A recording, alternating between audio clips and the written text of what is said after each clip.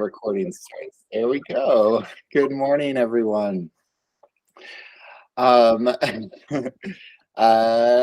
name is Stephen Scarrett Davis. Sorry, this is an early morning for us at the Maryland State Arts Council. My name is Stephen Scarrett Davis, and I serve as the Executive Director of the Maryland State Arts Council. Two quick notes before we get started. To ensure an equitable process, we will be using a script to guide today's panel meeting. So there may be a high level of formality in our presentation, but it's all in the interest of equity. Also, please note that this meeting is being recorded. Panelists, I want to thank you for being here and for your service to the arts communities of Maryland. To begin, here's a reference shot of the features for Google Meet.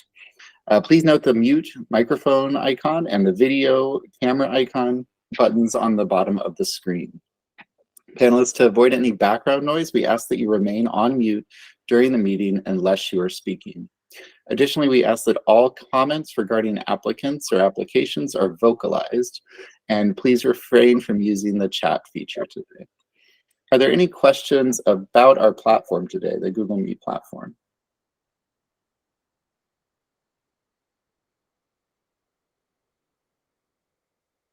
All right, we are all pros. Next, we will go through some introductions. I'll start by introducing MSAC team members and our roles during today's meeting. I have already introduced myself, and my role beyond this introduction is monitoring today's meeting. Laura Weiss, Program Director for Art Services, is serving as the staff discipline expert for theater in the Grants for Organizations program. She has reviewed the applications we'll review today. Kathy Teixeira, Grants Director, will be serving as panel facilitator and averaging final scores. Tammy Opal, Grants Management Associate, will be our timekeeper and provide technical support throughout today's meeting. And Emily Sollenberger, Program Director for Art Services, will also be assisting throughout the day. Panelists, I'm going to ask that you please introduce yourself by name and art form, and Laura will say your name for your introduction. Please be sure to unmute yourself before speaking. Laura? Thank you so much, Stephen, and good morning again, panelists. I'm just going to go across my screen as I see you here. So Doris, if you wouldn't mind introducing yourself first. Well, I'm Doris Sweet, and I have had a long-term interest in theater, and basically have been in a few shows in a couple community theaters, and I was very excited to be included in this panel. Great, thank you so much, Doris. Megan? My name is Megan, and my background is in theater. I got my MFA in theater from Towson University. And it's been a really great opportunity to be able to see having just moved here 2 years ago, being on this panel to see all the varieties of different theaters that are here in the state of Maryland. Great, thanks so much, Megan. Jane? Hi, my name is Jane Coffey. I think my professional association with the arts is as a professional supporter. I'm currently the fundraiser for BSO Orchids. Prior to this, I was the fundraiser for Chesapeake Shakespeare Company Theater. And prior to that, when I was in my corporate job, I was on the board of Chesapeake Shakespeare Company Theater and one other arts organization. So that's my interest. I agree with Megan that it was fabulous to see the variety of arts organizations or theaters and the work that they're doing in a variety of communities. It was really kind of fun. It was a lot of work, but it was a lot of fun. Great, thank you so much, Jane. And Dan? Hello, my name is Dan Combs, and I am currently the director at Milburn Stone Theater at Cecil College. I began in the arts world, in the dance world, up until 2014. That's when I started working at Milburn Stone Theater and have since worked my way up to the director position. Thank you for involving me in this panel this year. Thanks so much, Dan. And Twee? Hi, everyone. My name is Twee McCallum. I work in administration over at Baltimore Office of Promotion in the Arts, and I've been a theatrical sound designer for the past like 4 or 5 years, working in New York as well as the Baltimore area. Thank you so much. Again, welcome panelists, and I will turn it over to you, Stephen. Thanks so much, Laura, and thanks, panelists. We have such a great variety of experience here, and wonderful panel. Thank you all for your work leading up to today. Really looking forward to the discussion today. In accordance with Maryland's Open Meetings Act, applicants may also be attending online. Counselors, applicants, and any other guests who may be observing may observe, but may not otherwise participate in the process today. If you're here to monitor or observe, we ask that you please be sure to remain on mute and off camera throughout the duration of the meeting. Please also refrain from using the chat. We will now review our guiding documents. And let me just rearrange my screen a little bit. Here we go. The first is our land acknowledgement statement. This was developed in consultation with tribal leaders in Maryland as part of a land acknowledgement process, which is documented, a land acknowledgement project that was documented on our website under resources, msac.org. This is our statewide land acknowledgement statement. We acknowledge the lands and waters now known as Maryland are the home of its first peoples, the Accahonac Indian Tribe, Assateague Peoples Tribe, Cedarville Band of Piscataway Indians, Chopticot Band of Indians, Lenape Tribe, Nanticoke Tribe, Nasu Wawash Band of Indians, Piscataway Conoy Tribe, Piscataway Indian Nation, Pocomoke Indian Nation, Susquehannock Indians, Youghiogheny River Band of Shawnee, and tribes in the Chesapeake watershed who have seemingly vanished since the coming of colonialism. We acknowledge that that this land is now home to other tribal peoples living here in diaspora. We acknowledge the forced removal of many from the lands and waterways that nurtured them as kin. We acknowledge the degradation that continues to be wrought on the land and waters in pursuit of resources. We acknowledge the right of the land and waterways to heal so that it can continue to provide food and medicine for all. We acknowledge that it is our collective obligation to pursue policies and practices that respect the land and waters so that our reciprocal relationship with them can be fully restored. Again, there's more information on our website, msac.org. Our next grounding document to really center us in the room and the work that we'll do today is our equity and justice statement. The arts celebrate our state's diversity, connect our shared humanity, and transform individuals and communities. The Maryland State Arts Council and its supporting collaborators are committed to advancing and modeling equity, diversity, accessibility, and inclusion in all aspects of our organizations and across communities of our state. MSAC and its grantees are committed to embracing equity and non-discrimination regardless of race, religious creed, color, age, gender expression, sexual orientation, class, language, and/or ability.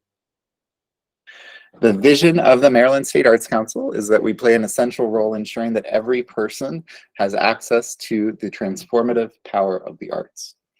And our mission is to advance the arts in our state by providing leadership that champions creative expression, diverse programming, equitable access, lifelong learning, and the arts is a celebrated contributor to the quality of life for all the people of Maryland. We are currently operating under a strategic plan that was developed in 2019, developed and adopted in 2019. I'll read the goals in bold for accessibility purposes. There is more information on our website, msac.org, under the About section, Strategic Plan. Goal 1, increase participation. Goal 2, provide intentional support. Goal 3, build capacity. Goal 4, leverage connections. And Goal 5, bolster Maryland arts.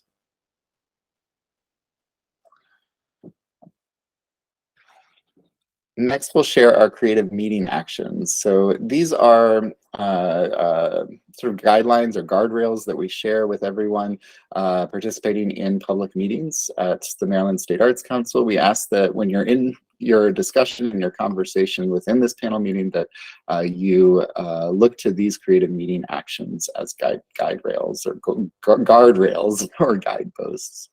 I am going to read the first one, and then I'm going to ask the panelists to come off of mute in turn and read one one creative meeting action and let somebody else read the next. You will read more than one, so feel free to volunteer more than once. So I'll start with the first one. Celebrate being in the space with other creative people.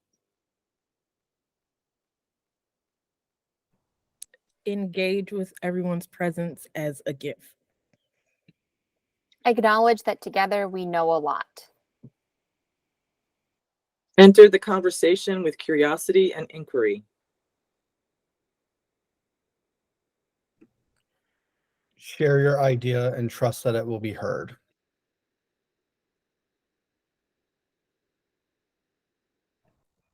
Use I statements. Focus your language on the task at hand.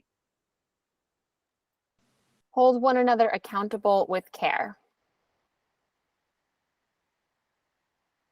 Apply yes, and I hear your idea and I'm going to add to it. Balance speaking and listening. Thank you so much, panelists. Next I'll share our statement about equity and impact versus grant writing. The application for the Grants for Organizations program is meant to inspire authentic reflection and internal analysis for each applying organization, with the knowledge that the Maryland State Arts Council is to be seen and utilized as a collaborative partner in the process. One aspect of this partnership is to guide panelists to see beyond the polish of grant writing that may be inequitably influenced by the privilege of resources, financial, educational, or otherwise, and instead to focus upon the impact of the applicant. Further information on the driving goals for this grant making process are detailed within the application, which can be found on msac.org.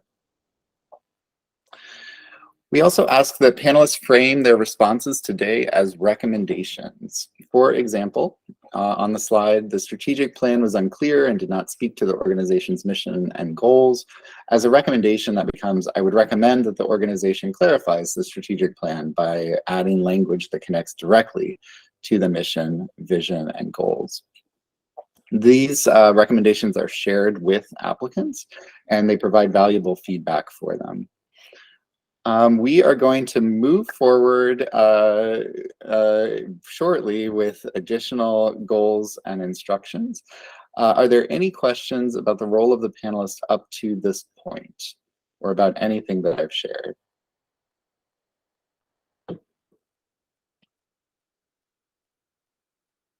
All right, hearing nothing, I'm going to move into monitor mode. And I'm going to hand it over to Kathy Teixeira to lead us through the next part of the introduction. Take it away, Kathy. Thanks, Stephen. The goal of today is to arrive at an average panel score for 25 applications in the theater discipline. Please note for those observing that this panel meeting is not the full panel review process. Comprehensive application reviews and initial scores have been submitted by the panelists prior to today's meeting. Today is an opportunity for the panel to hear additional information gathered from panelists who conducted in-depth conversations and artistic activity visits. Panelists will be able to add to or edit their initial reviews and submit final scores based on discussions held today. The final average score determined today will be included in the funding formula used to determine grant amount recommendations. Also, a reminder to panelists that this is not a comparative process. Each application is to be evaluated individually based on the rubric provided.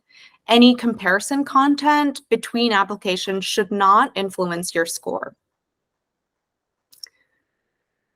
On the screen, you'll see a breakdown of the time allotted for each application's review.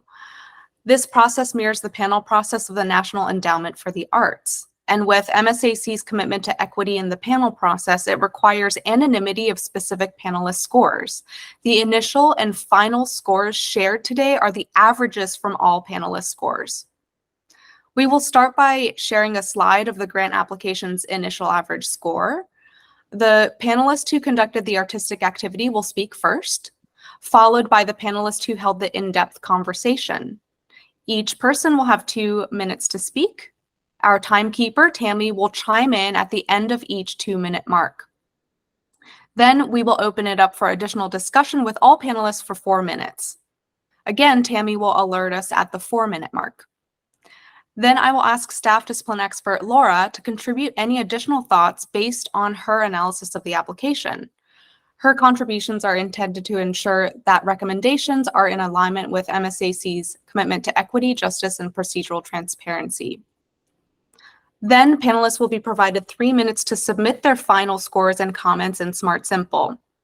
Panelists, we ask that you wait to submit your scores until after the discussion period has concluded. Please note that any identified conflicts of interest will be announced prior to an application's review. Panelists, if you have any conflicts of interest that we don't already recognize, please be sure to announce yourself at the beginning of that application review. Those with conflicts will not participate in the discussion and scoring. Finally, I'd like to mention that we will be taking regular breaks throughout the day. Before we move on, are there any questions about the panel meeting structure?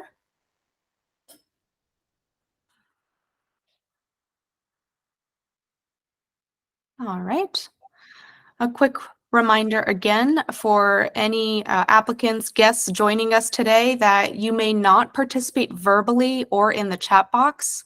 Observers, your role today is to observe only. Please be sure to remain on mute and turn your cameras off. And also a reminder to panelists to also stay on mute unless you're speaking. This really helps eliminate any background noise. All right, we're going to move on to a practice round using a test application. So panelists, you should be logged into your Smart Simple account, navigated to the panelist home screen, and this is where you're going to see today's applications listed under pending final review. So please go ahead and click on that. And if you click on the organization header at the top of the screen, that will allow you to sort your list by organization name so that it's in alphabetical order. And this is the order we're going to go in today. The small arrow to the right of the organization header should be pointing up. The first application that should appear on your list is this test application. And the organization name is One Maryland State Arts Council. Following that, the first application after that should be for Second Star Productions. Great. And just as you did at home, you'll be able to click on the Open button on the right-hand side for each application as we review it to access the scoring rubric and application, which will appear when you click on the application summary that'll pop up as a PDF. And I'll give you a moment to sort your application list right now. Please let me know if you have any questions or need assistance with that.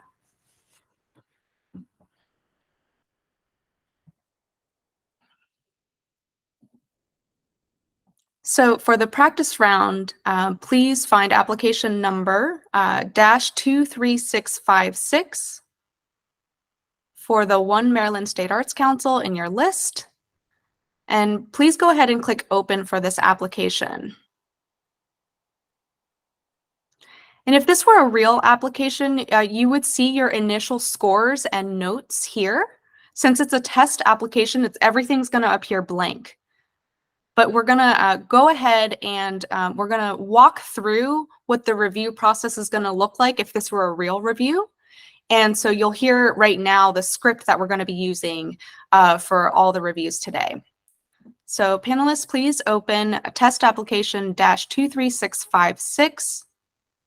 The mock average score from round 1 of review is 85%. The panelists that attended the artistic activity visit will now have 2 minutes to share information gathered.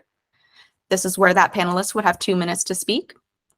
Then the panelists that held the in-depth conversation will now have 2 minutes to share any information gathered. They would then speak for 2 minutes. Then I will open it up to all. In the real review period, you would now have 4 minutes for discussion. This period is to be used for sharing additional recommendations, information that may bring a different perspective to what's already been stated, or to ask questions of the artistic activity and in-depth conversation panelists. If either of the lead panelists did not complete their remarks or were cut off at their 2-minute mark, they would be welcome to complete their thoughts during this 4-minute review period. And then after the discussion period, I would then turn to Laura. As a staff discipline expert, do you have any additional information to share? And this is where Laura would chime in with anything additional. Then finally, I would say, based on the information gathered from the discussion, please take time now to submit your scores and comments in Smart Simple in alignment with the rubric. When finished, click Complete.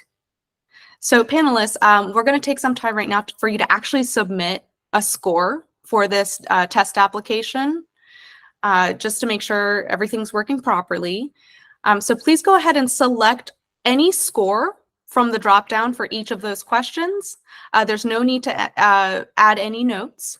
Just select a score. And then once you're done with that, just click the Complete button at the bottom of the screen.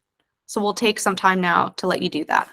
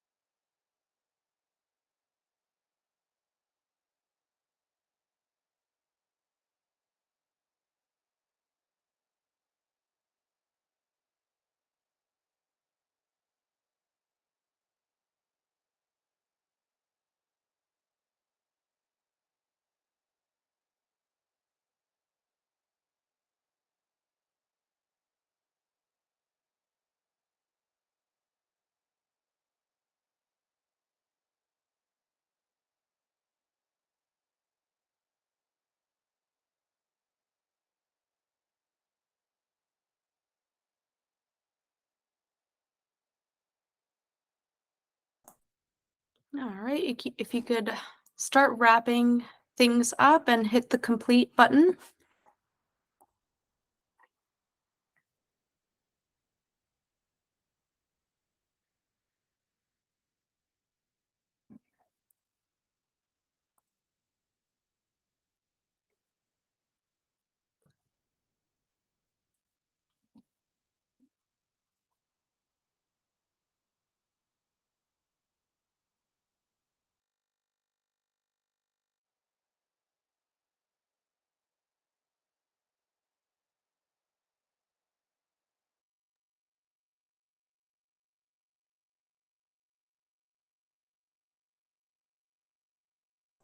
All right, and the average final score is 86%. Thank you, panelists, for playing along with our test application. All right, panelists, do you have any questions? This is how the review process is going to work.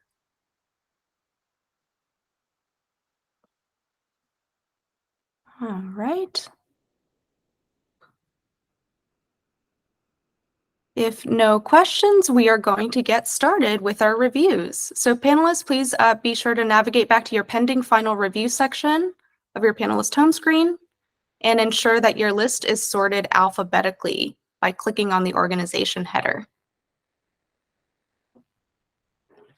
All right, so first up,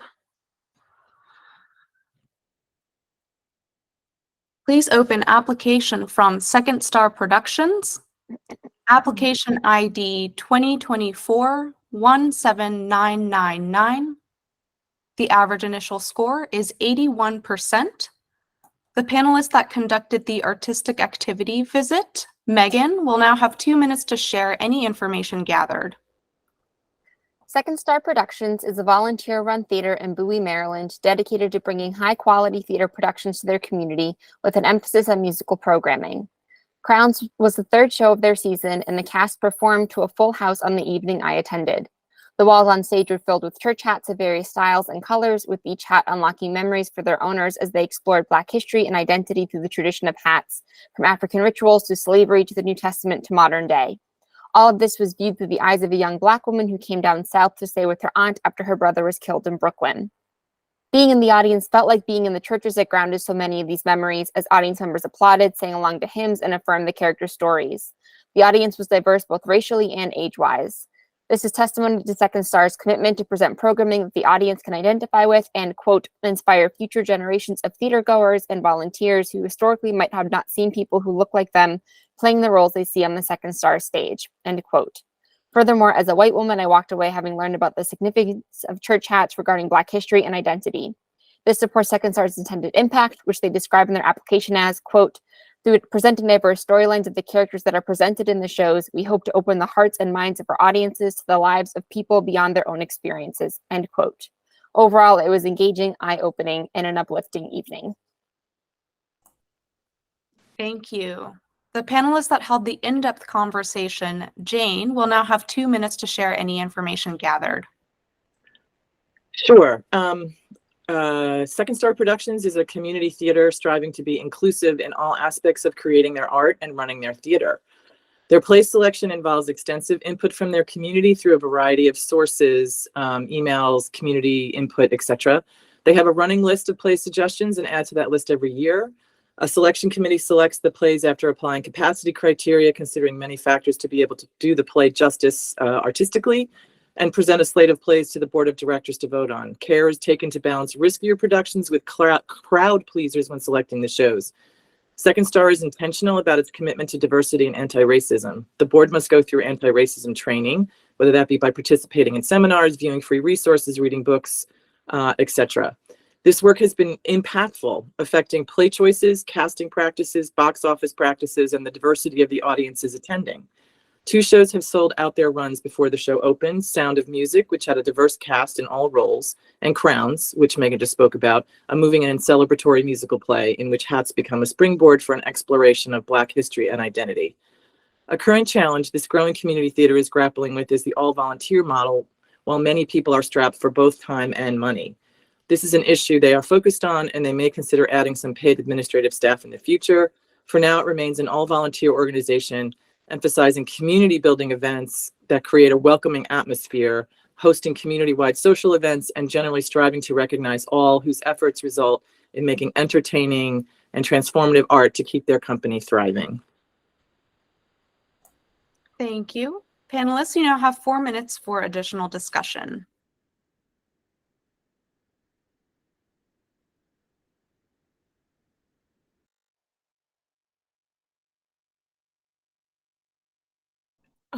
I have a question, I guess, for Jane. One of the notes that I wrote initially was, I would like to hear specifics about their diversity trainings. Um, did you all talk about what those were, specific things they were trained on and things like that? We didn't get into like real specifics. I know that they're using free resources. They're reading books like How to Be an Anti-Racist. And they also did have a consultant provide them with a training session, but I didn't ask them the specifics on what the topic was exactly. I just knew it was under the general rubric of, you know, trying to operationalize their anti-racism strategy and values and objectives. I will say that it seems like it's also paying off for them. They're reaching more audiences. They're bringing in diversity, and they're increasing their community as a result of doing all this work.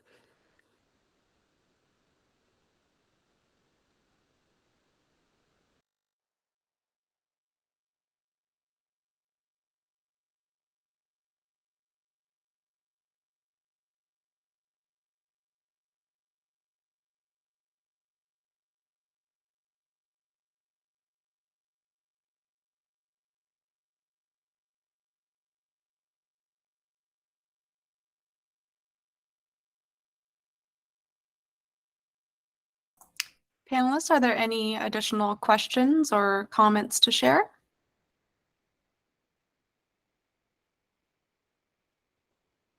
All right. If not, Laura, as the staff discipline expert, do you have any additional information to share?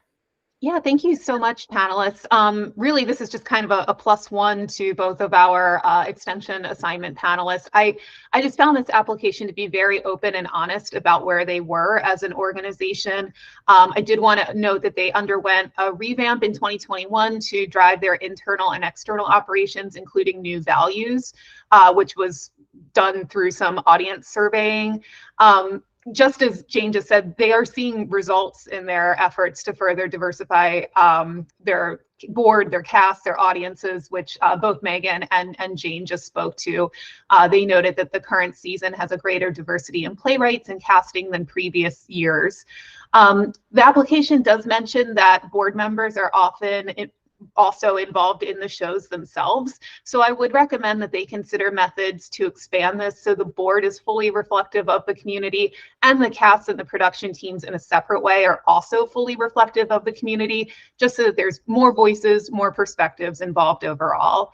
Overall, I think there's just a lot of awareness shared through the written application, and I would recommend that they continue down this road and remain committed to that ongoing process of learning and just growth as an organization. Thanks so much. All right, thank you. Based on the information gathered from the discussion, please take time now to adjust any of your scores and comments in Smart Simple in alignment with the rubric. When finished, click Complete. We'll take 3 minutes to do so now.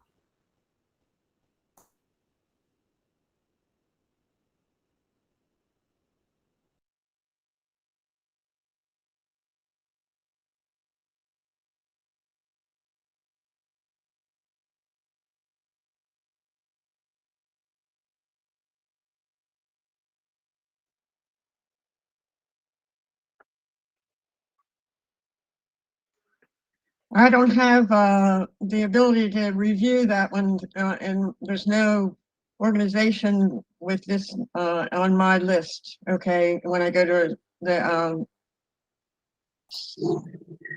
Smart Simples. Okay, Doris, just give me 1 second.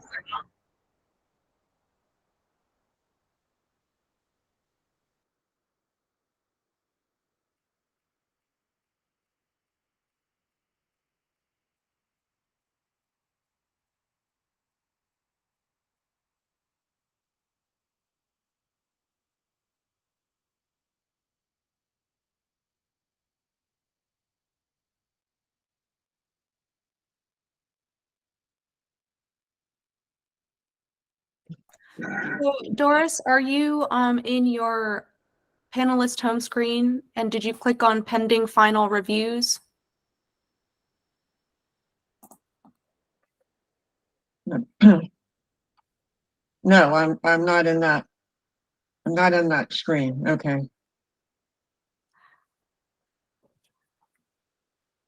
Yeah, you'll need to make sure you're back in your panelist home page and click on the pending final review button.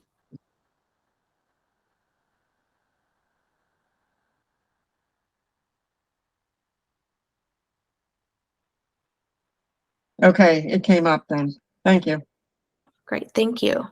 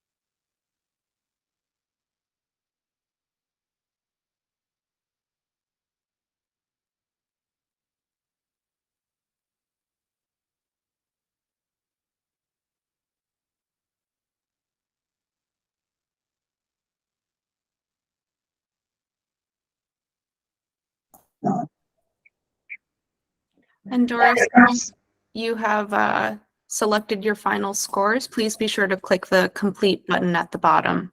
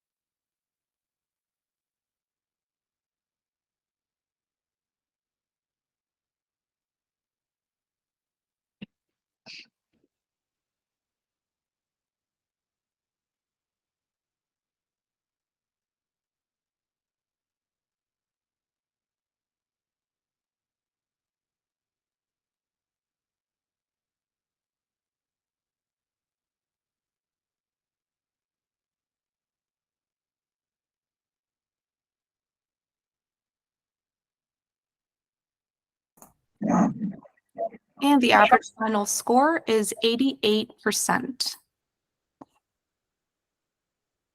Next, please open application from 4615 Theater Company, application ID 2024-18810.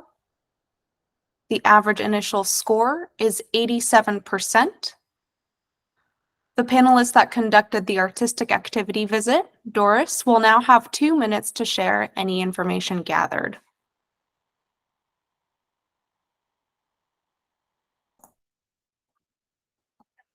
Doris, if you're speaking, we're unable to hear you.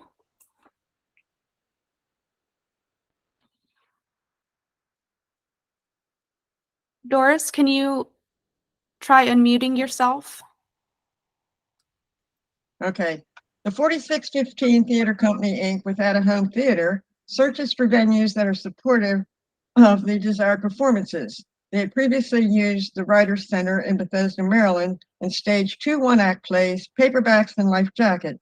The set was on a raised platform with the wooden pallets that transformed a loft apartment for female companions, writer and artist, during the intermission to a boat deck for 2 men. The diverse cast were local actors. The 2 plays take place in vastly different locations, but are united in the natural human need for connection. What happens when we are isolated from one another, or worse, isolated together? Through innovative design and creative use of text and movement, opinion, especially in the second play, we bring the impossible to life and invite our audiences to challenge their notions of what storytelling can achieve. The diverse audience included a band of multiple race college students from Virginia, numerous white female senior citizens, and a racial, gender, single/couples, and age mixture in between, filling more than half the studio. The 2 directors had a talkback session at the conclusion of the performance, which was attended by about half of the audience. The intentional sparse setting only had one realistic prop for the boat, beer. He shared that the numerous cans consumed only had a couple of ounces in each, but had the familiar sound popping the tab. Thank you. The panelists that held the in-depth conversation, TWE, will now have 2 minutes to share any information gathered. In my conversation with 4615 Theater Company, I got the impression that they are a new theater company founded by very young leaders with the long-term vision of becoming a major professional theater company in Maryland. Their leadership structure is experimental. They have a 4-person co-artistic director leadership model. In my conversation, I met with one person who is a former co-director and is now the board chair, as well as one person who is a current co-director. In terms of staffing, in the next few seasons, they hope to build out a full-time staff that they can put on a salary, including the current co-directors who are not being paid, and they all maintain separate full-time jobs. This is part of their core objective for their strategic planning process, which they hope to complete this summer. We also talked about their 4615 Go activities. This started during the COVID shutdown as a means to keep their work accessible, but they have maintained it through this year. One activity they spoke excitedly about was a site-based show they got commissioned to do at a large public garden and park in Bethesda, Maryland. There are two quotes from our conversation that inspired me. The first is "Theater surrounds us," which is why they plan to continue to balance their mainstay shows with their 4615 Go activities, so they can do things in person as well as online. And two is "Sustainability is also for leaders," which is why their strategic planning is focusing more on paying their full-time staff and building that out instead of purchasing a building or expanding the number of shows they do, so that their current staff can feel appreciated, compensated, and given a work-life balance. Thank you. Thank you. Panelists, you now have 4 minutes for additional discussion.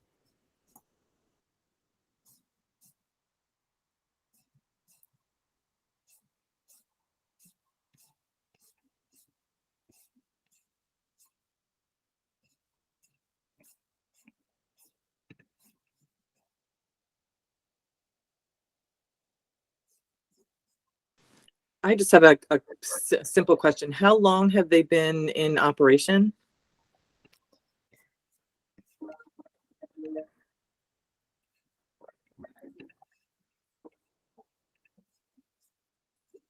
Sorry, I don't know if I blanked out there. I got a phone call.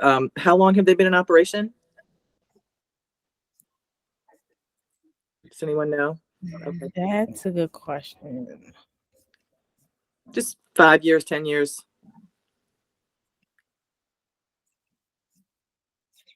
Still pretty young. Okay, just curious. I just checked online and it says 2013, summer of 2013. Thank you.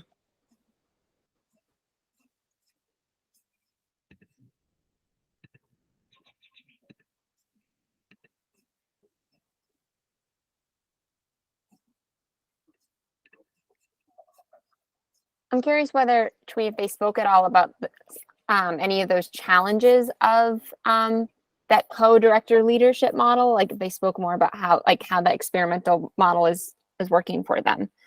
Yeah, so one of the main things they shared is that each co-director will kind of like serve a different purpose per show.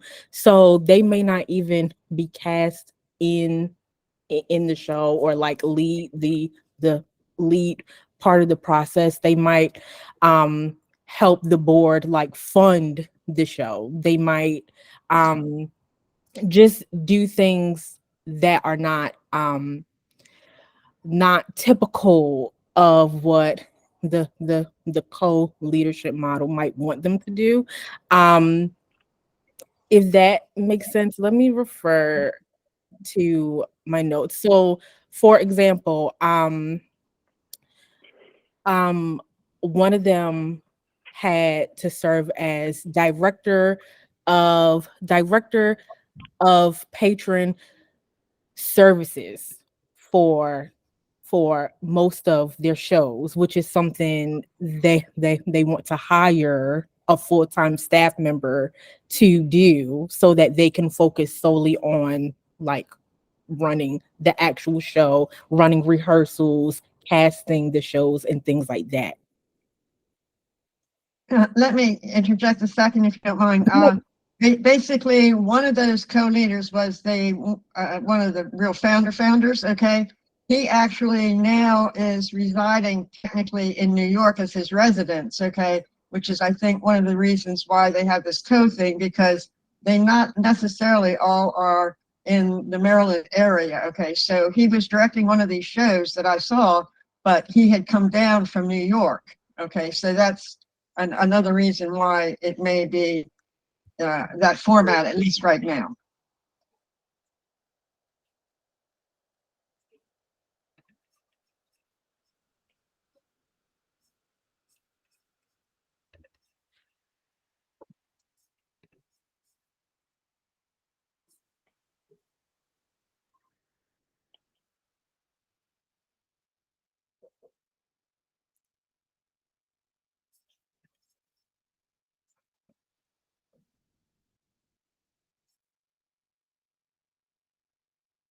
Thank you, panelists. That's 4 minutes. Thank you. Laura, as a staff discipline expert, do you have any additional information to share? Yeah, just a couple of things. Just to confirm, I was searching quickly through the application just to confirm, just as Megan said, it was the company originated in 2013. So we're coming up on their 10-year anniversary to answer that one question. And also just to point to question C2 about the staffing structure, there is some narrative context as well about that leadership team and how that is transitioning with the founding artistic director has elected to transition into a supportive volunteer role as chair of the board. So there's some further details if you need to reference that at all within C2. And then I also had a lot of notes about that shifting to a shared leadership model. So thank you, Twee, for addressing that within your remarks. And the only other thing that I just kind of wanted to pull out was that I found that there were really strong descriptions of challenging the quote unquote norm of theater, really questioning what constitutes theater using different mediums and modes of storytelling, such as that 4615 Go initiative that focused on virtual and non-traditional theatrical mediums. So I found that to be a really strong response to the non-dominant norms idea. I would just encourage the organization to continue that consideration of diversity in all ways across the organization. The staff and the board appear to be very diverse right now, and I think it's important to consider how this diversity continues as that core group ages up and or moves on from the organization. So really remaining committed to engaging new voices and representing the whole community as they continue to grow into the next decade of their existence as an organization. Thanks so much. Thank you. Based on the information gathered from the discussion, please take time now to adjust any of your scores and comments in Smart Simple in alignment with the rubric. When finished, click Complete. We'll take 3 minutes to do so now.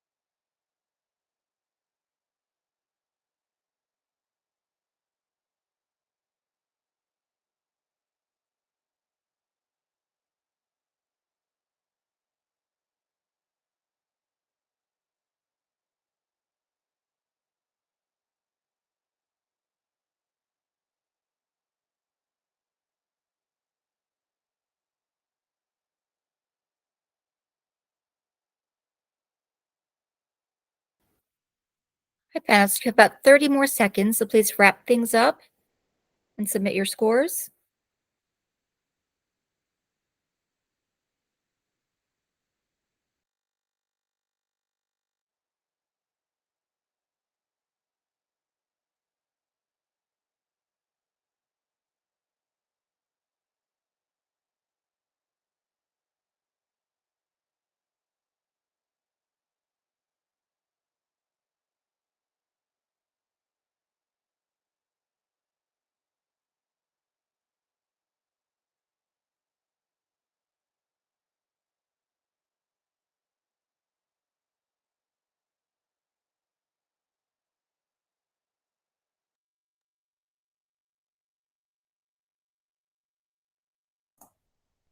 And the average final score is 88%. Next, please open application from Amazing Theater Company, application number 2024-18722. The average initial score is 93%. The panelists that conducted the artistic activity visit, TWE, will now have 2 minutes to share any information gathered. Watching a performance highly increased my appreciation and admiration for this theater company. I cannot say that enough. In fact, I believe their work and mission are better than what they were able to write on paper. They focus on creating Black theater, and the county they serve is a historically Black county. Many of the buildings they perform in are historic churches, museums, and former slave homes. They create powerful performances with humble resources, and the show that I saw was a one-man play about a former slave written by the theater company. They had only 4 lights, one TV to show video snippets, a few sound cues, and maybe 30 chairs for guests, but I felt like I was sitting in a 500-seat theater. That's how great that show was. The hospitality was fantastic, and I could notice the patrons felt so well taken care of. The talkback was one of the best talkbacks I've ever experienced. It was clear that the performer, director, and writer conducted extensive scholarly research on the subject matter before creating the show. I strongly believe this grant will be life-changing for this theater company so that they can do so much more and grow their reach within their community. And I will close by saying I'm not surprised that they got a 93% score. It definitely reflects in the types of shows that they produce. Thank you. Thank you. The panelists that held the in-depth conversation, Doris, will now have 2 minutes to share any information gathered. The doctors Alice, executive, and Percy, artistic Thomas, provide the perfect combination for leading the amazing theater. They balance the encouragement of creativity while using sound business practices. The proposed January strategic planning meeting occurred, and a draft version for the 2023-2025 years has been prepared, and they provided me a copy. It will include consideration for succession plans. Key personnel are already being incorporated in the operating aspects of the theater. They're developing job descriptions for provided, with roles and responsibilities clearly defined to assure how challenges are routinely identified and addressed. A production was ready for opening when COVID closed the theaters. They decided to film it using one of the theater personnel and add it to the web for a fee. It was so successful that they added additional educational workshops and more productions. This has been continued as another source of income after in-person performances are resumed. Patrons are invited to participate in season selections, and there is an audience feedback card where this interest can be captured. One of these cards was included in the packet of information I was supplied. The diversity of the audience is included in this distribution. Although there is no official reserve, both the executive and artistic directors have budgeted stipends. They never take them, and the dollars are reallocated to cover any inaccurate budget allocation. They are very conservative in anticipating revenue and expenses and risk averse.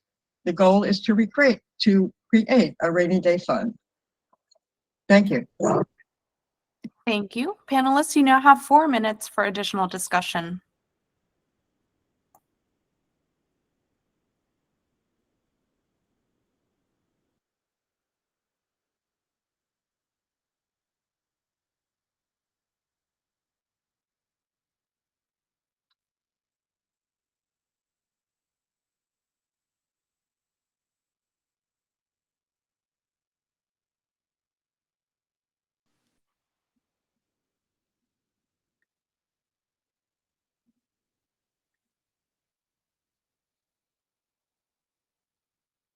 I'm just sorry, this is Jane. I'm just curious if the panelists have any idea of sort of their sense of partnerships, if they're using partnerships to assist them, other than I understand they have many locations that they're working in, but just curious whether they're also hooking up with other acting companies, things like that.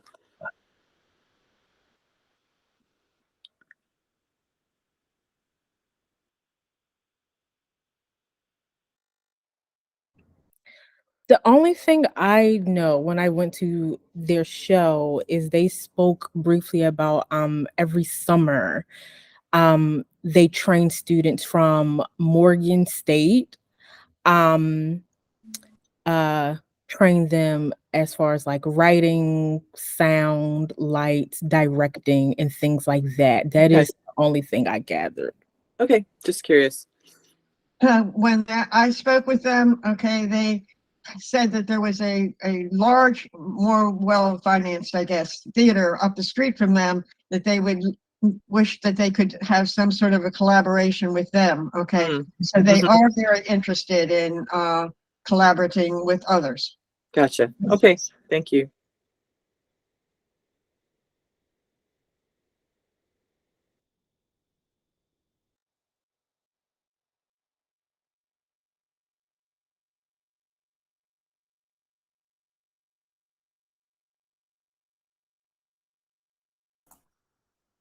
Panelists, any other questions or comments to share?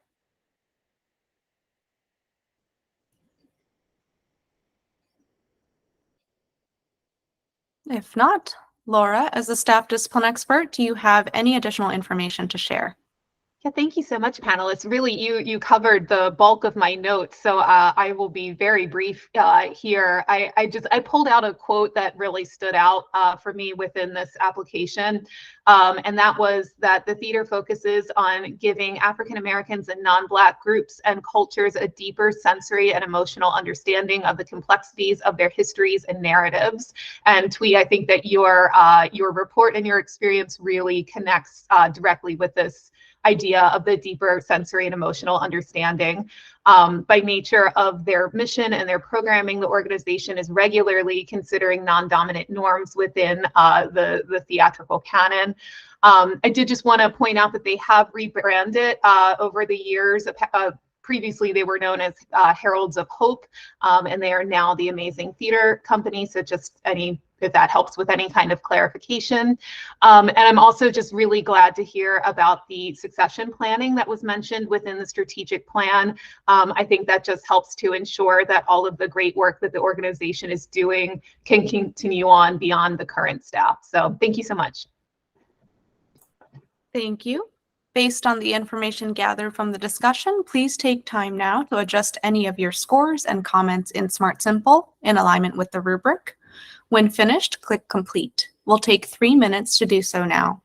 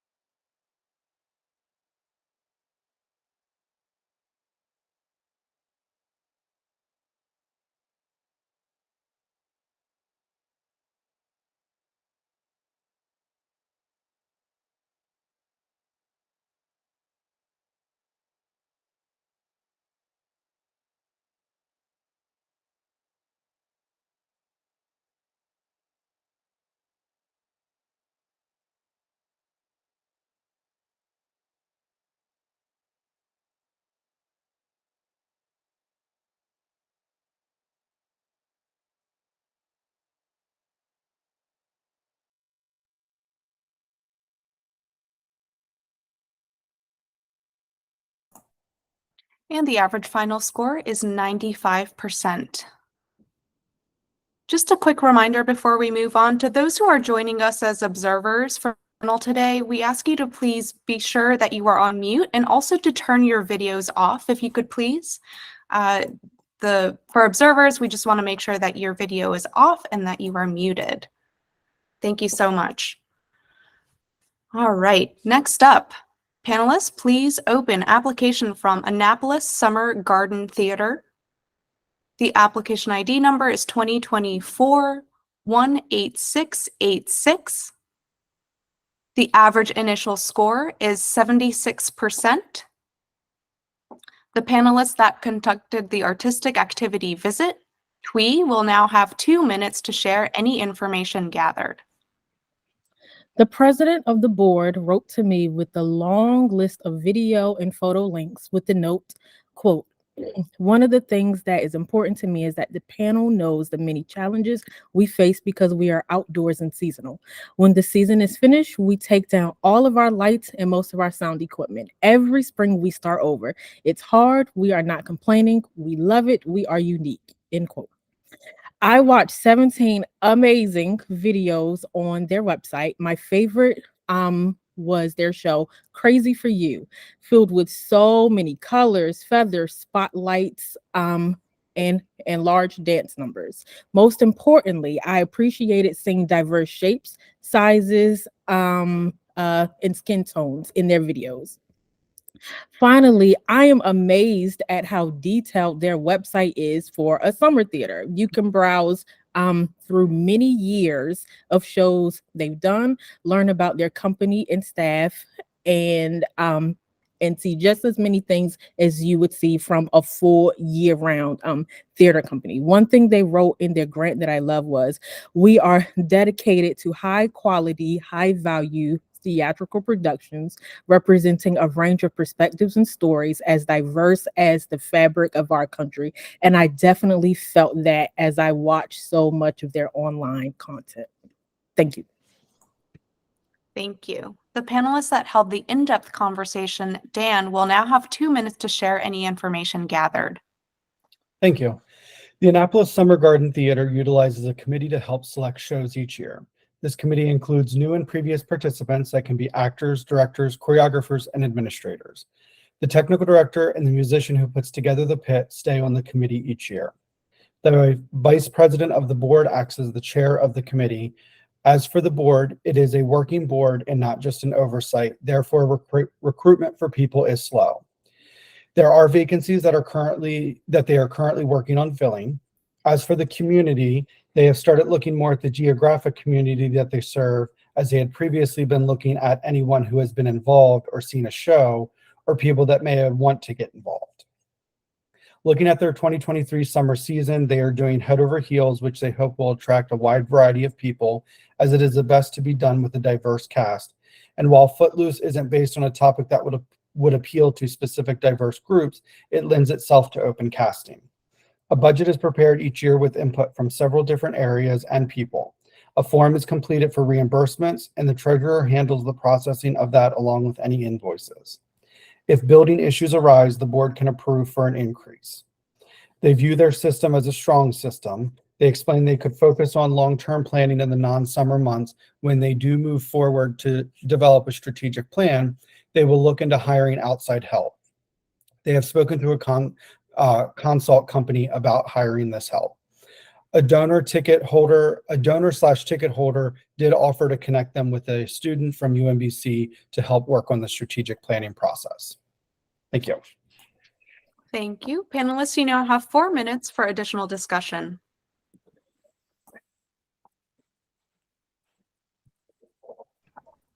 Yes, I have a question for Dan. As much as I loved all of their videos, beautiful videos on their website, one thing I noted from what they wrote, they said, quote, "We are not a company of designers and technicians," which kind of confused me because in their videos they have great costumes, lights, etc., etc. Did they talk about how they source and find the people to do their costumes, light, set, and things like that? They did not. I'm trying to think back to, let me look at my notes real quick. They didn't talk specifically about how they go about getting any of the designers. It did sound like some of what you would consider production staff are involved in the season committee planning process. Okay. But it didn't go about how they go about sourcing those like lighting designer, audio, costume designers and such. Thank you. Question for you, Dan, again. Okay. Basically, in the application, they had in there about they put they break that stuff down and put it in a building. So they have a building, okay, that's associated with the overall production. I mean, their facility is, I mean, why is it that they don't use that for incorporating to have a year-round sort of instead of just a summer? I mean, I was just curious. My understanding is it is just a storage facility. Like it cannot house like actual theater productions. It's just a storage to put their stuff in during the off season. Okay, thank you.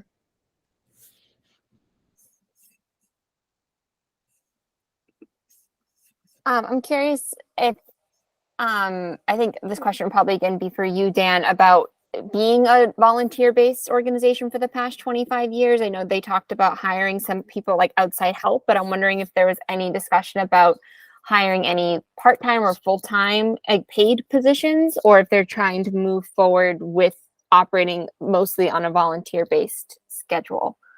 From my understanding, looking at moving forward with volunteer, I think one of the things that would probably drive that is the strategic planning as they kind of get that underway and determining what type of full-time or part-time help they would need to kind of move that strategic plan forward would kind of determine what they would look for in paid staff. And who is involved in the strategic planning process? They're actually just starting on that. Okay. The main thing that they're looking at right now is trying to figure out like how to move forward with like a consultant, what that is going to entail. Okay. Thank you.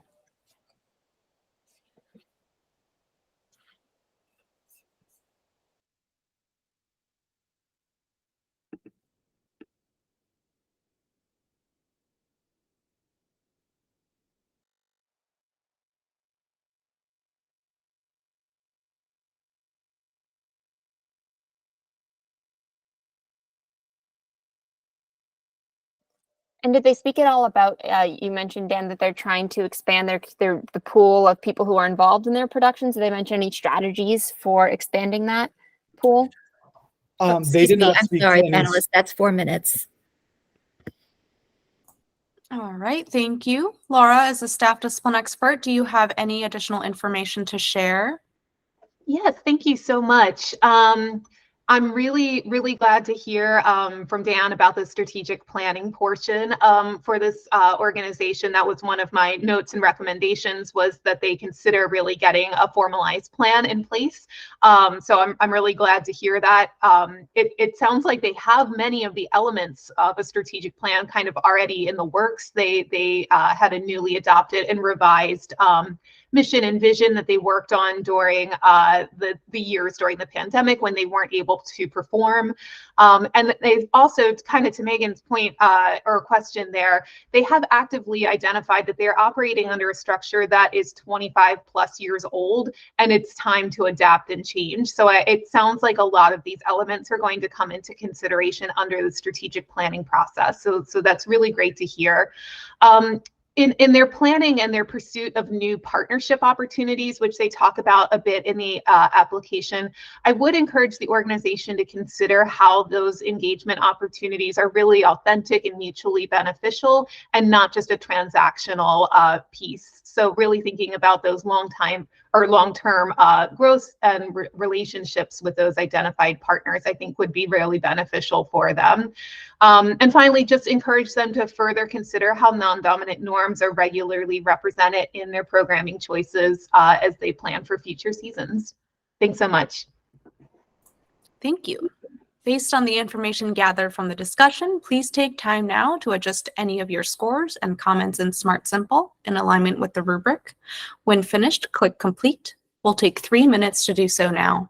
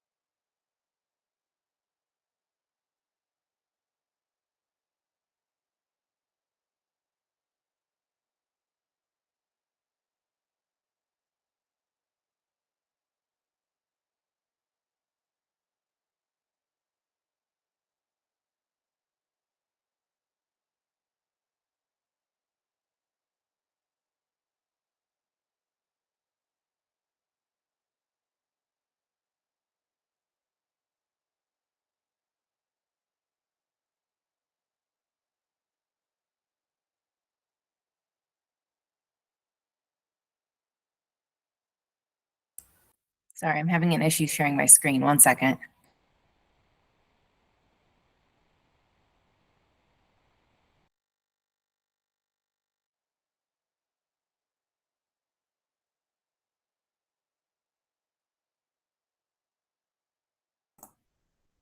And the average final score is 79%.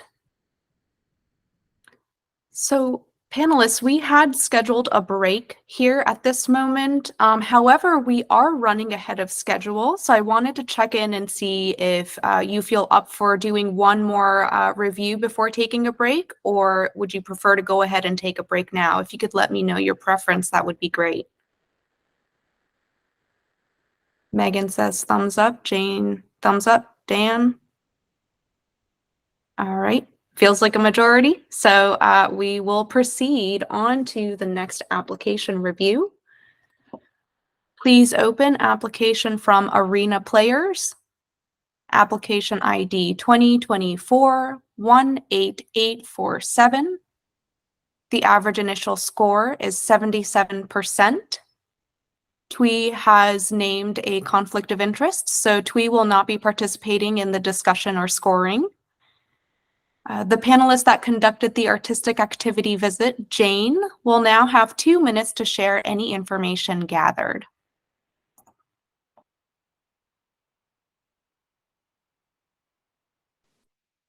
I thought I did the in-depth conversation, so I may have done the wrong thing. So I'm just going to report on the conversation I had. I apologize for that. I guess I misread the spreadsheet. Arena Players are an important and historic community theater that are at a crossroads.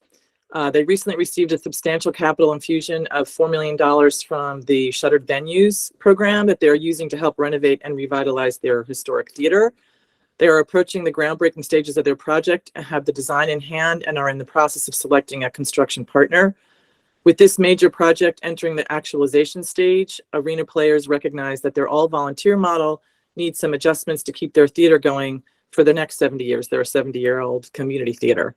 They are implementing the strategic plan that got put on hold during COVID. And with the help of a consultant, they have identified their 3 most important goals: revitalize their truly amazing space, develop and implement a new business model that revises their board staffing and volunteer network, and forge new partnership alliances and collaborations with the intention of continuing the work of using their space as an incubator for emerging theater artists. They will be doing all this while carrying the load of a full show schedule, continuing their capital campaign, and holding youth and adult classes. Phew. They are also contemplating bringing on paid staff, which requires more funds and most likely a full-time fundraiser in their organizational budget, not their capital budget. Their plans include bringing on paid administrative roles over a 5-year period, including 1 FTE and 1 part-time employee each year till their staffing is filled out. Paid consultants will assist in the meantime. Tackling just one of these strategies is a challenge, but tackling all of these together is an enormous challenge. However, they are approaching these ambitious changes with, I believe, care and wisdom. They have a plan. They're trying to carry it out. They recognize that to keep going, and they have found success in the past with partnerships. They seem committed to expanding their partnership network with emerging arts groups and professionals, as well as other community theaters, so that they continue to be the important cultural resource that they have been in Baltimore for the next foreseeable future. I think with their partners and their members, I believe that they have a really good shot at accomplishing all of their ambitious plans. Again, apologies that I misread the schedule when I did the wrong kind of visit. Excuse me, that's 2 minutes. Yep, done. All right. Thank you. The panelists that held the in-depth conversation, Megan, will now have 2 minutes to share any information gathered. Celebrating its 69th season, Arena Players Incorporated is the oldest continually performing and historically African-American community theater in the United States. Founded in 1953 to give opportunities for Black Baltimoreans to participate in and see live theater, the theater is committed to elevating African-American traditions and stories while also responding to the changing political and social climates. We live in a different world now, said Operations Manager Catherine Orange with regards to Arena Players' goal to develop its currently all-Black board and staff to be more ethnically diverse. Ms. Orange, who has been with Arena Players since 1972, emphasized that the board should reflect who comes to the theater, which includes people from all races and backgrounds. The board is a governing board and officially meets quarterly, although they've been meeting more frequently because of renovations at the theater. Arena Players is entirely volunteer run, but they are trying to get more paid staff. This will require a larger operational revenue. Their biggest challenge remains getting people in to see their shows. Artistic Director Donald Owens emphasized the importance of recruiting younger voices, such as through Facebook and open auditions, and curating a season that appeals to a modern audience base. Mr. Owens is responsible for electing the artistic committee based on factors including talent and experience with theater and/or experience in the local community. There are no official term limits for the artistic community, but there's usually a turnover every 2 to 3 years. The artistic committee is responsible for curating the seasons, but the wider community will often provide input through emails and word of mouth about what they hope to see produced. Some productions provide more extensive opportunities for community involvement.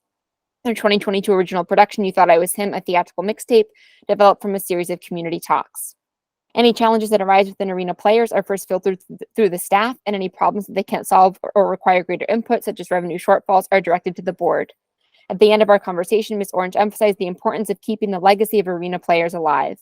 Stories about arena players, actors, and youth going on to have professional careers in the performing arts, along with the dedication of staff members like Ms. Orange and Mr. Owens, are testimony to the impact of arena players. Thank you. Panelists, you now have 4 minutes for additional discussion. Megan, during the in-depth, was there any indication in kind of like the staffing structure? I know the document had listed out Catherine at the top and then a list of staff and board members. Is there a process by which they, who reports to who? I didn't get a sense of a certain, any sort of direct lines of communication. It seemed like, the fact that both the operations manager and the artistic director were in on the conversation, it seems like it is a pretty, I don't know, I don't want to use the word lateral because I don't know if that's the way they would describe their organizational structure, but I think that there are multiple voices that are involved in the decision making, and that the fact that I think that, yeah, they didn't go into specifics, but that was a sense that I got, that it is a very collaborative leadership structure based on the fact that both the artistic director and operations manager were in on that conversation. And I would agree with that. I think I asked a similar question, and they collaborate quite closely, the two of them. All right, thank you.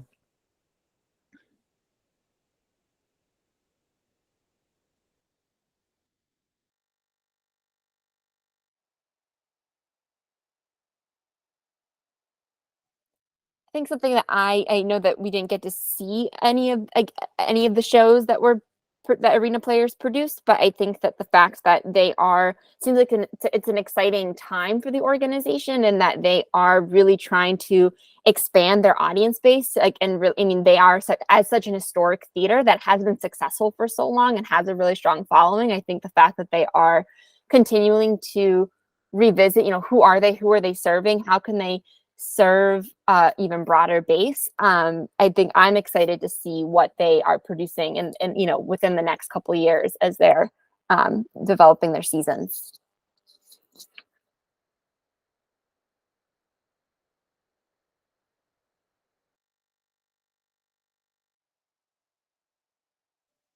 And I would say also the fact that their 22 production, You Thought I Was Him, a theatrical mixtape, the fact that it developed from a series of community talks shows the ways in which they are involving the community in how they are growing their organization as well and in what they're producing.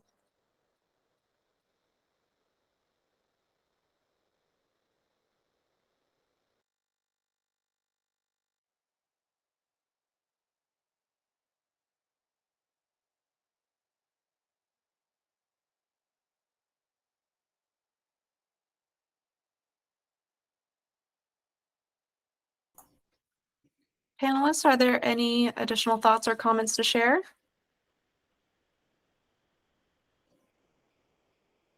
If not, Laura, as a staff discipline expert, do you have any additional information to share? I just wanted to draw your attention, panelists, since we had two really great in-depth conversations that happened. I just wanted to make sure that you did take a look at the activities chart, just to reference the type of artistic activities that occur. They outline the main stage productions, which are 8 to 10 plays that happen a year, their youth theater, their Studio 801, and then other rentals and community programs. So just wanted to highlight that for a reference point here. But I also, my main notes were around the strategic plan. So I'm really glad to hear from our panelists that that has picked up now that we're, coming out of the pandemic, and then they've identified those top 3 goals. My notes also were largely about that need for paid staff, which both of our panelists spoke about. With that significant growth and capital opportunities, it's going to become increasingly important to have that consistent paid staff. So I'm glad to hear that that's part of the strategic plan, and certainly encourage those strategies and methods to add that to the staffing structure. And I think just as a final note, Arena Players, just by nature of its mission, regularly considers non-dominant norms in its programming. So glad to have them continue that great work that they're doing. Thank you.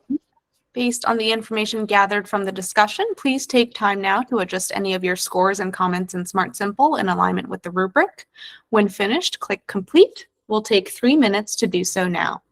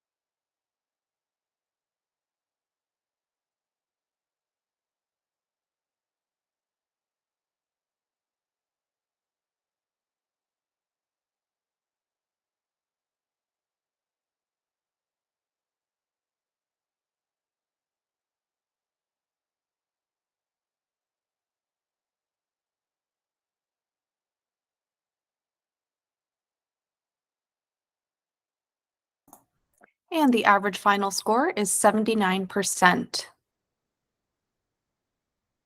All right, we are going to take our first break. It's going to be a 10-minute break. So panelists, if we could come back at 10:13, that would be great. See you then.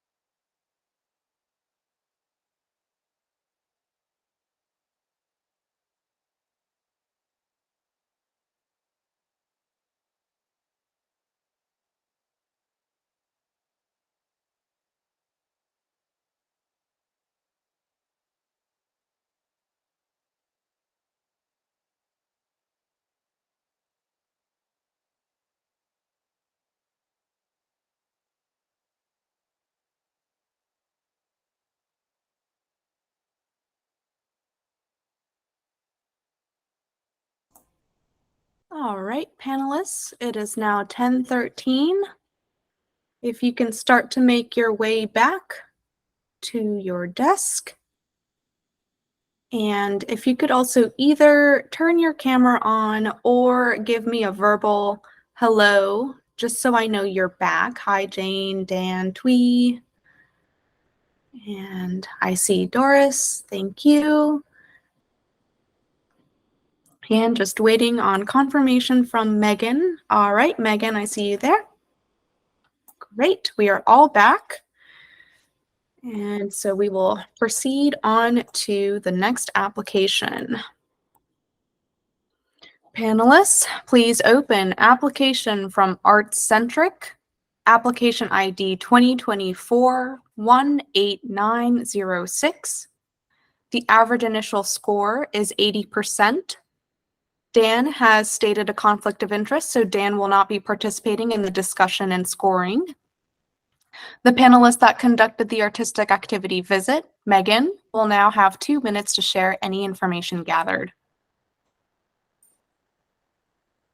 ArtsCentric is an African-American performing arts organization that is committed to re-examining traditional roles in the arts, advancing original stories of specific cultures, and fostering educational advancement to strengthen the community through the power of theater. Their production of Crowns was their second partnership with Baltimore Center Stage, where the production was performed, and further ArtsCentric's goals to recruit interest for their programming, and furthers ArtsCentric's goals to recruit interest for their programming through strategic partnerships. Crowns is a celebratory musical play in which hats become a springboard for an exploration of Black history and identity, as seen through the eyes of a young Black woman who has come down south to stay with her aunt after her brother is killed in Brooklyn. Performed by a bold and energizing ensemble of actors, audience members nodded and vocalized their approval as the characters shared stories ranging from hat etiquette to the spiritual and socioeconomic meanings behind hats. The audience's engagement is testimony to ArtsCentric's ability to produce programming that the audiences can identify with, especially given the comparative lack of representation of Black actors and stories on stage in the DMV region. The sense of community felt in the theater extends beyond the stage, thanks to ArtsCentric's partnership with ZM Customs Hat Company. This Baltimore-based hat company provides all the hats in the production, and these were available for sale at the conclusion of the show's run. This created the opportunity for the power of the story to extend beyond the show's conclusion and generated support of local businesses, thus demonstrating ArtsCentric's strong commitment to community. Thank you. The panelist that held the in-depth conversation, Jane, will now have 2 minutes to share any information gathered. Yes, hi.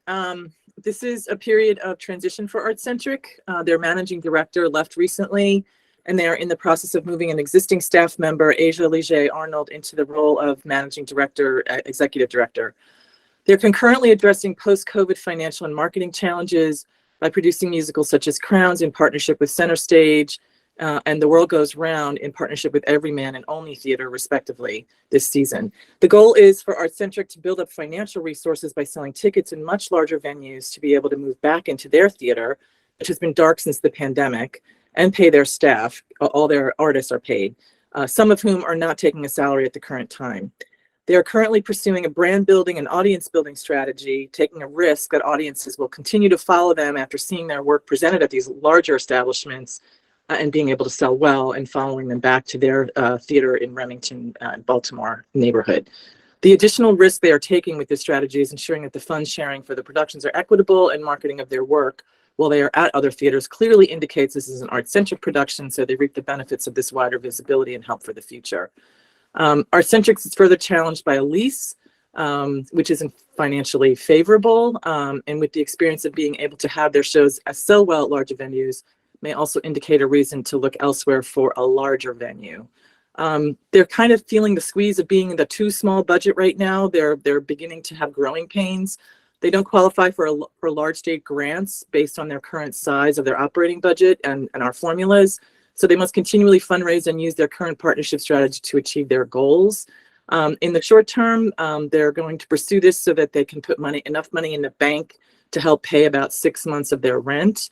While they continue to pursue this partner strategy, I'm recommending and maybe wondering if there are other resources that MSAC can connect them with, maybe with neighborhood and revitalization and development, This is just my opinion, because it would kind of be a shame if the larger organizations who Excuse me, offer Jane, that's 2 resources. minutes. Oops, okay. All right, I'll stop there. All right, thank you. Panelists, you now have 4 minutes for additional discussion. Jane, if you wanted to complete your thought there, feel free to. The thought that I had was that while we are embracing equity as much as we are, and the risk, the partnership strategy is a way for larger organizations to sort of fulfill their goals. The smaller organization, I want to make sure that they're getting their share as well, and that the risks are also shared. So that was why I was saying, you know, if there are additional ways that we can, that MSAC can provide them with additional resources to get them sort of past this stage where they're trying to come back from COVID, it might be well worthwhile. They're clearly doing great work.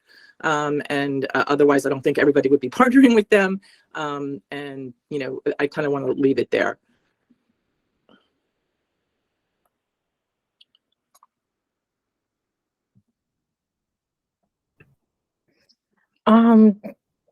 Jane, this might be a question for you. One thing that stuck out to me in their grant was they mentioned a few times about eventually wanting to open, they're calling it a cultural art center. Did you all talk about that and how that may help with their mission, the shows they do, things like that? No, I'm sorry. I didn't Okay. poke at that particular item. Okay, thank you. Sorry. Jane, can you talk a little bit more about what their brand building and audience building strategy? Yes, I mean, the partnerships are a way, like, I think they're happy and surprisingly happy that they're getting a big audience response in these larger venues. And that gives them exposure, you know, in the process of selling tickets, in the process of getting their branding out there or their co-branding out there with the larger establishments. It's a way for them to spread their visibility into the broader community. Does that make sense? And is that tied to to addressing some of these financial challenges that they have in terms of like getting their Yes. staff back onto a paid schedule? Yes. Okay.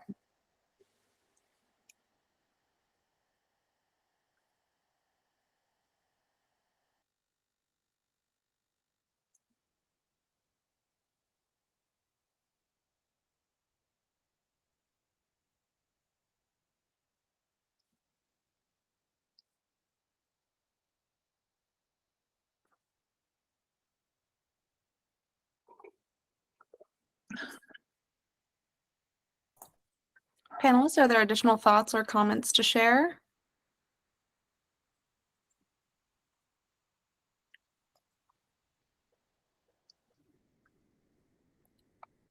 If not, Laura, as the staff discipline expert, do you have any additional information to share? Yeah, a couple of things actually.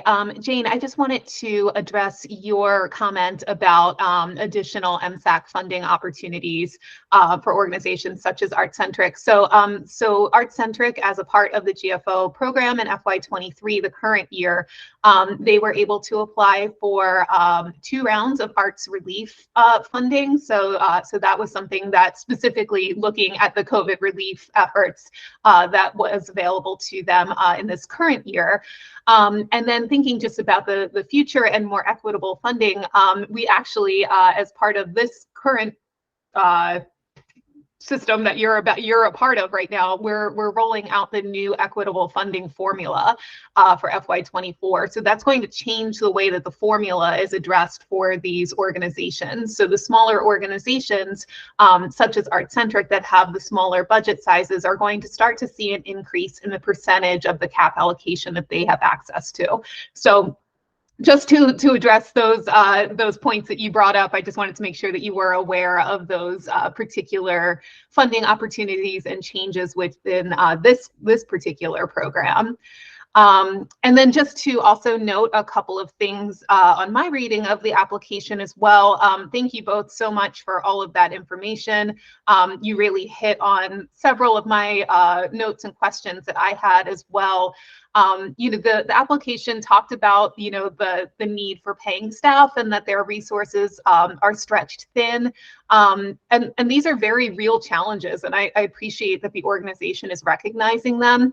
I would encourage the organization to consider some kind of formalized long-term plan or strategic plan to really set out a timeline and benchmarks and other strategies to really achieve those goals of obtaining paid staff. There's that concern for wearing volunteers too thin and causing burnout. The plan could really assist in that fundraising strategy to achieve those salaries that they're hoping for. And the strategic plan could also help set forth plans to prioritize the hiring of those particular staff roles. So I hope that that's something that the organization might be considering in the near future. And also just a note that they regularly consider non-dominant norms by virtue of their mission and their programming. Thanks, everyone. Thank you. Based on the information gathered from the discussion, please take time now to adjust any of your scores and comments in Smart Simple in alignment with the rubric. When finished, click Complete. We'll take 3 minutes to do so now.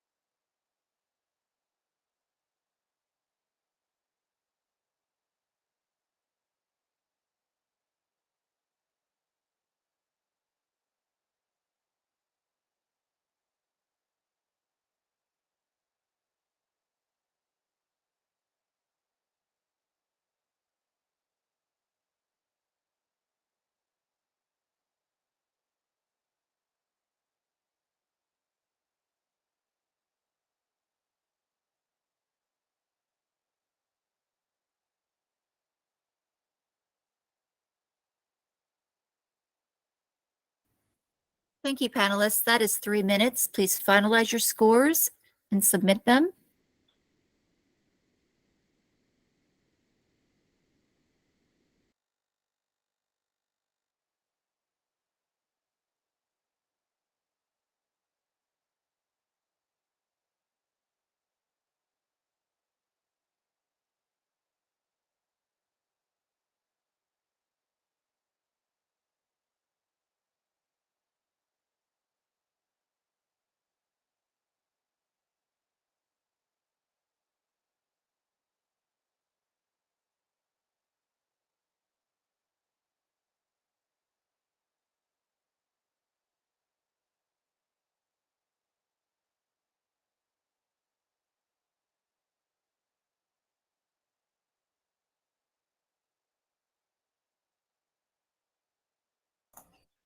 And the average final score is 81%. Next up, please open application from Audrey Herman Spotlighters Theater, application ID 2024-18662. The average initial score is 85%. The panelist that conducted the artistic activity visit, Megan, will now have 2 minutes to share any information gathered. The Audrey Herman Spotlighters Theater has been a part of the Baltimore theater community since 1962. Under Audrey Herman's leadership, the theater produced a new show every month. Currently, the theater continues with an ambitious season of 7 shows per year, creating ample opportunities for the Baltimore community to engage in the theatrical arts. I had the opportunity to see Spotlighters' production of Do Not Go Gentle, a play about a family reconciling with the memories of their deceased grandmother as they sort through her belongings the evening before her estate sale. The performance space was intimate and in the round, creating the environment for immersive storytelling. Outside of the theater, there were blank note cards available for audience members to draw and write their reactions to the play and post them to a communal collage. It's a historic building with the walls filled with photographs honoring their founder, Audrey Herman, black and white production photographs, and old play posters. Tucked into the alleyway off of St. Paul Street, the building is not currently handicap accessible, and it was challenging for my guests to navigate the stairs. It's not clear from the application what their priorities are for funding, although in the pre-show announcement, they mentioned upgrading their lighting system. I would recommend a review of their facilities to make sure that their programming can be accessible to the widest range of audiences. In their application, Spotlighters writes that their vision is, quote, to be a fully inclusive theater for the Baltimore community, engaging all ethnicities, gender identities, spiritual views, and socioeconomic levels in both audience and creative team, end quote.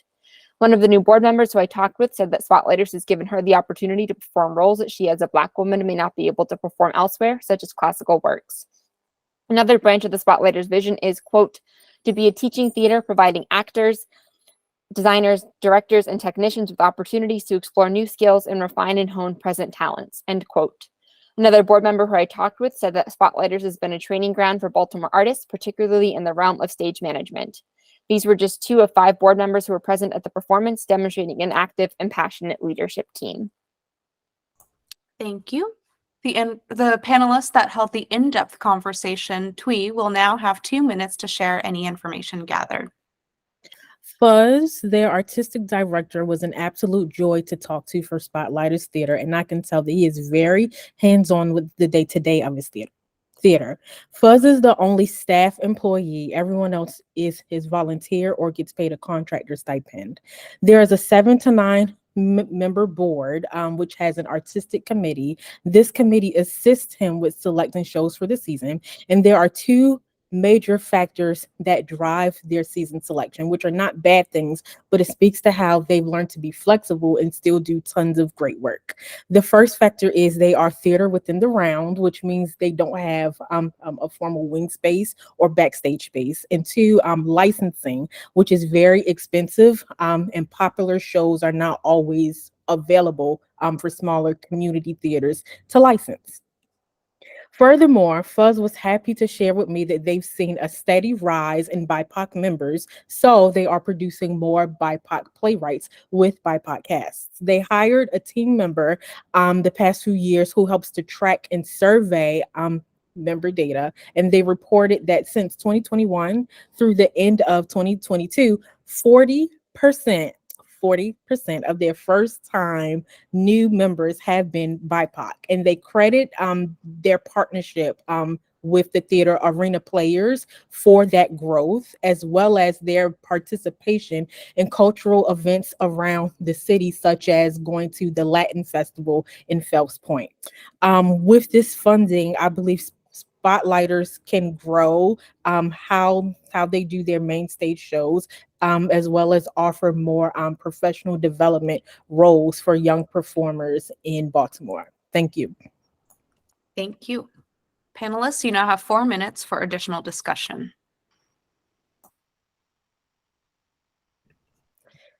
I want to speak to what you said, Megan, and I appreciate you for saying it about the theater not being accessible. Fuzz did share with me this story.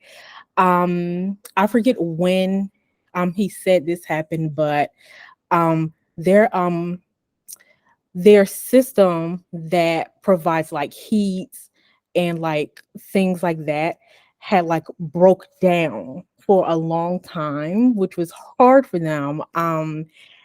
And the company that came to fix it for them was kind enough to like work with them so that Fuzz wouldn't have to spend their like very last penny to fix that.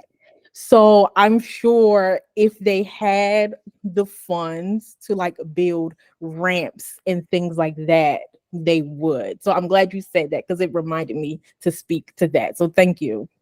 Yeah, thank you. And it was not my impression. I mean, that there was a lack of awareness of accessibility. Like when I, because the board members who I spoke with there acknowledged that it's not the most accessible space, and so it was definitely, but not by any means by lack of awareness that I got the sense of. But thank you for highlighting that element of your conversation.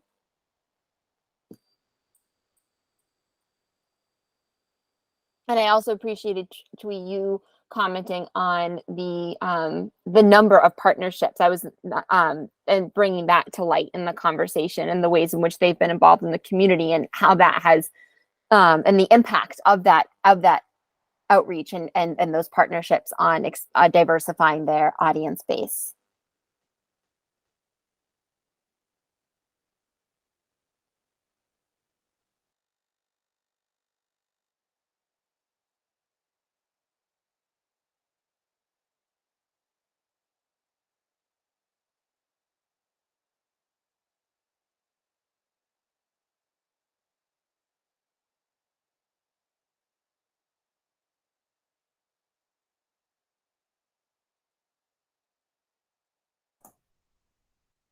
Panelists, are there additional thoughts or comments to share?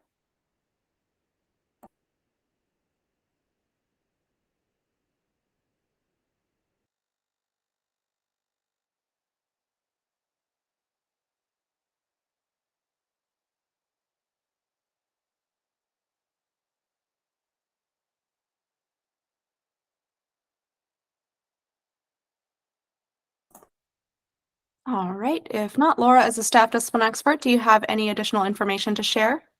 Yeah, thank you so much for this conversation. And just to note the comments about the accessible nature of the building, we'll follow up with the organization to learn a little bit more about that. So just to put that out there. But I did just want to note that the organization did say in their application that they had a strategic planning retreat in 2022 that was focused on the next 3 to 5 years, including succession planning. They had originally hoped to do that earlier, but it was halted due to the ongoing pandemic challenges. Something else that I noted with the application is that the managing artistic director holds a lot of responsibility, from business operations to management, artistic and education oversight, fundraising, technical oversight, and volunteer coordination. There is some notes in the application that alludes to changes in this structure. I would encourage the organization to examine this, as the responsibilities appear to be a lot for one person. So splitting this up could allow for perhaps a more successful staffing structure, and could also allow for additional voices and further collaboration. So that might be something to think about, especially as the organization goes into the noted succession planning. I think that the application did share a real awareness that the board is not fully reflective of the theater's community, and also shares that board responsibilities seem to be a challenge for some board members to continue on. So that might also be something to think about as they go through that strategic planning process, and perhaps consider different ways that there might be different structures or different committees that could help divvy up the work. I'm really glad to hear Tweed's report about the increase in growth in BIPOC representation. That is so wonderful. So I would just encourage the organization to continue that regular consideration of non-dominant norms and how non-Eurocentric stories are showing up on the stage. Thanks so much, everyone. Thank you. Based on the information gathered from the discussion, please take time now to adjust any of your scores and comments in Smart Simple in alignment with the rubric. When finished, click Complete. We'll take 3 minutes to do so now.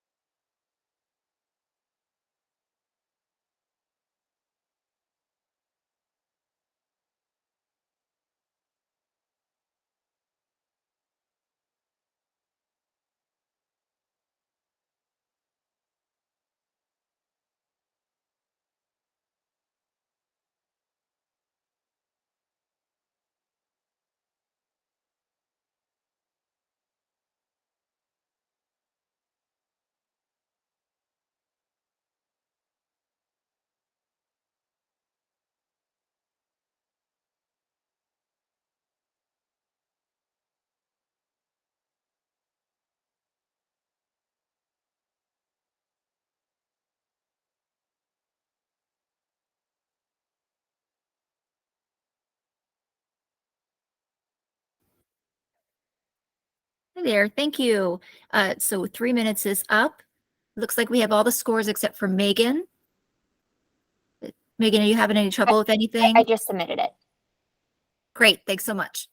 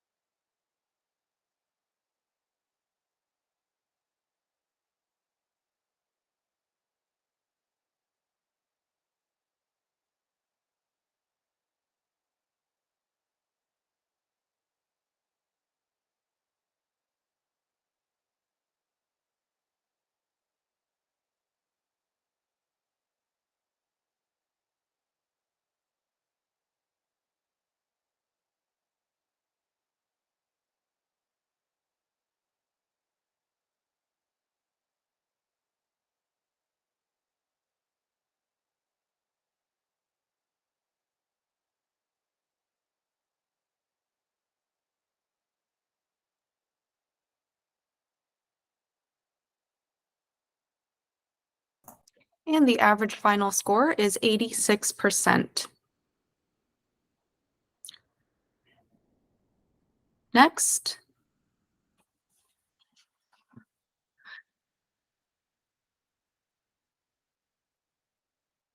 Please open application from Authentic Community Theater, application ID 2024-18774.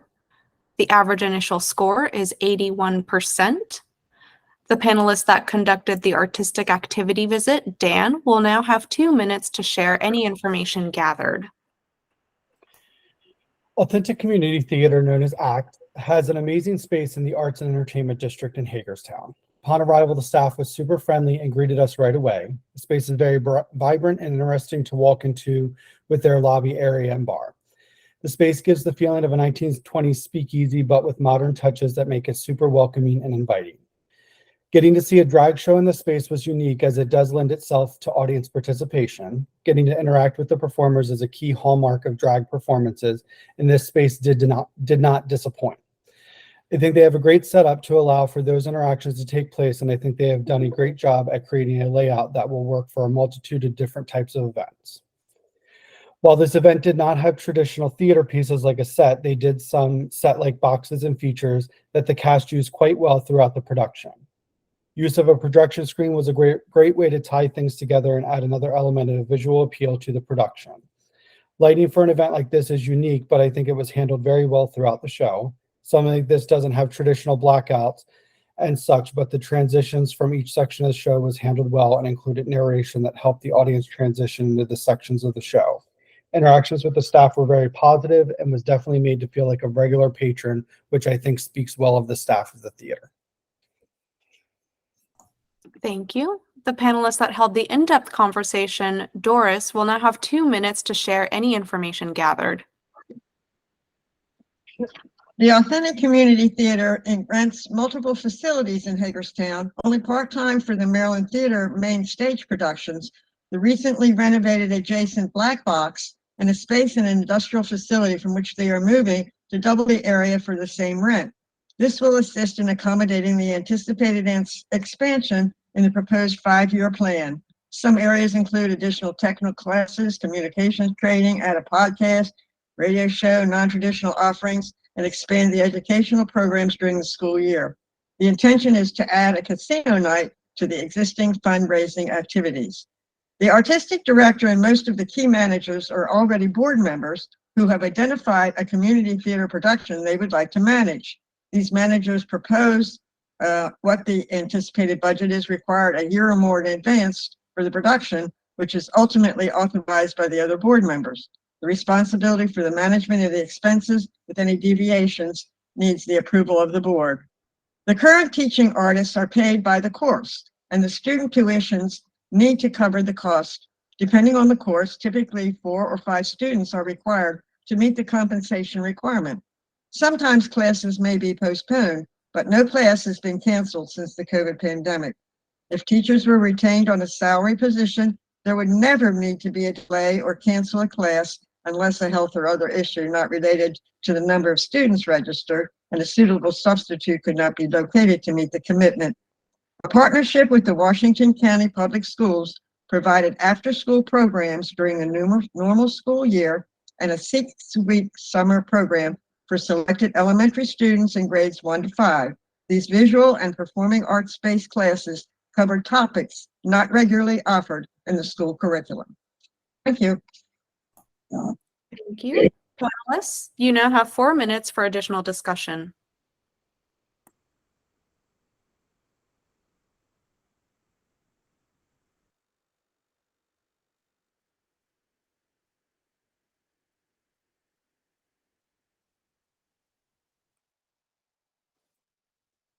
In the application, I made a note that the Authentic Community Theater writes that they the shows that are chosen reflect a need or interest in the community. And I'm wondering if either Dan or Doris, you can speak to how the community is involved in, if Authentic Community Theater elaborated on how the community is involved in the production choices. I didn't have that as one of my specific questions, Megan. Okay. They were just around the questions that came across were how do the program managers get selected? So that's where I had concentrated my questions. Okay. Thank you. While that wasn't specifically asked during the artistic visit, I did get the sense that them talking about moving into this new space that's right in the heart of the arts and entertainment district. They want it to be more centralized. So they're right there on the main stretch with all the other arts organizations, storefronts, and restaurants, and to create those relationships that I think will help open the doors to that type of conversations with the community. Yeah, they probably are already moved. I think they were getting ready to move when we were involved with them, Dan. Okay. Yeah, they still have the storage area and offices over outside of town. And they're in that process of making that final transition. Correct. Doris or Dan, did they talk about how they're raising funds? Do they have a fundraiser? Is their board helping them? I just noticed that this was an application question. The only thing was they have a traditional fundraising schedule, I guess is the way I gathered it, and their intention is to add a casino night, which is a new form of fundraising. Is what I got out of that area Okay. when I talked to them. Got it. Thanks.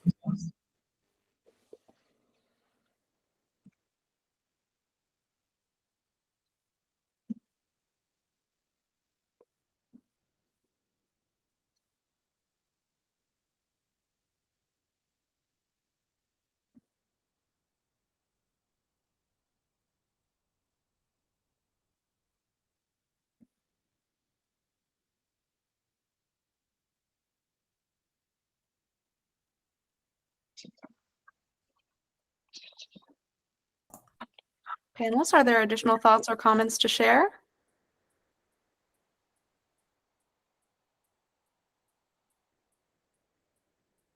If not, Laura, as the staff discipline expert, do you have any additional information to share?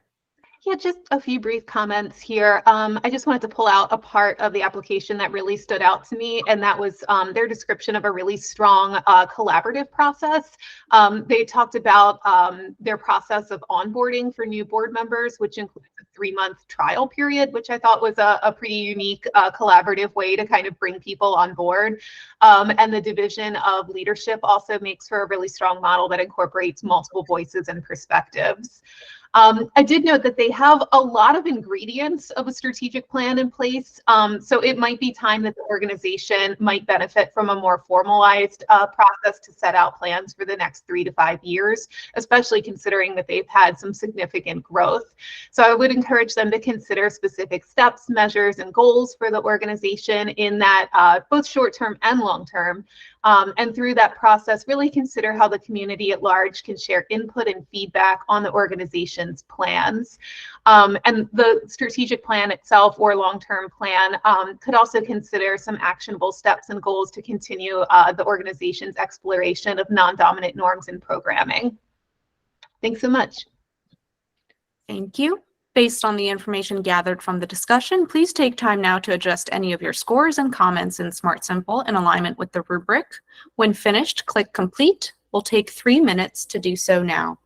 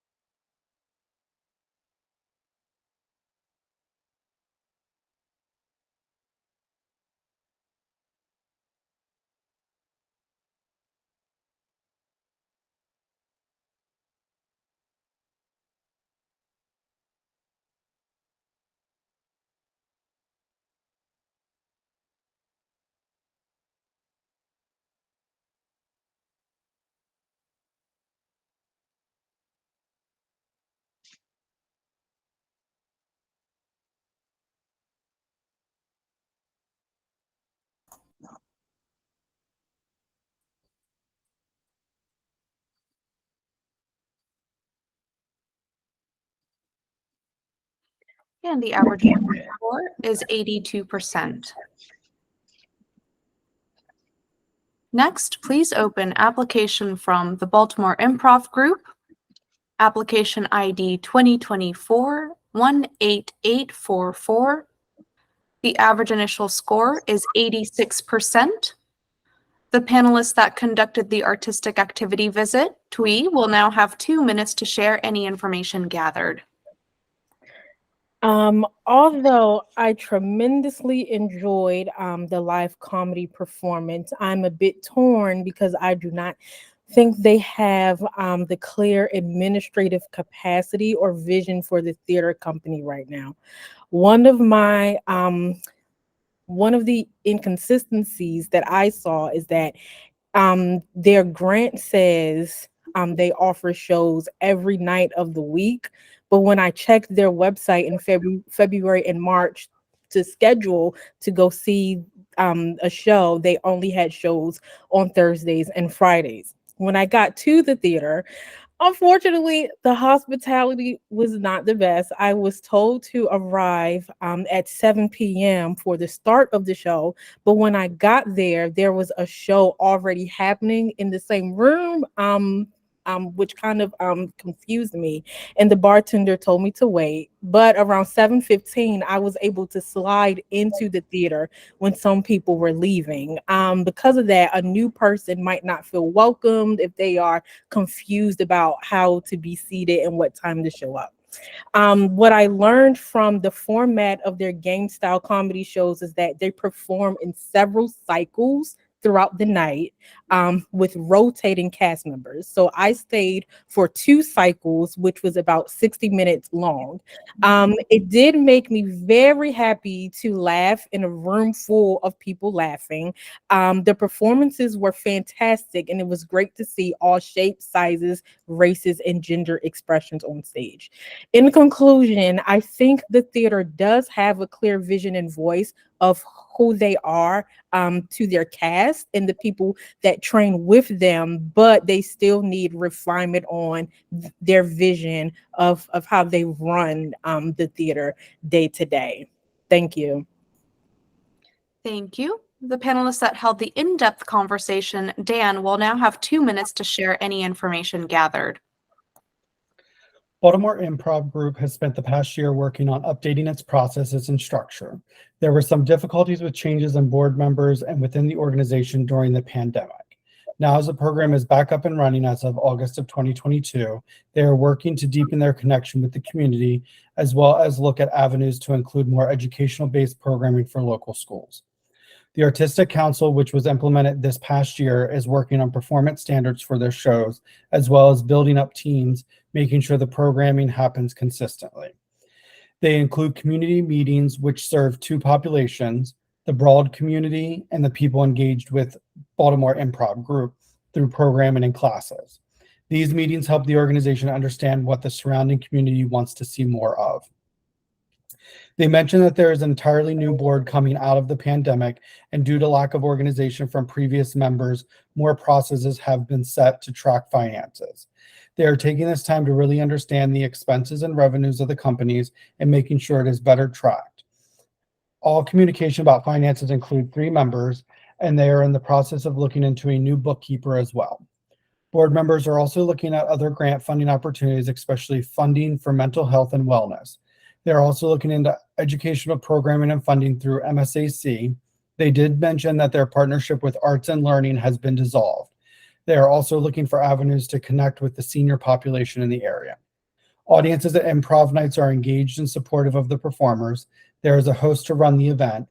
They host special weekly events called conservatory nights that are for beginners. They perform so often so they can get reps in.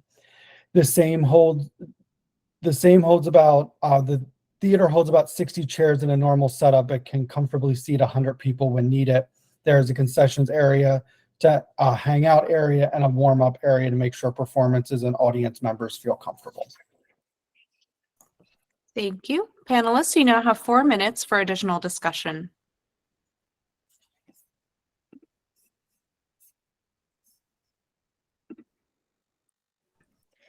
I'll just say, because I know half of my review of them was not, great. It does help to hear a lot of what you just explained, Dan, that, they're going through a lot of changes behind the scenes. So that helps to like frame why my experience was probably what it was.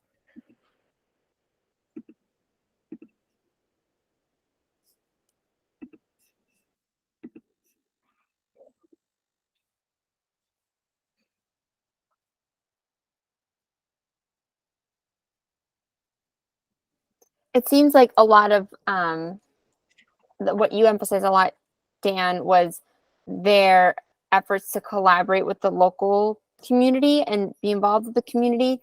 I know in their application they talked about increasing representation. I know I was needing some clarity from the application about what type of, like, what that diversity meant for them. Like, was it like racially, age-wise, gender-wise, like so more clarity on how they were looking to diversify, and then also how they were looking to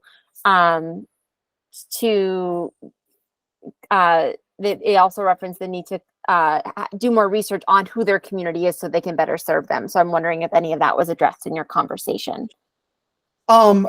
Yeah, for the most part, all of that. My feeling as they discuss, as we went through the conversations, is that the people that are currently on the board and currently in charge were left kind of high and dry. That there was a mass exodus and they're trying to pull everything back together. So I don't think a lot of that work had been done previously, or what little bit of it had been done wasn't documented very well. So that's where it was a lot of, I think those initial groundwork is happening to figure out, like they talked about, wanting to connect with the senior community a little bit more. There was definitely a sense of some tension when they talked about their partnership with Arts and Learning had been dissolved. I didn't want to press into that anymore, but it definitely seemed to not have a great ending. So I think this group is, from my conversation with them, they are doing the best they can with the resources that were provided to them. And I think they understand that as well. And they're starting those relationships and partnerships to try to, bring themselves back up to where they were.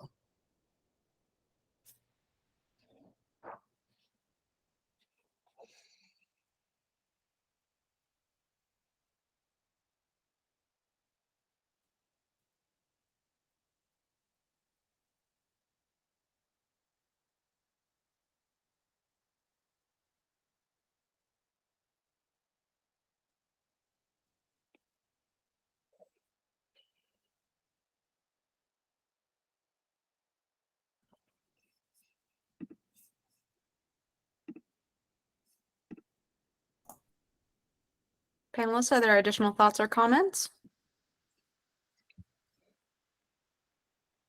If not, Laura, as a staff discipline expert, do you have any additional information to share? Yeah, just to underscore much of what Dan and Twee also already said, that this organization has undergone a significant board turnover in recent months.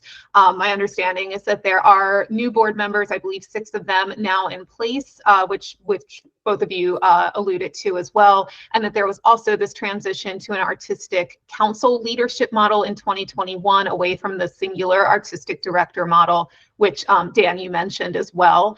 Now that these kind of players are all in place, I would encourage the organization to really think about some kind of formalized long-term plan or strategic plan. I don't believe that is in place at the moment.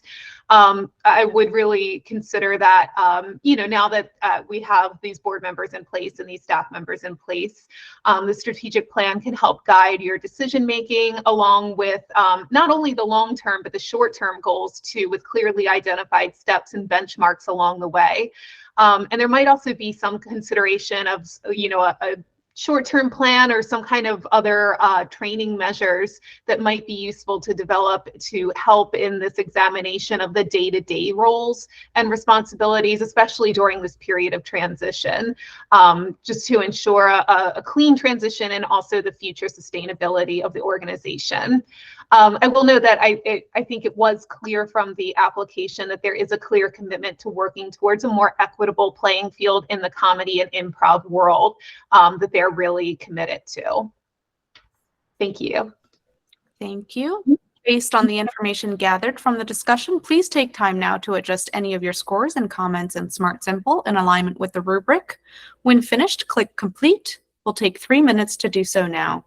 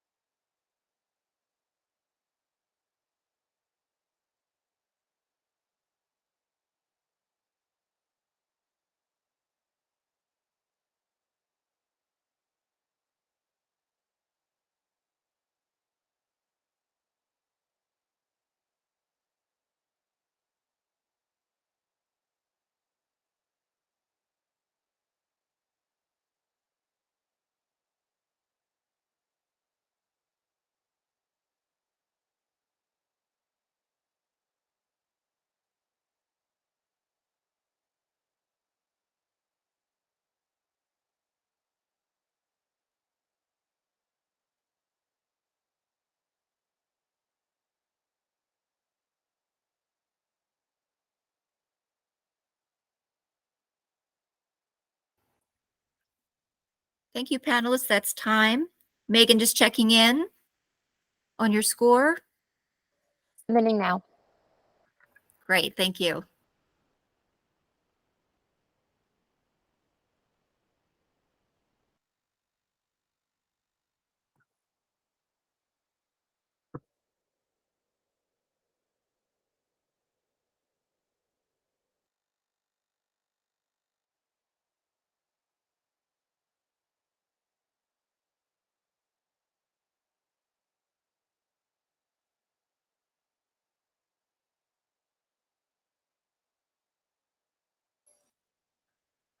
I don't know if you're still waiting for it, but I did submit it.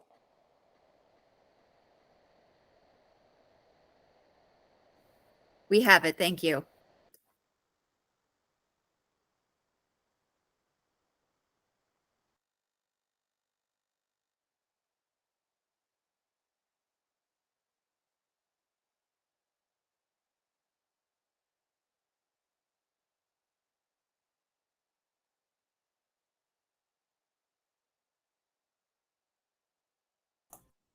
And the average final score is 84%. Next, please open application from Barrier Free, application ID 2024-17276. The average initial score is 77%. The panelist that conducted the artistic activity visit, Jane, will now have 2 minutes to share any information gathered. Hi, everyone. I went to see Barrier Free's Inclusive Theater Company's main stage production of 2 original musical plays presented as one production experience last week. The plays entitled The Great Casino Caper and Checkmatey were written and performed by each acting company following a rigorous 7-month process. The actors in Barrier Free's 2 companies are neurodivergent and other abled, including one actor in a wheelchair who had a central role in the Checkmatey ensemble. For anyone who has lost faith in humanity, I highly recommend they spend an afternoon with Barrier Free's acting companies. The sheer joy of seeing committed actors act in a play they wrote together, singing original and catchy songs written specifically for the productions cannot be adequately described in a short paragraph. The play had high production values and professional standards for lighting, stagecraft, and choreography. The actors performed side by side with acting and singing professionals, all in ensemble fashion. Each person in the ensemble had their important moment to shine. I kind of wondered if this particular acting company also could draw funds from the Health and Human Services budget, because Barrier Free organization, it's clear this activity for this population of adult actors who have aged out of the systems which supports younger neurodivergent people is both life-affirming and community building. The actors and their families have formed a tight community of joyful fans supporting their talented actors who look like they're having an absolute blast on stage. For these adults, being seen and identified as artists also imparts agency, self-esteem, and self-control, important for any human's social and emotional learning. Barrier Free is doing important work for the neurodivergent and other abled community and doing it well through the power of theater arts.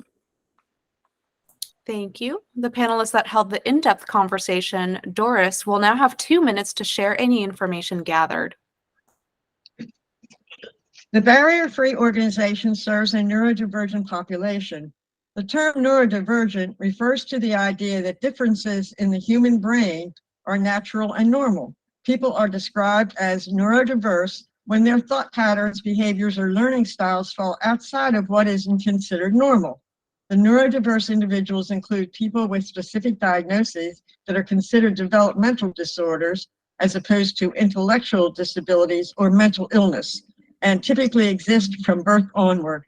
There are programs to accommodate children, but nothing is available for adults over the age of 18, which is the target group for this organization. Topics such as social skills and empathy are taught to equip the participants with the ability to function in our complicated society. The program uses art-based intervention to promote high engagement with learning skills, incorporating drama games and improvisational situations. The original focus was on the inclusive theater companies. Each theater company independently uses a multi-step theater-based inclusive drama process to create the production. Once the group has decided what subject is to be developed, the artistic and musical staff create the original scripts. This year, the 2 offerings are The Great Casino Caper and Checkmatey, to perform 1 week in March, which you already know. The studio and expressive art classes were just beginning when the application was being prepared. The executive and artistic directors were fulfilling many roles in the staffing structure. They are in the process of searching for personnel to assume some of these responsibilities. Their 5-year plan, which is reviewed every 6 months and promotes diversity, equity, inclusion, individual skills coaching, and community growth. The evaluation for success is measured by an increase in the number of participants. Thank you. Thank you. Panelists, you now have 4 minutes for additional discussion.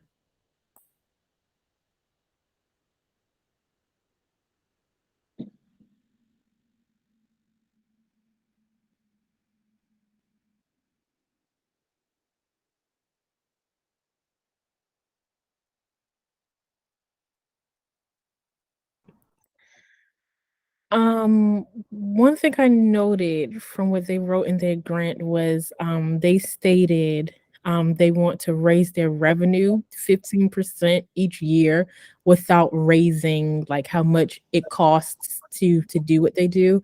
Did you talk about like what their plan is year by year or long term to raise funds without having to like cut how much they pay people, cut the amount of work they produce and things like that? I didn't get any specifics on it, except that they are actively involved in trying to provide opportunities for their people within the community, and they end up having I know some sort of creative art jewelry making or something like that. So when there's a community festival or something like that, they'll end up having a table or whatever they attend, whatever they have to sell their wares, so to speak, okay, for an income. Now, I don't know whether that goes right just to the people or to the organization. They didn't go into that level of detail. Awesome, thank you.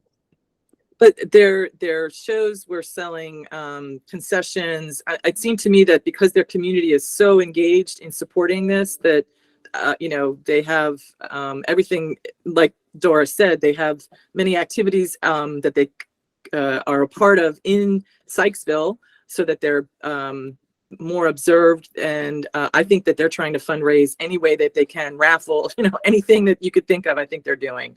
In fact, they had they passed around, the artists came in the audience and had purple baskets that apparently were an original way that they had done fundraising, and that Right. still is continuing even through the productions.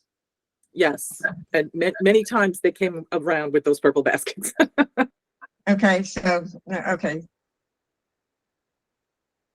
Doris, in your conversation, did they talk at all about the collaborative process between the program participants, the creative team, and the creative director in terms of how participants are recruited, how the creative teams are created within Barrier Free? Well, at this stage of the game, the creative part was associated with the theater, okay? And basically they have one musical director, okay, which is separate from the leadership team.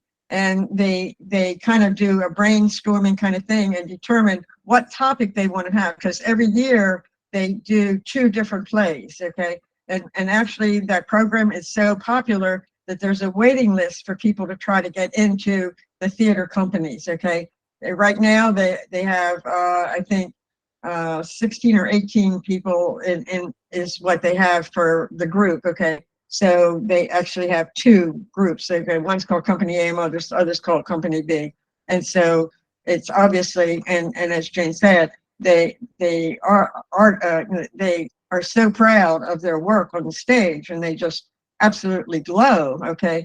In the beginning, and one of the participants gave a sort of a little expose about what the programs had meant to him, and how he's gained confidence, and that, he would have never been up there speaking if it hadn't been for his exposure and what it is that he had learned there. It was absolutely awesome. Actually, in my conversation, the 2 board members were there, and I had one of the participants who is obviously on the high and functioning, okay, a participant. I'm sorry, that's 4 minutes. Thank you. Laura, as a staff discipline expert, do you have any additional information to share? Thank you so much, panelists, for that great report. Just some very brief notes. I did just want to note, just for reference, that this is a new organization for the GFO program. So this is their first time completing an application and a panel review process. I also wanted to note that they are focused on the Carroll County and surrounding areas. And I think it's important to note that the organization is serving an area that has limited access to arts organizations, and particularly those focused on ranging abilities and neurodivergent individuals. I think that the application shared a really strong sense of inclusion and support. Doris, thank you so much for clarifying their 5-year plan. I had some notes and questions about, having that long-term strategic plan. So I'm really glad to hear that they have it and that they review it every 6 months. And then just finally, I would just say by nature, Barrier Free is serving an underserved community, and they are embracing non-dominant norms through the very nature of their work. Thank you so much. Yeah, correct. Thank you. Thank you. Thank you. Based on the information gathered from the discussion, please take time now to adjust any of your scores and comments in Smart Simple in alignment with the rubric. When finished, click Complete. We'll take 3 minutes to do so now.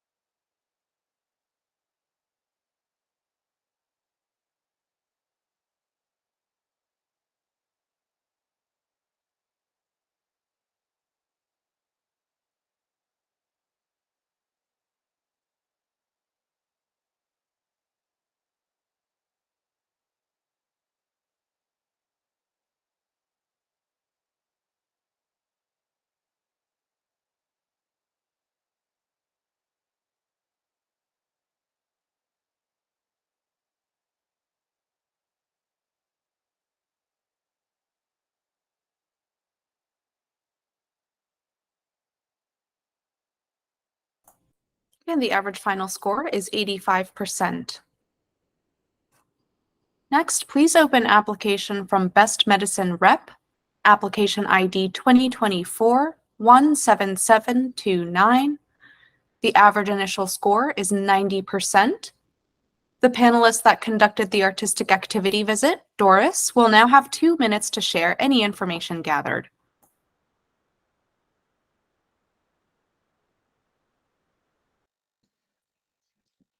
I attended the Best Medicine Rep Theater Company in the Lake Forest Mall in Gaithersburg, expecting an afternoon of laughter. Instead, I was greeted by John Morogiello, president and artistic director, and also author of the play In the Gutter. He shared with me that after 6 years in that location, he will need to vacate by the end of March. The mall, which is eerily empty, will be demolished for condos above retail spaces, and he has no idea where he will relocate. As he led me down the hallway to the studio entrance, he pointed out the photos on the wall of previous performances. When we reached the first one, he commented that the lead actress in this play would be wearing the same dress near the end of the play that was pictured in the initial production. Nothing was spoken, but I wondered if with uncertain future, was this perhaps a symbolic life cycle closure? His opening remarks conveyed that this would be the last production at the site.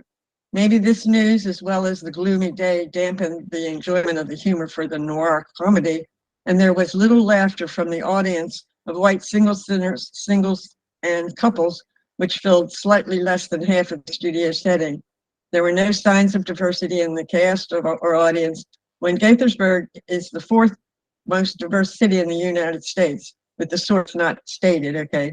They're aware of this and actively taking steps to search for new and solicit scripts from underrepresented voices, but with the unknown next election, the demographics may differ. Thank you. Thank you. The panelists that held the in-depth conversation, Jane, will now have 2 minutes to share any information gathered. Hi, yes, as Doris just said, our conversation focused on a just brand new challenge. The mall where the theater is located for Best Medicine is closing. So they're scrambling to find another suitable location that can meet their budget and keep them in Gaithersburg. They're unique in Montgomery County in that it produces original comedy plays. They have an extensive play selection process, which involves having their artistic committee read 200 plays, some of which were submitted by the National New Play Exchange. The New Play Exchange has helped them implement their EDI strategy. And since using this database, they have actively selected BIPOC and LGBTQIA writers, directors, and actors. And they have reached new audiences since they started doing this practice. And they have also enjoyed sold out runs. They also received their first Helen Hayes Award nomination since they adopted this strategy. So that was a gold star in that regard.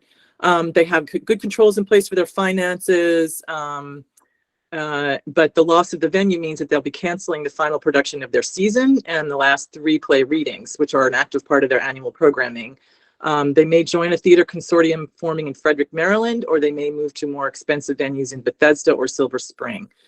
This obviously unexpected blow, which was announced just 2 weeks prior to our discussion, is naturally causing focus to shift on locating to the new venue. They have a unique offering in Montgomery County, a committed board and professional standards for the work they do and how they run their organization. They're committing to making it work for the rest of this season, but I think it just may mean that Gaithersburg may not be their home in the future. Thank you. Thank you. Panelists, you now have 4 minutes for additional discussion.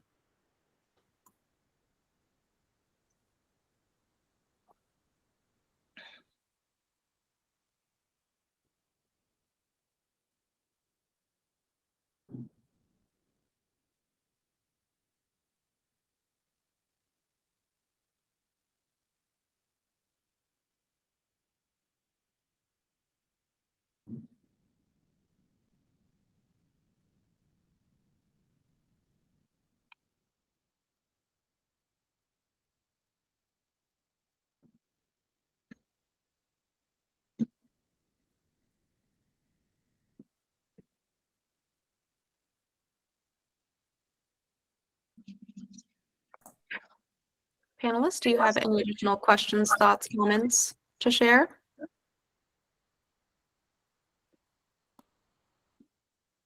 You mentioned the possibility of them joining a consortium. So as they're trying to pivot to what's next, were there any other partnerships that were discussed? You know, I'm sorry, not that I remember. I felt like John was, willing and wanting to take advantage of any strategy that kind of would help them overcome this, unexpected challenge.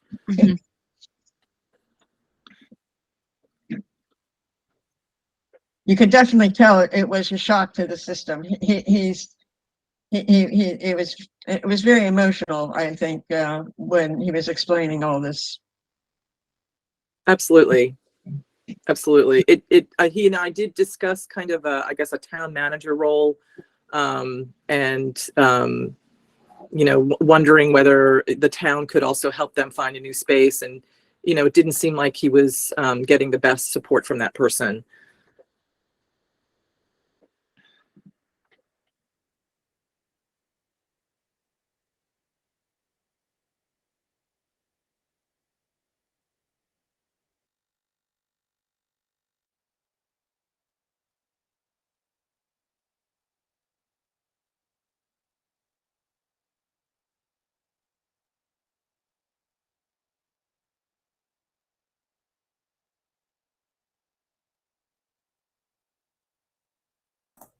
Panelists, any additional comments? If not, Laura, as a staff discipline expert, do you have information to share? Yeah, thank you so much, Darth and Jane, and certainly sorry to hear the news of their location closing.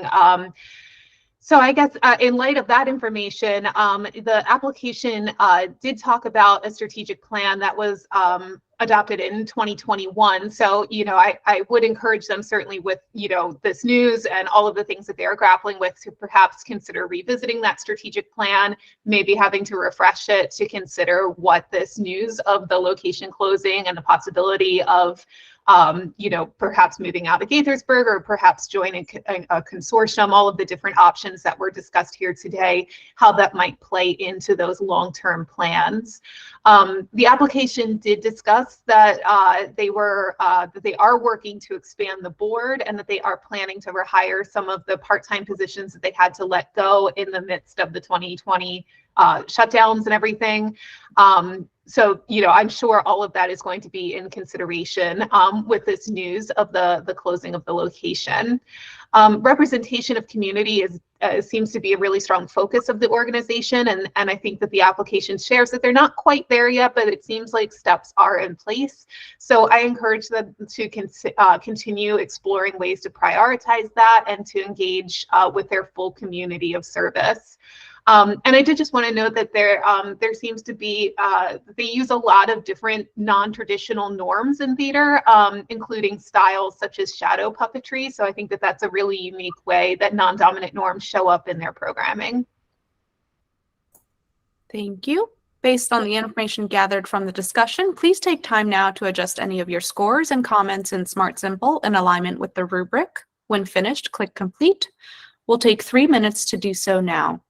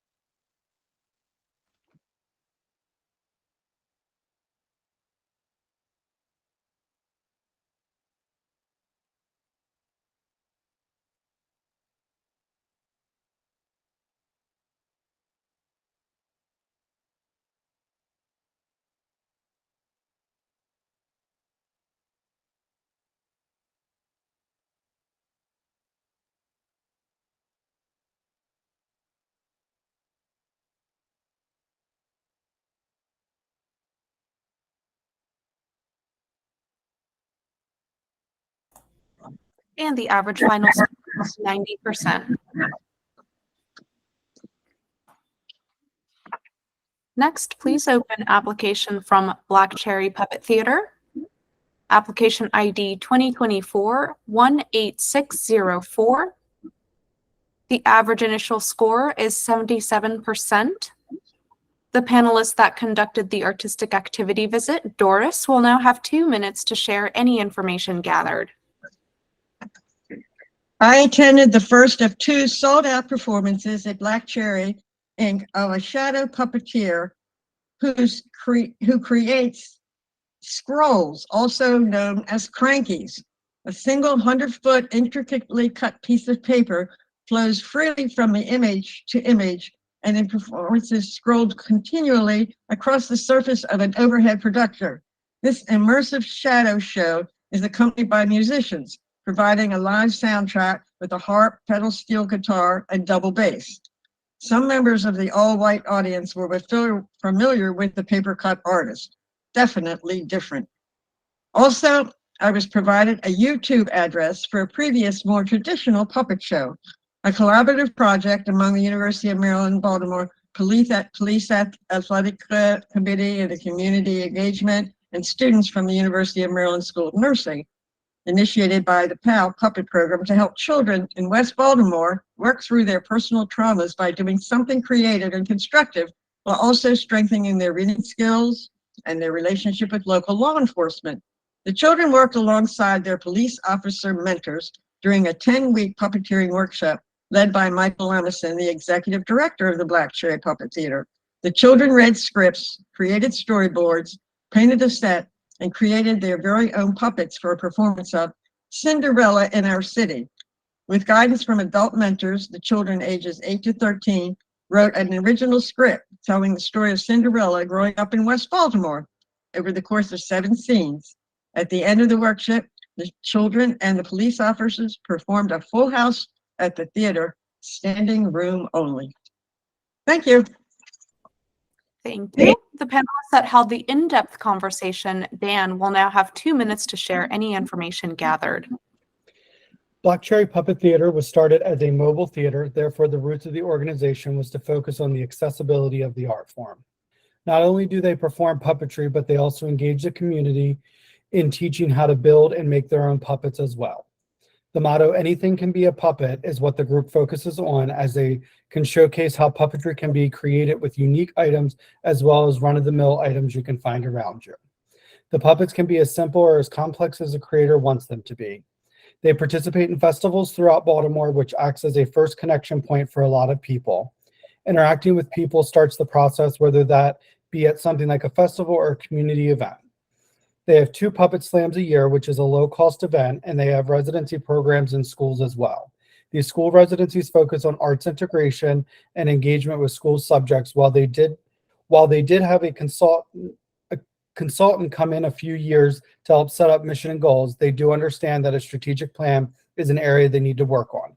The board is primarily made up of artists, and discussions do happen about perpetual problems that they face. There is no staff, so the board plans all events and executes them on a small budget annually. The board wants to make sure they are listening to the community and meeting the needs of the community, the needs that the community would like them to. They focus on continuing to build the reputation of an open space that people are welcome to perform in. Their audience participation levels have almost returned to pre-pandemic levels. The staffing structure is something they are working on, and they understand the intricacies of putting that into motion. True governance structure needs to be solidified first. Artists create works by looking at previous pieces as well as creation of new ideas. Thank you. Panelists, you now have 4 minutes for additional discussion. I'd like to add to what Dan had in there, a sidebar conversation with Michael, okay, because I was in the theater and he was there. It seems as if all the proceeds, okay, for the artists who come, like this Crankies guy, okay, and the musicians, okay, any money that they get for the performance, okay, goes to the artists and not to the theater. So those are made available to artists that use the stage for other things or related. Thank you. In the application, Dan, they talk about Black Cherry Puppet Theater using an ad hoc approach to programming, which seems to be a great strength because it gives artists and community members a lot of creative freedom. And I'm wondering, as they are developing their board and administrative team, did they address this ad hoc approach and whether they want to, I guess if you could speak a little bit more about how they envision developing their administrative team moving forward. We didn't go into great detail about the actual process they were doing. From my conversations, I kind of got the idea that this was something that they were in the process of starting. I think because a lot of the conversation was the understanding that they knew that this was the direction they needed to head in. And they're starting to make those connections to be able to handle that process.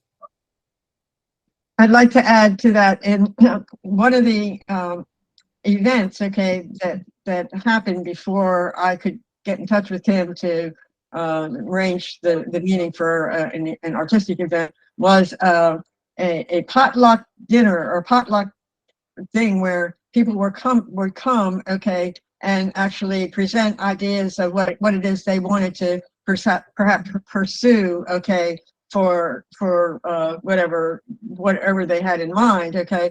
And I asked him, because it had already happened by the time I went there, I said, well, how did your potluck go?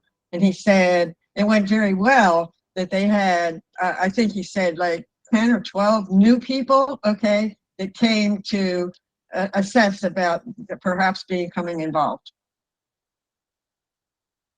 So it's a real community. They also have an outdoor space, okay, in the gardens next to the two buildings that they have. So they also have outdoor events in good weather.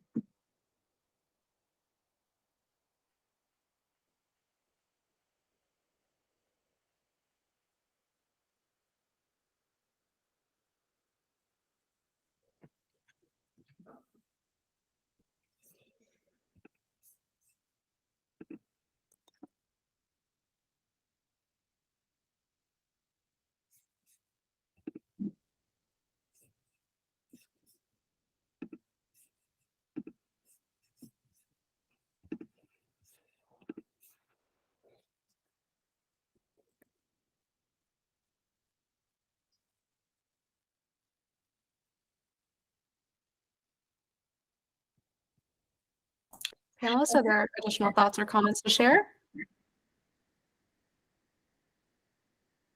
If not, Laura, as a staff discipline expert, do you have any additional information to share?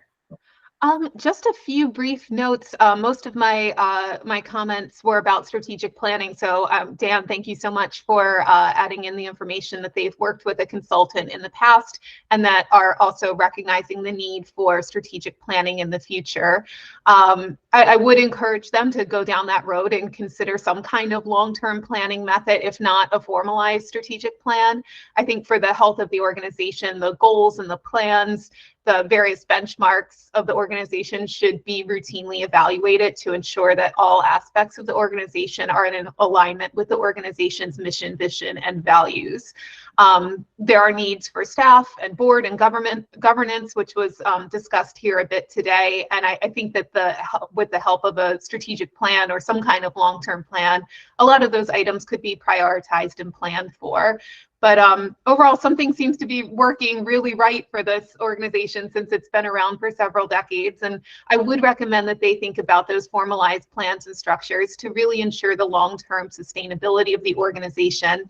And while these structures don't have to follow any kind of textbook template, I think it is important to make sure that the operations are concrete and documented so that the organization can survive beyond the knowledge of those that are currently involved in it. Thanks so much. Thank you. Based on the information gathered from the discussion, please take time now to adjust any of your scores and comments in Smart Simple in alignment with the rubric. When finished, click Complete. We'll take 3 minutes to do so now.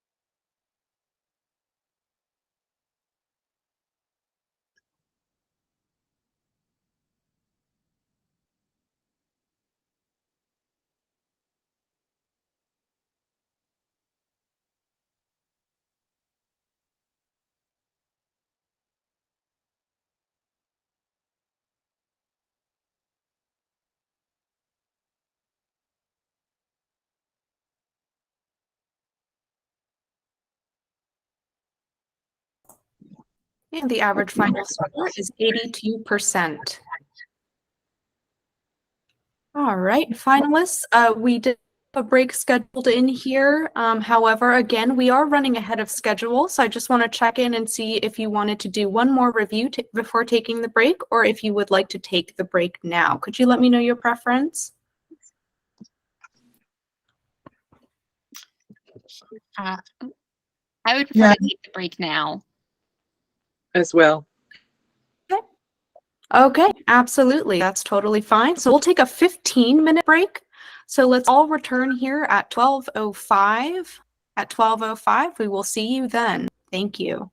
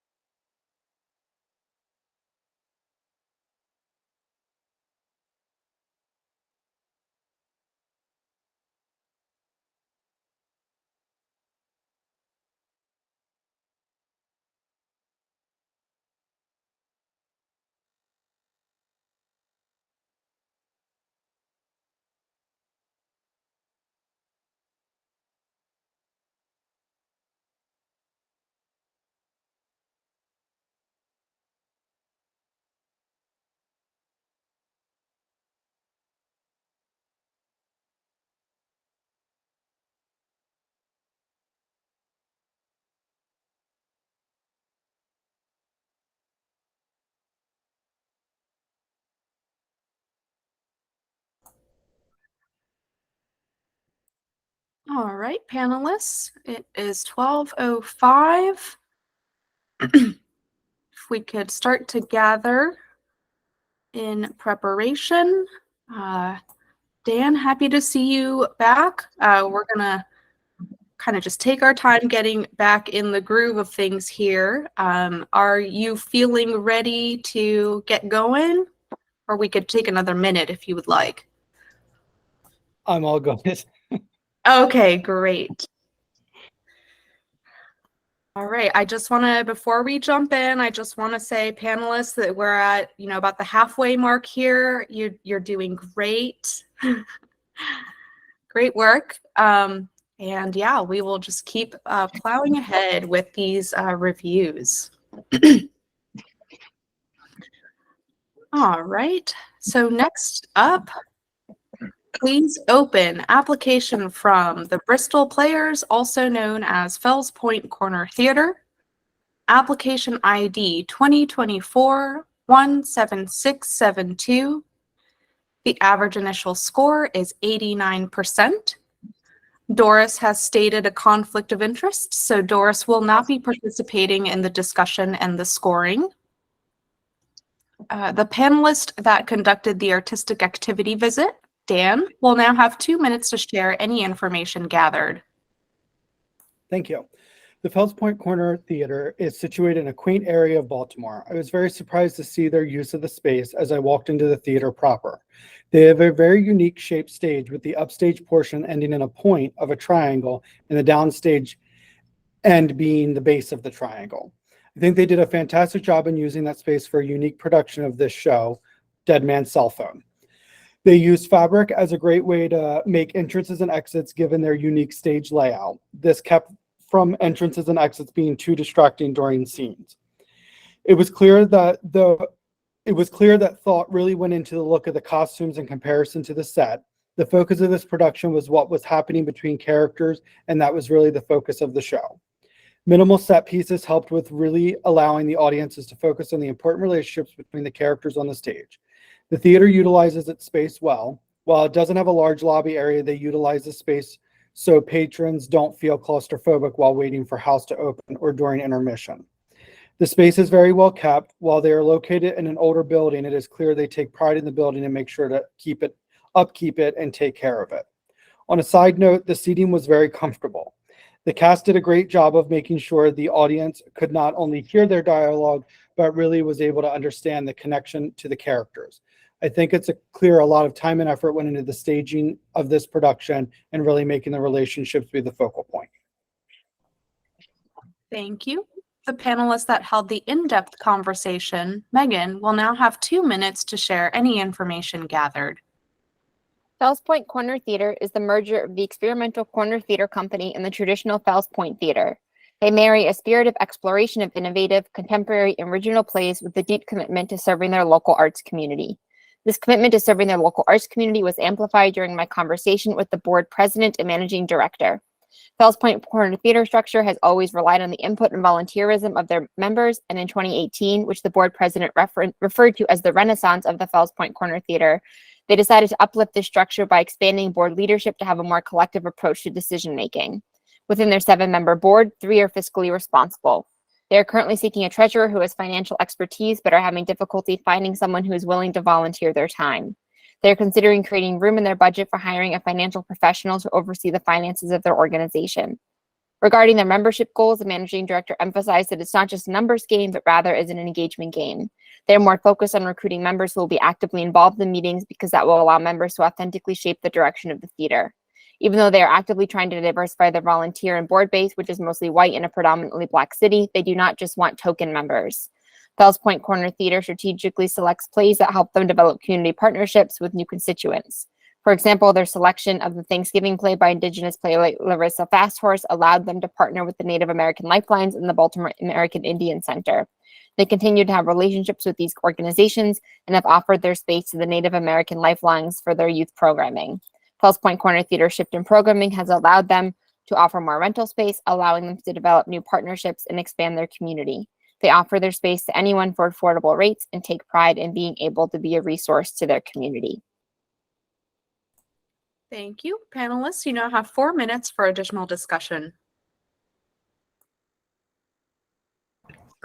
Yes, I had a question about when they rent out their space, do they try to solely rent to people who do like theater, dance, things like that, or are they like open and vast to who they rent to?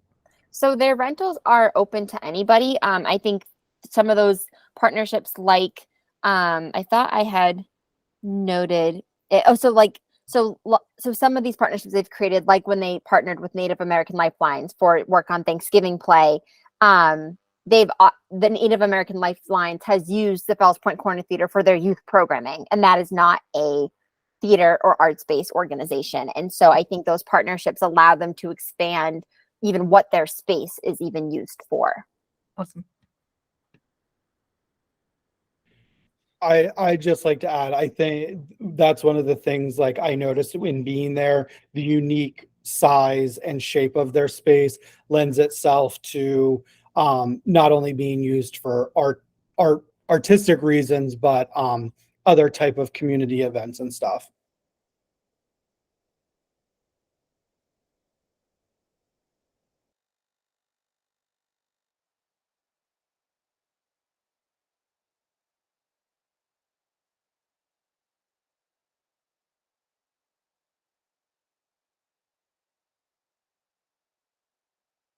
Also, for a note on in terms of community partnerships, I also had the opportunity to just attend the performance. I was also offered a ticket, and in the lobby area, they had partnered with a local bookstore, and they had different books that were connected to the play that were displayed. And so I think that those partnerships extend beyond even who's on the creative team, and it seems like they're really thinking intentionally about who are all the community members, who are all the different community organizations we can connect with that might have some thematically connect with the show.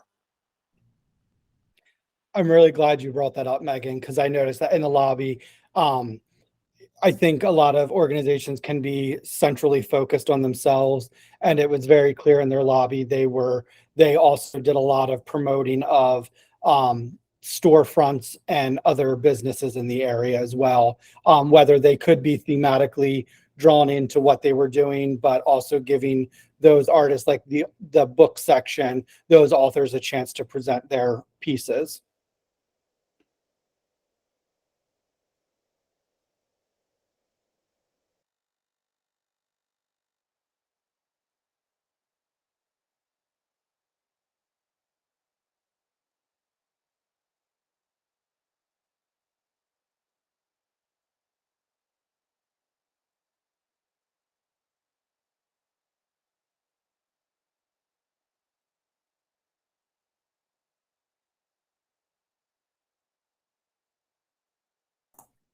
Panelists, are there additional comments or thoughts to share? If not, Laura, as a staff discipline expert, do you have any additional information to share? Yeah, thanks so much, Dan and Megan. You both covered quite a bit of my notes, so I'm just going to be very brief here. Just a few things that I pulled out of the application, which I thought was a very, very clear application overall. They recently doubled down, as they said, on transparency and collective decision making, which I think Megan, you spoke to quite a bit in your experience with them. And I thought something that was unique to highlight as well is that they said that they would rather, quote, do less better than do more poorly. So it seems like it's a very reflective organization that's really thinking about their capacity and, what they want the organization to be. Like Megan said, strong examples of collaborative decision-making across the board. They recently abolished the play selection committee so that the decision-making didn't come from a closed group, which I thought was an interesting strategy there. Their formal strategic plan was paused during the pandemic, but they did hold a board retreat this past summer to begin planning for immediate needs. And they have started to take those steps towards that long-term or strategic planning, including reaffirming their mission. There seems to just be a lot of awareness from the organization about the makeup of their board and their staff. And finally, I found their response to their non-dominant norms question to be a particularly strong response. Thank you.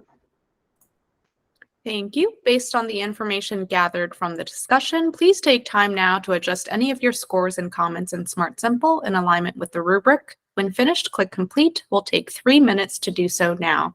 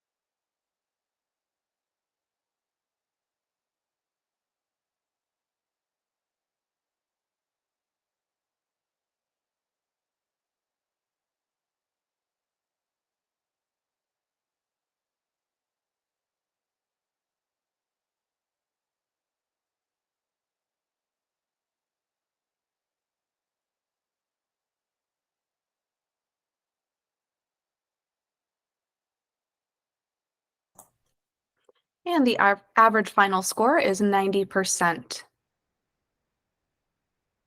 Next, please open application from Center Stage Associates, also known as Baltimore Center Stage, application ID 2024-18171.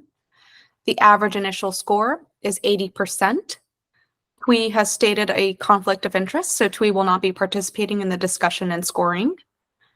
The panelist that conducted the artistic activity visit, Jane, will now have 2 minutes to share any information gathered.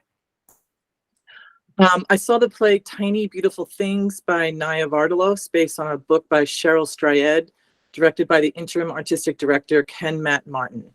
This was a small ensemble play centering on a series of letters to a Dear Abby type main character named Sugar. These letters were written by real people who wrote to the literary website The Rumpus.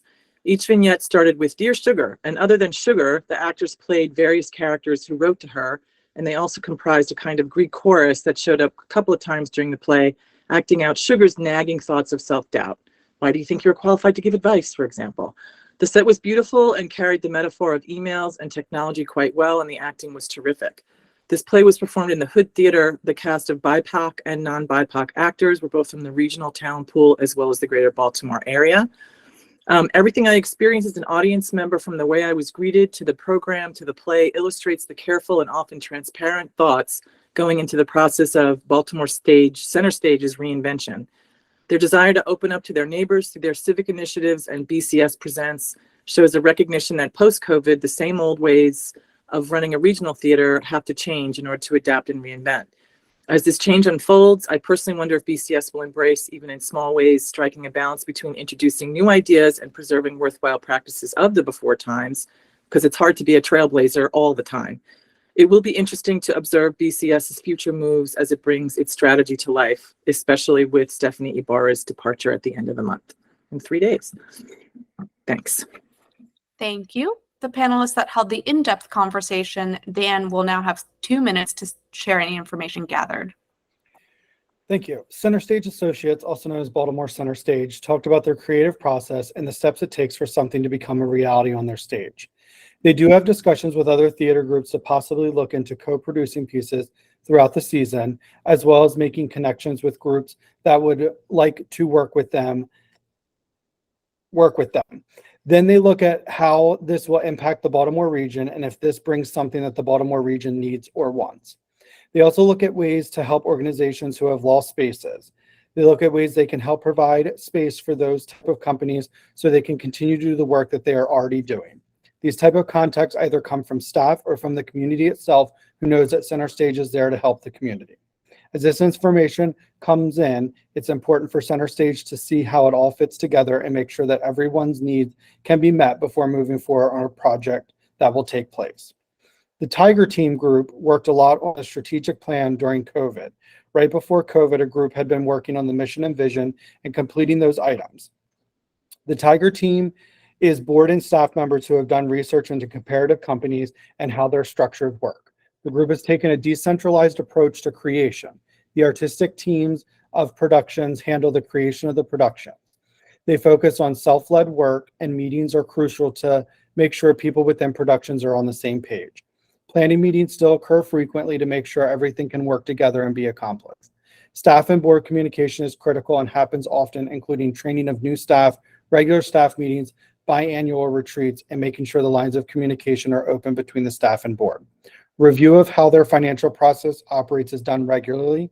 They have set clear guidelines about the corpus accounts for their endowments and how the upkeep of them.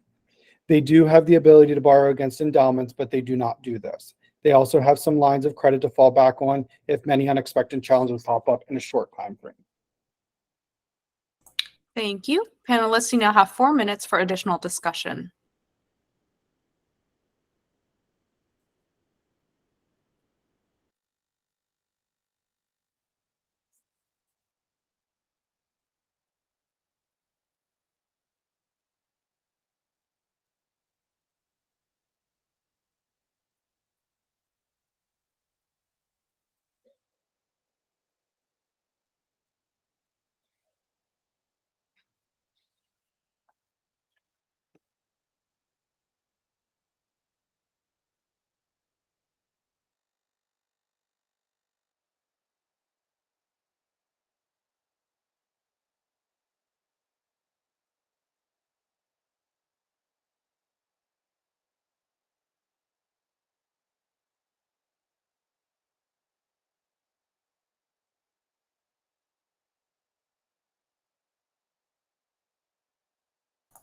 Panelists, are there any questions, recommendations, thoughts to share?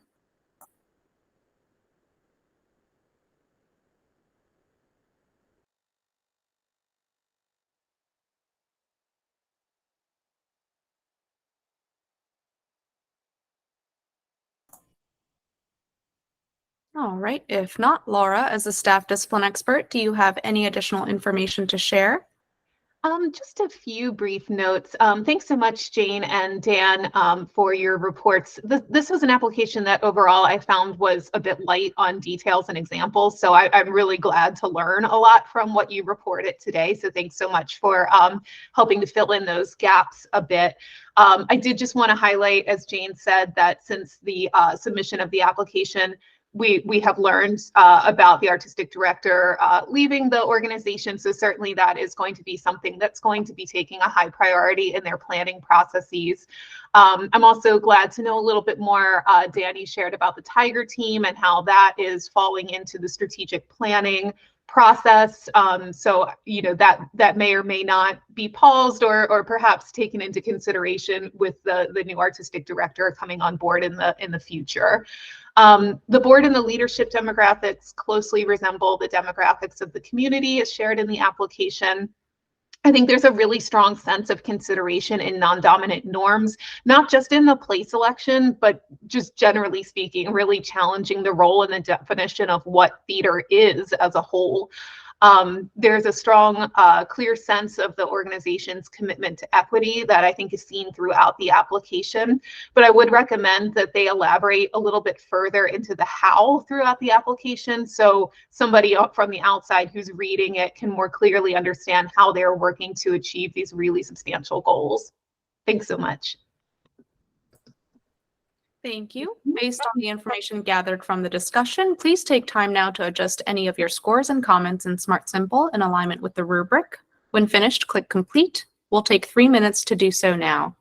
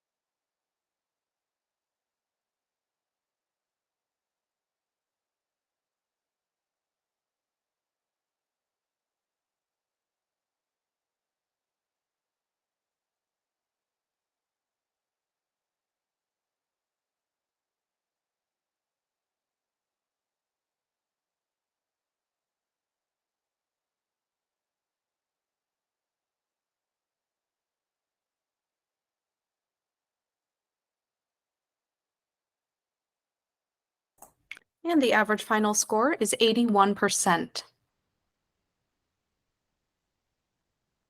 Next, please open application from the Chesapeake Shakespeare Company, application ID 2024-17565. The average initial score is 92%. Jane and Twee have stated conflicts of interest, so they will not be participating in the discussion and scoring. The panelist that conducted the artistic activity visit, Dan, will now have 2 minutes to share any information gathered.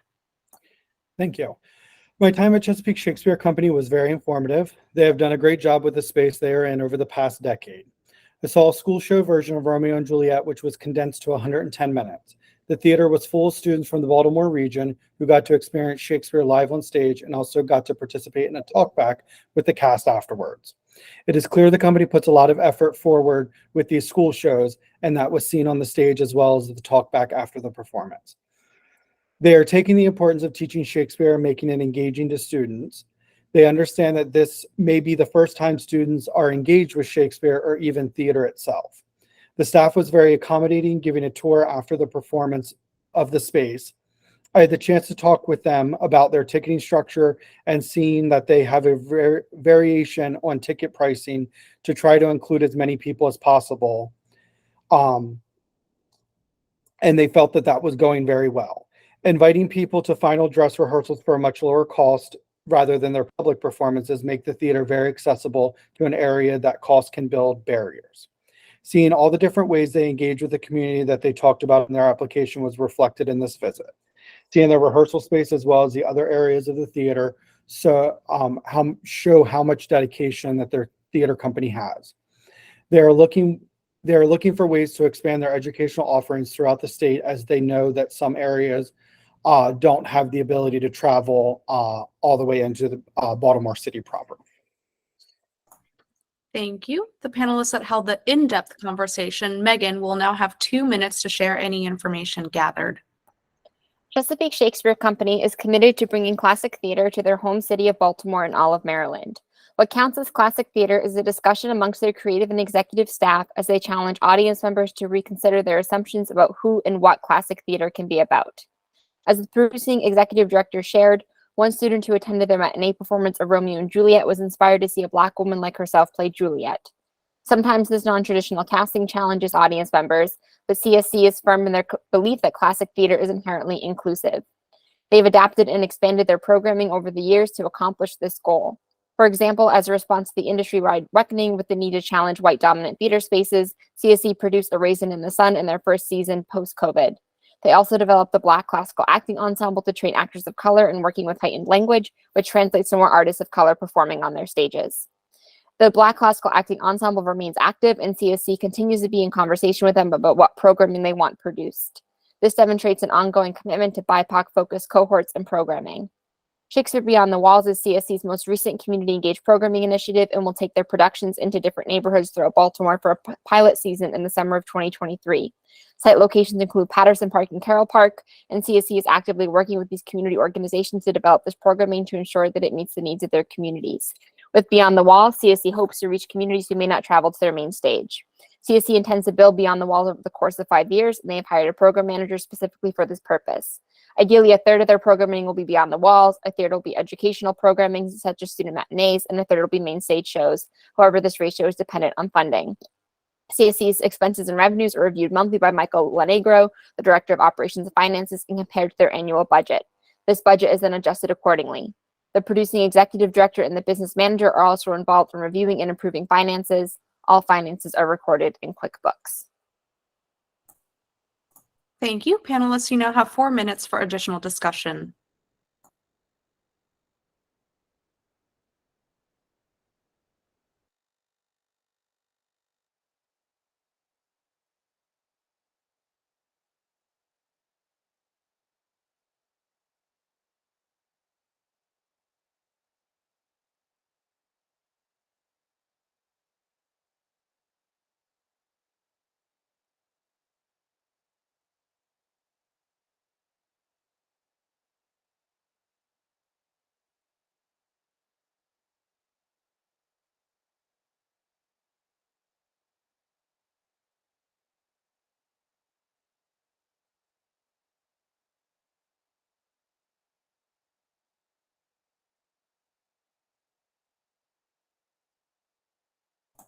Panelists, are there any additional questions, comments, thoughts, recommendations to share?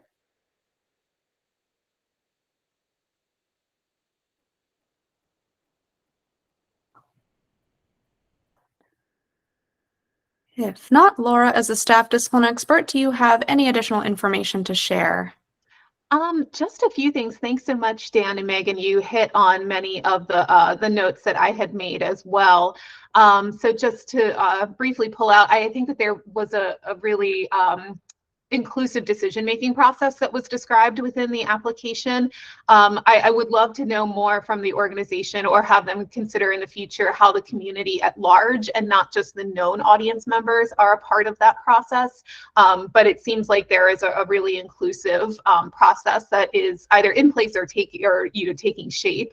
The strategic planning process was paused at the beginning of the pandemic, and I don't believe it's been formally resumed, but there was the description of utilizing the quote unquote downtime as a year of reflection and internal planning, and specific goals and plans are in place that came out of that.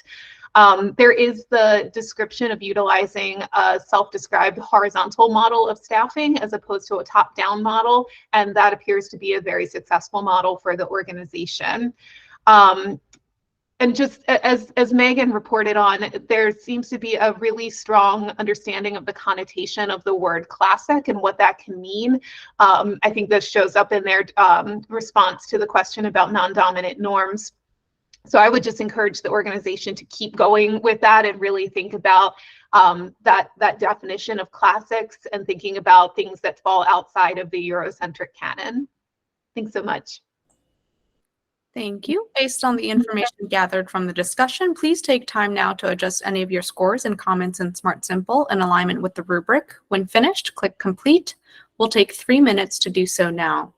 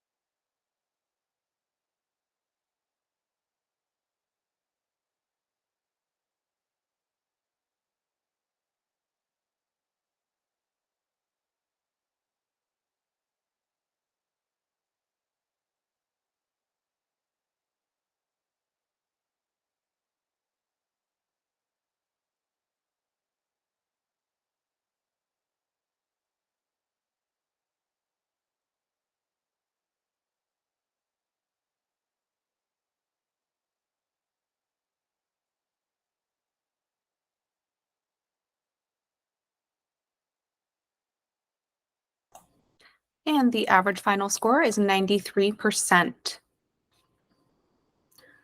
Next, please open application from the Children's Playhouse of Maryland, application ID 2024-18332. The average initial score is 74%. The panelist that conducted the artistic activity visit, Megan, will now have 2 minutes to share any information gathered. Leading Ladies is the third show in Community Players of Salisbury's 86th season, and it closed to a full house on February 11th. This farce was by Ken Ludwig, centers on two down on their luck Megan? shake. I think you might be on the wrong application. We're on Children's I'm so sorry. I'm so sorry. I'm Okay. so sorry. I'm so sorry. Okay. That's all right. Let No me worries. flip to that. Thank you. Went on autopilot. Yep. Okay. Children's Playhouse of Maryland produces children's performances for kids by kids in Baltimore City and County. In residence at CCBC Essex, Children's Playhouse produces 4 shows per season along with a performance summer camp. I had the opportunity to see their production of Cinderella Youth Edition with my friend and her niece on a Sunday afternoon in March, which was also their ASL interpretive performance. The audience was filled with children ranging from babies to teenagers. It was a joy to watch this performance seated next to my friend's niece, who leaned forward eagerly in her chair to listen to the kids like her sing and dance. In addition to performing on stage, children ran the backstage crew. Some actors also had the opportunity to be a leader amongst their peers through responsibilities such as dance captain. The amount of resources invested in these children was evident from the digital backdrops that change with every scene, the colorful costumes, and the fake fireworks at the end of the show. Parents of children volunteered as ushers. At the end of the performance, all the actors remained on stage and signed autographs for eager audience members, my friend's niece amongst them. As we left the theater, my friend's niece said, "Auntie, I want to do that." In their application, Children's Playhouse wrote, quote, "Because we believe strongly that the art should be accessible to all children, we are asking for funding to offer participation to economically disadvantaged students and organizations who work with these youth to either participate in our summer performance workshop program or participation in our weekend apprentice program," end quote. My friend's niece comes from an economically disadvantaged family. Funding would allow children like her to be able to participate in the Children's Playhouse programming, furthering their mission to nurture the next generation of people involved in the performing arts. Thank you. The panelists that held the in-depth conversation, Doris, will now have 2 minutes to share any information gathered. The Children's Playhouse of Maryland Inc. residence is the Community College of Baltimore County, Essex campus. This is important as it mandated the exit requirements from the pandemic. Under the rules for education facilities, closure lasts for 2 years and occupancy was limited upon reopening. The theater was dark longer than most other venues, and the audience for a 200-person auditorium would allow only 70 patrons. Thus, even though all the performances were sold out, ticket revenue did not cover production expenses. This deficit has been satisfied. The formula for the season selections has evolved so that there is support for local school productions without the student having a conflict of auditioning. Guidelines: opening show, all age groups, December slot, family friendly, March, elementary and middle school participants during most high school productions. May, young adult series, geared to a more mature show for high school students. The youth, parents, and supporters offer unsolicited suggestions throughout the season. The director and artistic director primarily work every show, if available, but engage interns for other artistic voices. Since the office manager also serves as the treasurer, the executive director must approve all expenses over $1,000 and co-sign all the checks. During the pandemic, the reserve fund was used and the staff stipends were reduced. They are in the process of reorganizing the current board by establishing an executive board and a working board, and are getting ready to implement a new strategy plan in September 2023 after this season's activities close. Thank you. Panelists, you now have 4 minutes for additional discussion.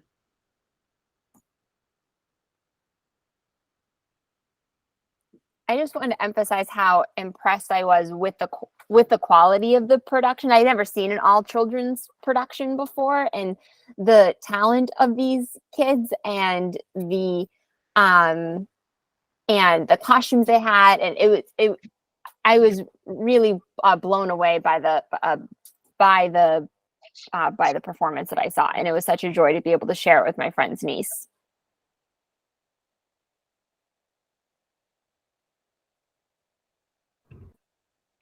I had one question.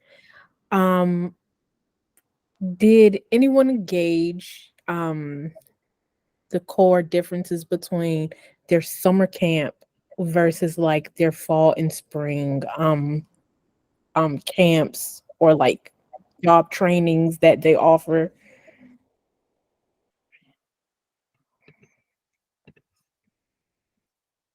I didn't, that didn't show up on my questions thing, sweetie, I'm sorry. Okay. But I do know that they do not have to have specific training with them to be able to audition for the performances. I did ask about that. You know, what was the requirements in order to audition? There's open auditions, and they are trying to, you know, diversify, et cetera, et cetera. So that's not a requirement, any kind of programs that are through them.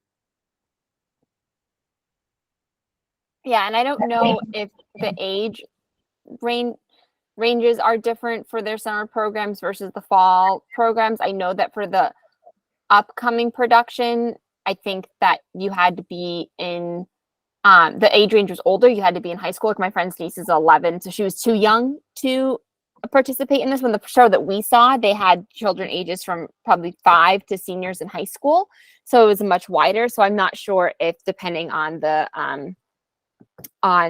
season, if or if that was just show specific.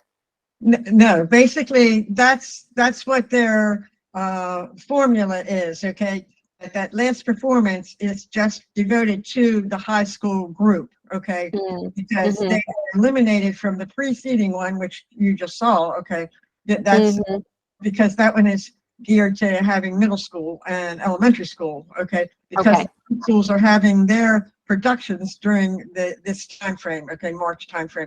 So they don't want to have the conflict. They want to make sure that the kids can do at their local school if it turns out they're having a program. Thank you for that clarification.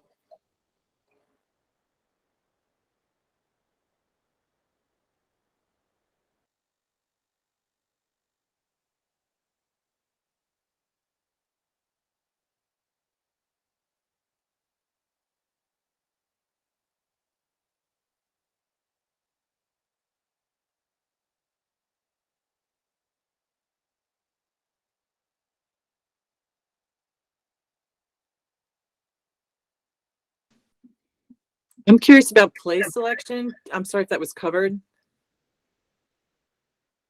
Like the process of it. Yeah. They have their quote, which was the formula. That was one of the questions. So that's why I got pretty definitive on what ages and why they do what they do for either the audiences or for the players or something like that. Okay. So that's their actual selections. Okay. They do not have a formal, you know, all points out, you know, tell me what you want to have.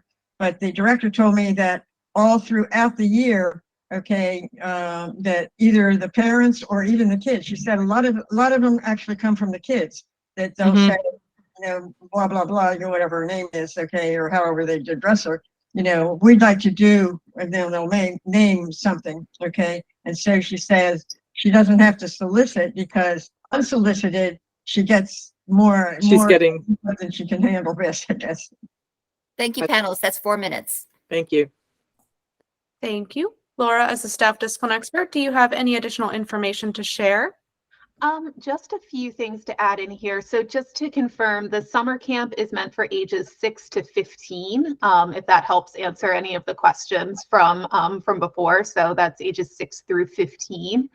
I did want to note that they've done some really great efforts in terms of accessibility that came through some long-term planning that they described that was able to then formulate the sensory-friendly performances and the ASL interpretation performances, which Megan attended, which was great to hear about. I would love to know more about the long-term plan as a whole. I don't know if that means that this long-term plan is complete, if there are other goals and initiatives, or, you know, kind of what's to come next. So I would encourage them, if that was indeed the completion of that plan, to then look at the next steps and the next goals. I did note some concerns regarding overlap of roles and responsibilities. Specifically, the co-founder also serves as the board president and the artistic director. And as I think Megan mentioned it, somebody mentioned it, that the office manager also serves as the treasurer. I was glad to know that the executive director has to sign off on some of those financials due to that overlap, but I would really strongly recommend that the organization clarify that organizational structure around these roles and consider best practices in staffing and board roles to avoid any potential conflicts of interest, just for the future and for their future planning. I also, the organization relies largely on earned income, so I would recommend that in their long-term plans that they consider methods and plans to increase the contributed income so that they're less dependent on those earned income sources. Laura, can I respond to your strategy thing? Okay, basically. Doris, we can't. Oh. I'm so sorry. The discussion period has ended, so we do have to move on. However, I do want to note that if you have any recommendations or things that you want to note, you can make those comments within your rubric to clarify any points. All right, thank you. Based on the information gathered from the discussion, please take time now to adjust any of your scores and comments in Smart Simple in alignment with the rubric. When finished, click Complete. We'll take 3 minutes to do so now.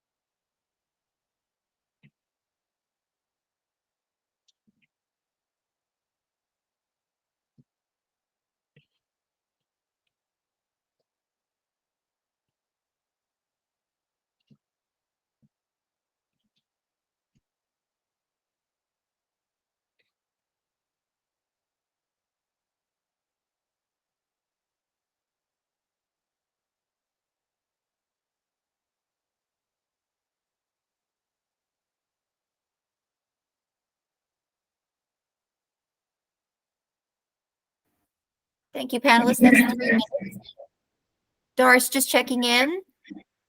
Have you had a chance to submit your scores yet? Yes, ma'am.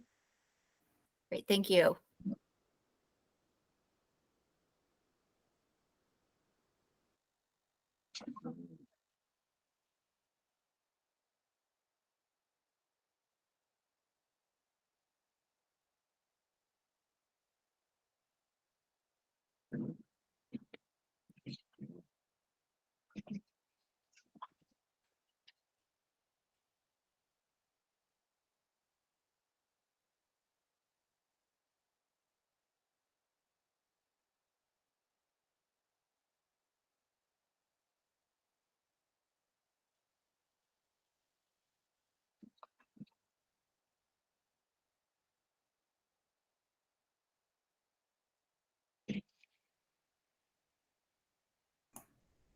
And the average final score is 79%.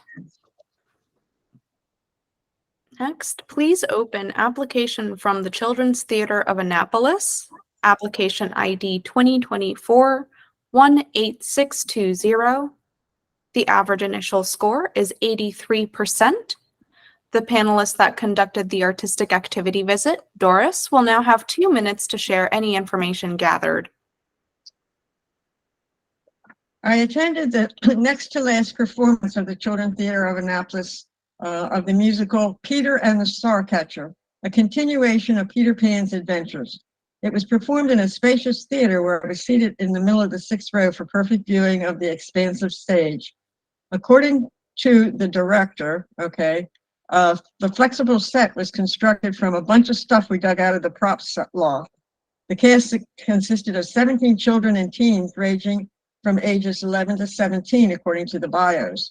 For some, it was the first or second appearance in a CTA production, and others had numerous experiences, with a few aging out of the program, with this as their final production.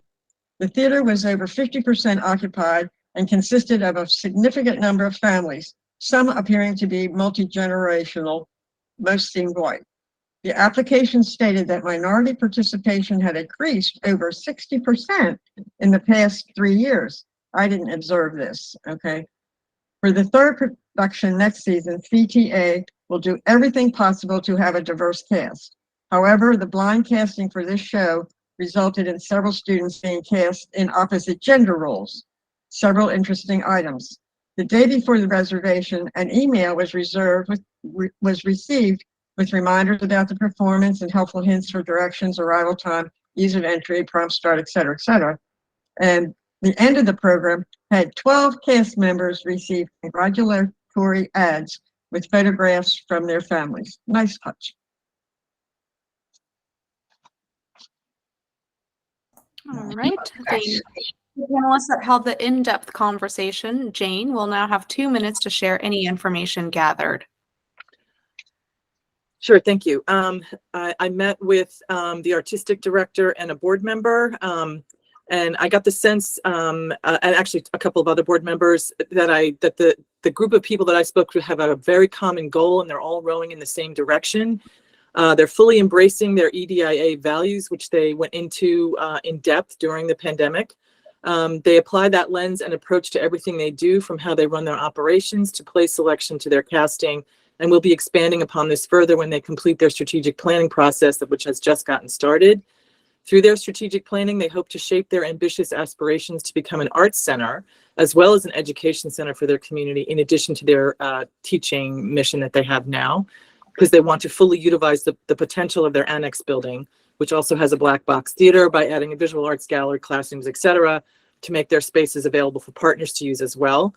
This vision is specifically structured to share their EDIA learnings at this center, offering classes and community building events, and to use the theater and arts education to transform their organization, as well as become a driving force in their community. They envision themselves as a leader in their community, as well as a model organization showing others how to work across norms and societal boundaries to create a healthy and groundbreaking organization. Thank you. Panelists, you now have 4 minutes for additional discussion.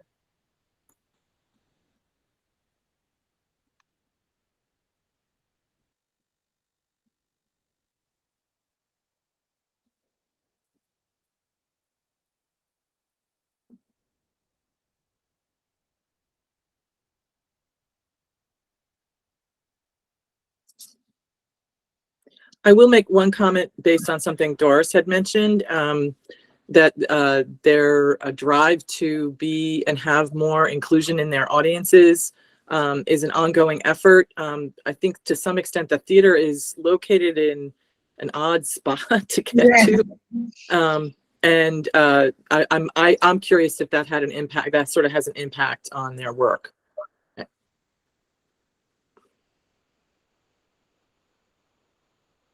I think it's possible, Jane. It was an interesting set of directions. Yeah, I got it. Yeah, they had provided.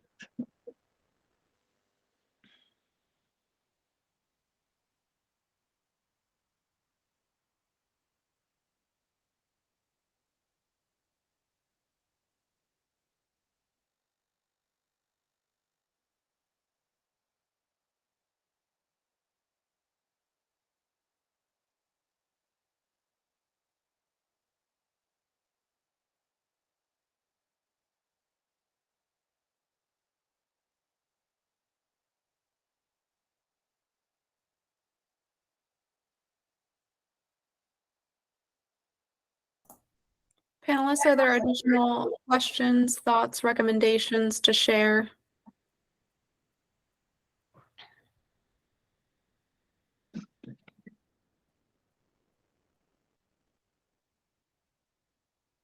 If not, Laura, as a staff discipline expert, do you have any additional information to share?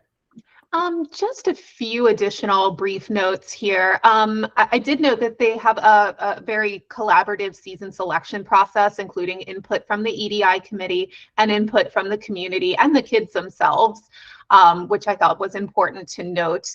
I did have some questions about their work on a strategic plan. So I'm glad to know from Jane that this has started now. And also the application mentioned that EDI committee a few times, but I wasn't sure of really the details around it. So I'm glad to get some more information from you, Jane, about the committee's work. Overall, it seems like there's really a growing awareness of non-dominant norms and how this consideration impacts their programming decisions. So I would just encourage the organization to continue exploring this in their future seasons. Thank you. Based on the information gathered from the discussion, please take time now to adjust any of your scores and comments in Smart Simple in alignment with the rubric. When finished, click Complete. We'll take 3 minutes to do so now.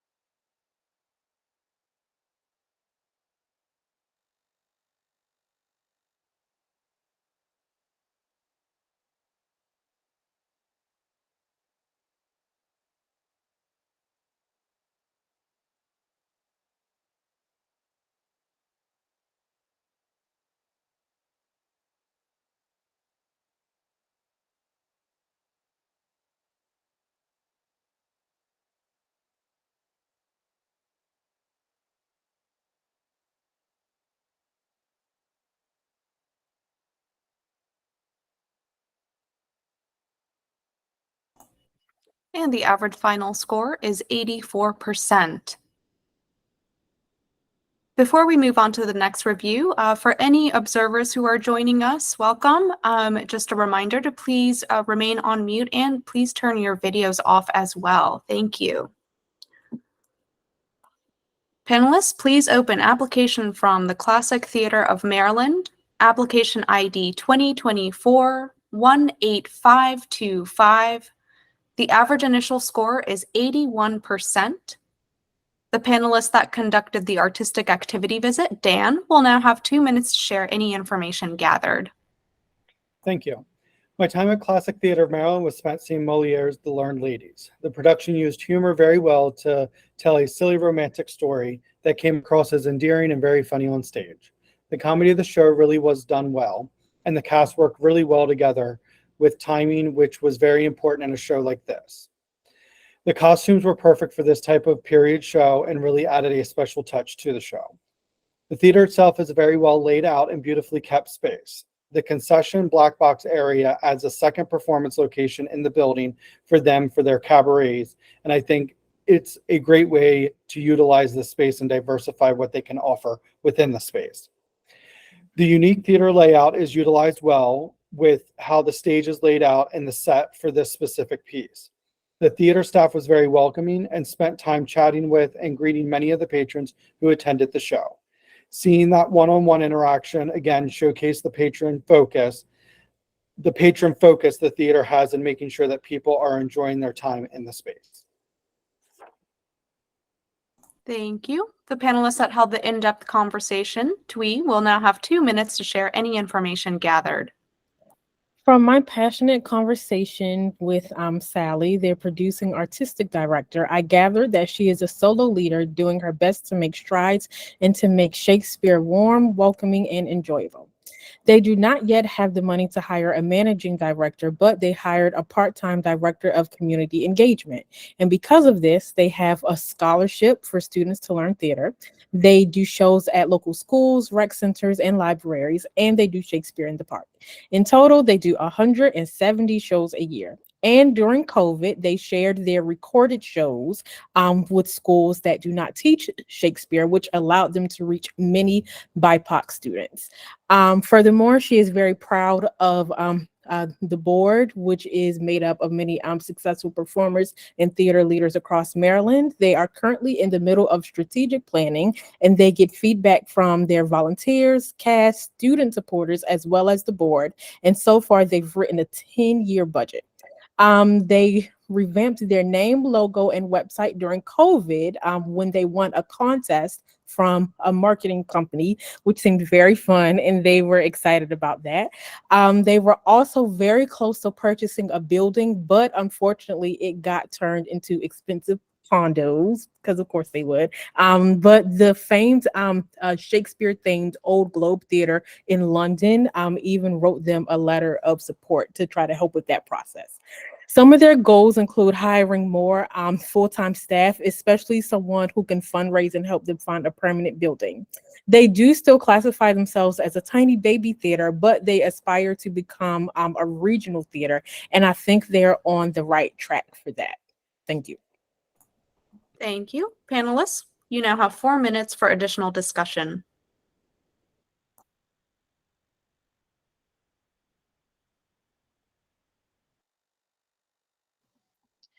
In the application, they talk about how they try to reimagine classic theater, and I'm curious if they spoke at all in either the conversation you had with them, Twee, or in the performance that you saw, Dan, about how these classics are reimagined based on the community that they serve, how the community that they serve helps inform that reimagining of classic theater.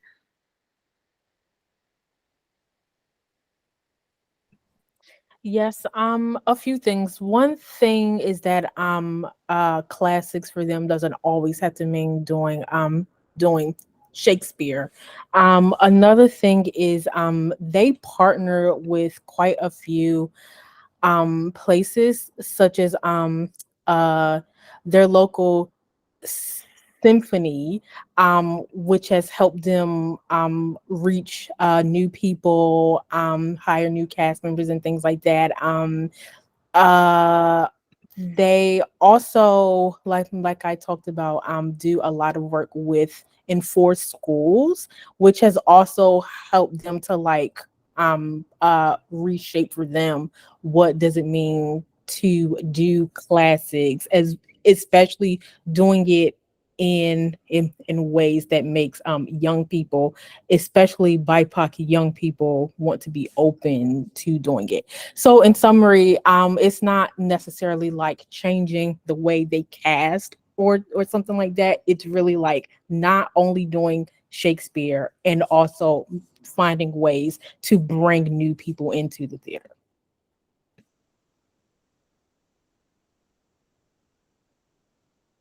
Thank you.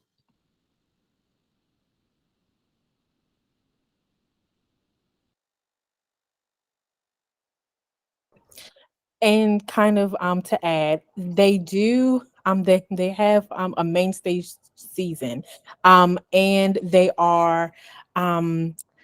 they're doing something new where they commission people within their county to write new plays for them, kind of within that whole theme of doing Shakespeare and things like that. So I guess getting new people to write classics is also their way of reimagining classics.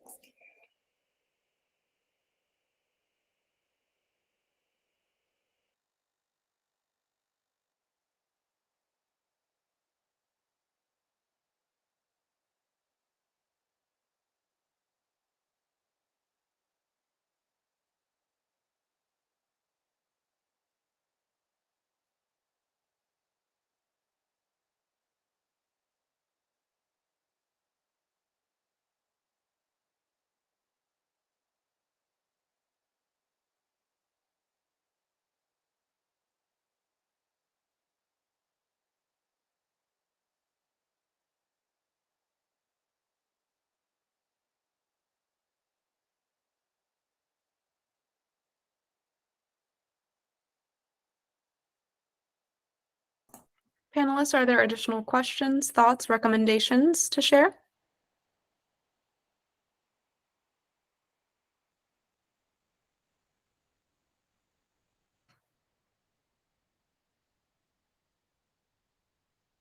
If not, Laura, as a staff discipline expert, do you have any additional information to share? Yeah, thanks so much, Dan and Twee. This application, I found it a little bit light on detail, so I'm really glad to learn this information from your experiences to help kind of fill in the gaps for me. This is an organization that has had some significant growth over the past 2 years with increases in board and staff and programming. Twee, I think you said 170 performances a year. So there's a lot happening with the organization. I'm glad to know that the strategic plan is underway. Now, that was something that I had some questions about, so I'm really glad to hear that that is in progress now. Megan, I had similar questions about the idea of classics, especially with the rebranding of the organization to the Classic Theater of Maryland. So I'm glad to hear some of the details that Twee shared about what those considerations are. I would encourage the organization to keep digging into what that definition of classic is for their organization. This might be something that you think about in the strategic planning process. Just thinking that classics is frequently referencing classics of the Western canon. So how are you thinking about those non-Eurocentric writers and voices and how that fits into the definition of classics? I think is an important thing to think about going forward. Thanks so much. Thank you. Based on the information gathered from the discussion, please take time now to adjust any of your scores and comments in Smart Simple in alignment with the rubric. When finished, click Complete. We'll take 3 minutes to do so now.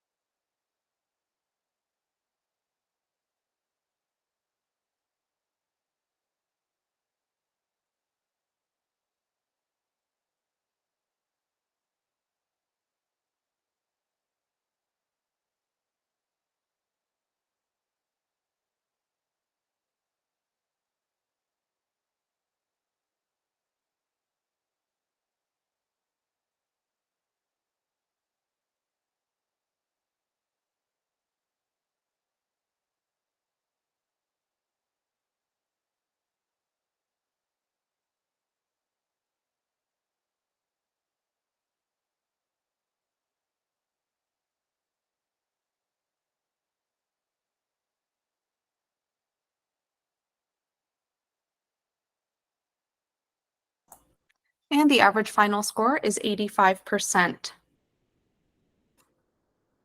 Next, please open application from Cockpit in Court, application ID 2024-18768. The average initial score is 76%. We have two named conflicts of interest, Dan and Laura. Dan will not be participating in the discussions and scoring. In lieu of Laura, Emily will be jumping in as a staff discipline expert. The panelists that conducted the artistic activity visit, TWE, will now have 2 minutes to share any information gathered. Oh, sorry. I am amazed at the caliber of productions they create as a community theater and summer theater. So I watched 8 short videos and 1 full-length show video. There were cast members of all ages and races represented, whether it was a small cast play or a large ensemble show. I also greatly appreciate the theater sending me a big folder of their stage manager rehearsal reports, which is fantastic. This demonstrated their communication styles, professionalisms, how they handle bad things that might happen in the theater, and how they accommodate their cast with breaks and emotional support. For a small theater, their stage management team seems to be fantastic and keeps their shows running smoothly, just like you would expect at a larger theater. There's a section of their written grant that definitely resonates with me, as they stated, quote, "The shows selected are normally family oriented, allowing patrons the opportunity to invite friends to join them. Many of our patrons coordinate visits before or after the show, such as going to dinner, shopping, etc. Many churches, single groups, and retirement homes plan trips to our facilities as either an enjoyable trip or as a fundraiser to support other nonprofit groups. And I definitely felt that from seeing the wide range of shows that they do, such as comedy, drama, and things like that. In conclusion, their theater aesthetic is fun, welcoming, and family-driven, which is very fitting for a community college type of theater company. Thank you. Thank you. The panelists that held the in-depth conversation, Megan, will now have 2 minutes to share any information gathered. Cockpit in Court is a program of Community College of Baltimore County that provides opportunities to participate in and engage with live summer theater with shows ranging from musicals to comedies to children's theater. The Dean of the School of Arts and Communication is the producer for the program and has final approval of the season's selection. Cockpit in Court is committed to providing affordable ticket prices, and they balance their season based on production costs, some small shows, some large shows. There is no pay what you can option. The board is responsible for reading and proposing plays. Based on my conversation with the Cockpit in Court Artistic Director and Administrative Manager, the CCBC Director of Arts, and the CCBC Director of Arts, diversifying the board is a priority because of the influence that they have on the season selection. They shared that previously their board has only read and recommended plays that they themselves found compelling and missed out on the opportunity to engage the wider community, which has a large Black and gay population. Therefore, Cockpit in Court staff are encouraging their board to read a wider range of plays. In 2022, they produced Dot, a play about aging parents, midlife crises, in the heart of a West Philly neighborhood. This show was a stretch for them, and while sales weren't as high as other shows, their audience is more diverse in terms of both race and age. One of the actors also went on to become a board member. The board had previously formed a DEI committee that has since been put on pause, but they're working to relaunch it in the near future. All actors for Cockpit in Court are volunteers from the community, supporting their goal to provide opportunities for young theater artists and technicians to gain hands-on practical experience in the theater. Their children's theater productions are performed entirely by children for children at no cost to their families. Some of their children's actors have gone on to pursue professional acting experiences. Some of their actors now have children of their own who perform in their productions, demonstrating the strong tie to their community theater. Thank you. Panelists, you now have 4 minutes for additional discussion.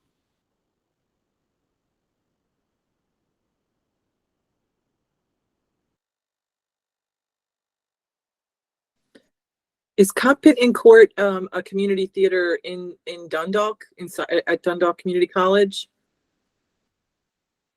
That's correct? Okay, thanks. I Yes, understand that they run in the summer. They are a program of the Community College of Baltimore County. Oh, I see. So I'm sorry. that's why it's overseen by actually the Dean of the School of Arts and Communication. She is actually the producer of the program. Gotcha. Okay. But it meets at Essex Community College and not Dundalk. Got Essex, it. yeah. Thanks.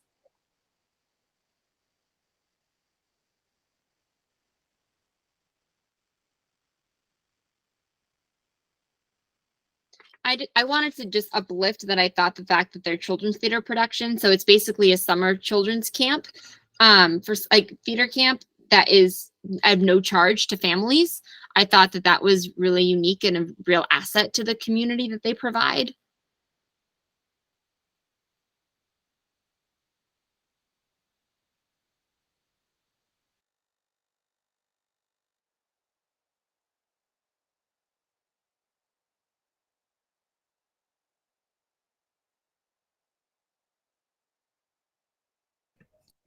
Megan, one thing that struck me when I heard you say it was, I think you said they don't offer a pay what you can type of structure, which surprised me to hear because the shows that I watched from them seem to bring in a wide array of people. Was there a reason they mentioned that and why they can't do that? Is it because they're a school? What's the reason? The sense that I got was that it was because of finances. Like, so it seemed to be some tension between the fact that even though they are a program of the college, there is like, they are still like self-funded. So basically they don't have to pay rent. So, but other than that, they don't get financial assistance from the college. And so I think that, that is, so I think it really just comes down to the cost. Okay.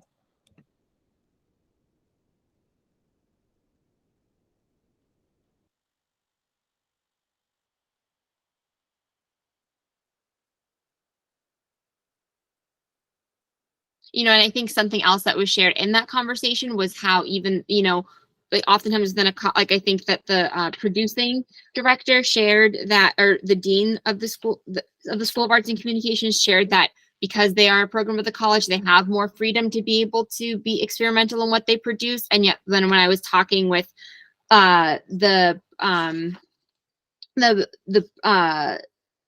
the other members on the call, so the artistic director and administrative manager, they mentioned that they do still have those financial restraints in terms of what they can produce, in terms they have to make sure that they are attracting a wide audience. So there did seem to be a bit of discrepancy there in terms, and so I would, I don't know if that is miscommunication amongst the leadership, or not, but that was just, or maybe I just misunderstood that, but that was something that struck me as seemed like a discrepancy. So I guess I would recommend maybe some more communication about what risks can these theaters, you know, can the program take, including perhaps adding pay what you can options.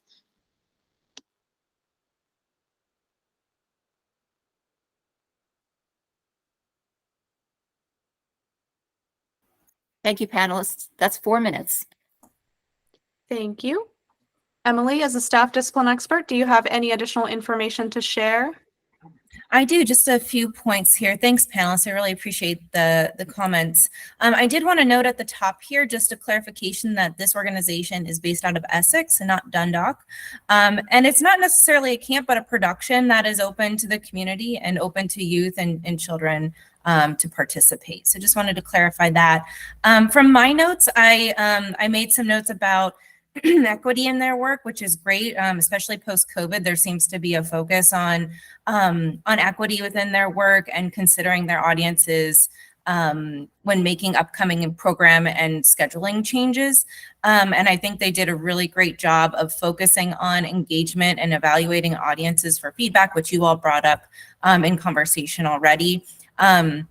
and making those suggestions. So it seems very thoughtful in terms of the creative process and those engagement points with the community and partners and families in the area. I did have a note around strategic planning. It again seems like the board and staff are really engaged in the planning. However, it does seem to be centered around ongoing or annual planning, along with a couple of strategic goals that were mentioned within that section. So I would recommend clarifying if the theater has a strategic or long-term planning effort in place, or if it's that has these overarching goals for the theater. If it's formalized for, like a 3 to 5 year plan, for example, and who's involved with that process, and how might that align with the school, the community college, and or other theaters under the CCBC umbrella.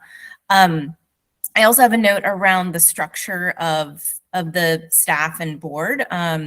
There was a good, clear understanding of how the structure is, but I would recommend they think further about the indicators of success. How do they know that this is a successful structure, and really communicating that further? I also had a note about the board and staff representation. It seems like they are making those efforts. As somebody mentioned, there's a goal to diversify the board, offering a wider array of plays to be more reflective of community. There's a DEI committee on pause, and I'm glad to hear that they're looking to re-engage that. Those are all really great strategies, and I hope they continue to move forward with those and think about other strategies to help diversify the board.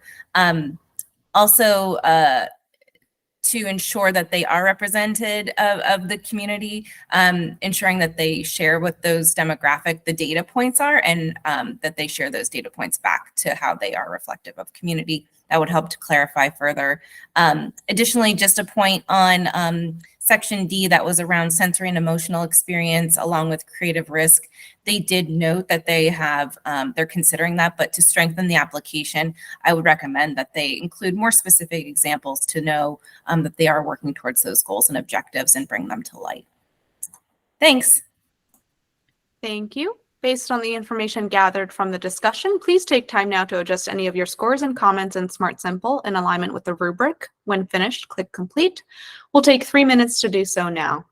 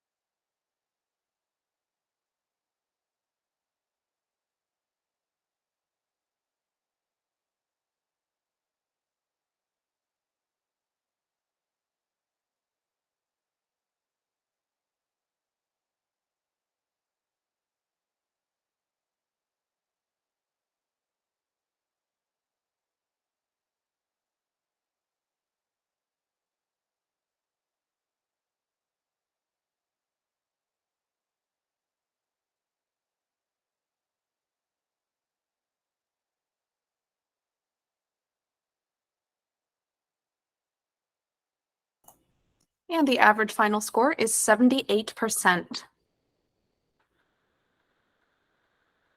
All right, panelists, we're going to be taking a break, a 10-minute break. So if we could all come back at 1:46, we'll see you back then.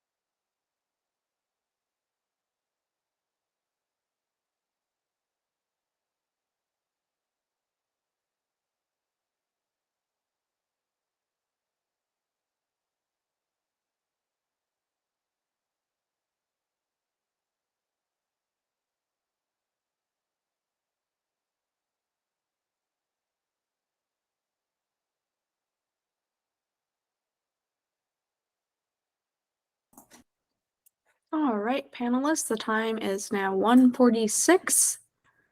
If we can start to make our way back, please. Hi, Jane. Hi, Twee. Hi, Megan.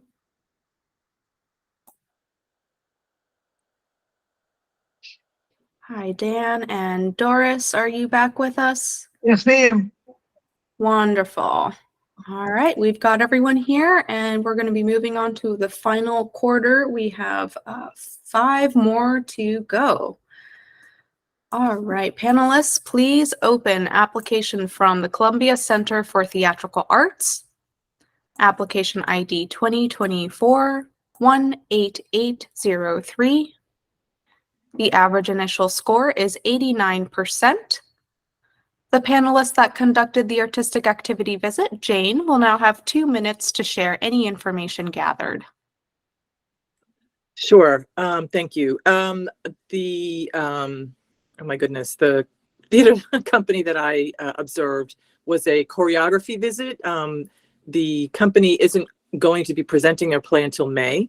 The play that they're performing is Aida, the Tim Rice, Elton John Broadway show, which I personally was not familiar with.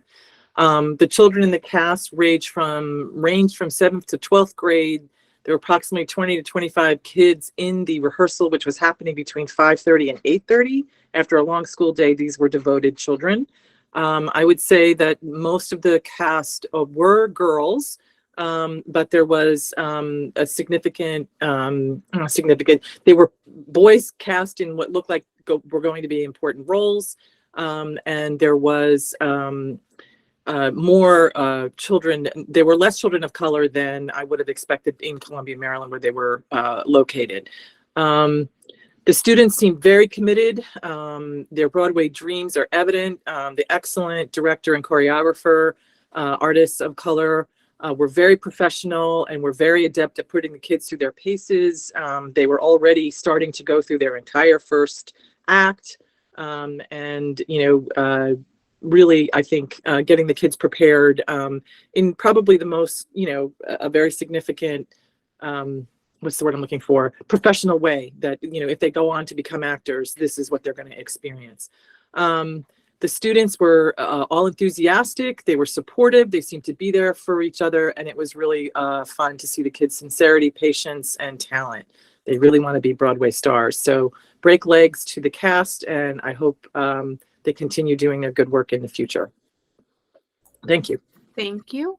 The panelists that held the in-depth conversation, Dan, will now have 2 minutes to share any information gathered. Thank you.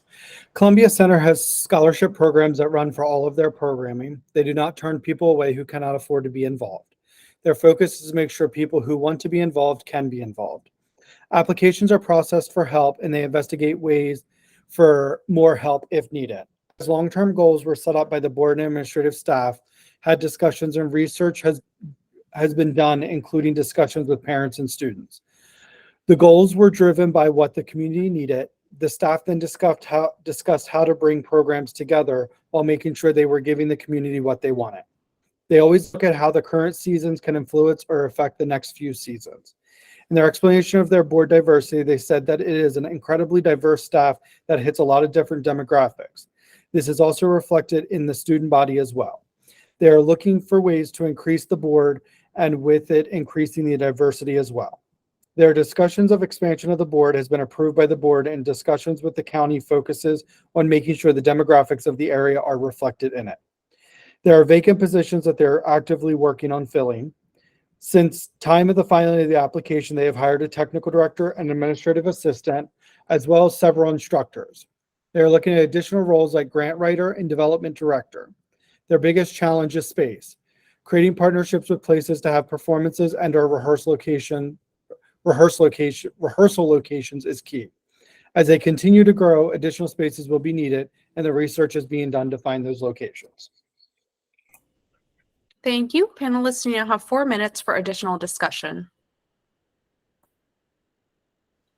I thought that overall this application had a lot of strong examples and research to support the work that they were doing and communicate its importance. The one area where I thought some examples would have been helpful is when they're talking about their diversity and in terms of reflecting the community that they serve. They say that they have, like, Dan, you were saying in your conversation that they talked about having a very diverse board. And I know that they talk about wanting to expand, like talk about that in the application, but there is no indication in terms of like statistics or numbers or percentages in that application. And so I think that I would recommend either including that research if they have it, or doing that research so that those numbers can help inform their diversity goals moving forward.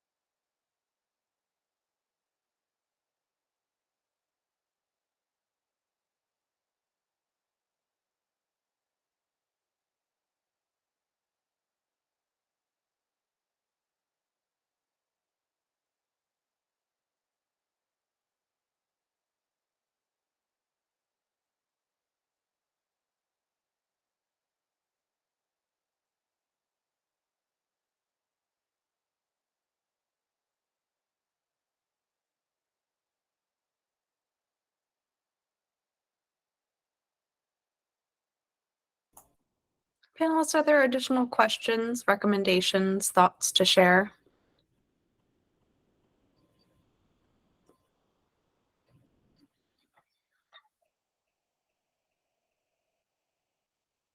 If not, Laura, as a staff discipline expert, do you have any additional information to share? Just a few brief things, and thank you, Megan, for the point that you just added. That was also a recommendation of mine, so I just +1 that. I think that this application showed a really clear commitment to feedback, and that they've seen really positive changes occur following the implementation of that feedback loop of collecting and incorporating those thoughts. So I thought that that was a really positive thing to point out. There are long-term goals that are really clearly articulated throughout the application. They've expressed that they have made some staffing changes in the past year and some restructuring for what they find to be a more effective model for the organization. So that's great that they're being reflective, through that process. They have recently experienced some turnover in several staff positions, and I forget who mentioned it now, but somebody, I think it was Dan, said that those have been filled, so that's great to know as well. I think maintaining staff and increasing benefits and salary is also important to the organization. There's a strategic goal around that, so that's important to point out. I would just encourage them to push further and explore how non-dominant voices are being represented in the work that they are sharing on the stage with the students. Thanks so much. Thank you. Based on the information gathered from the discussion, please take time now to adjust any of your scores and comments in Smart Simple in alignment with the rubric. When finished, click Complete. We'll take 3 minutes to do so now.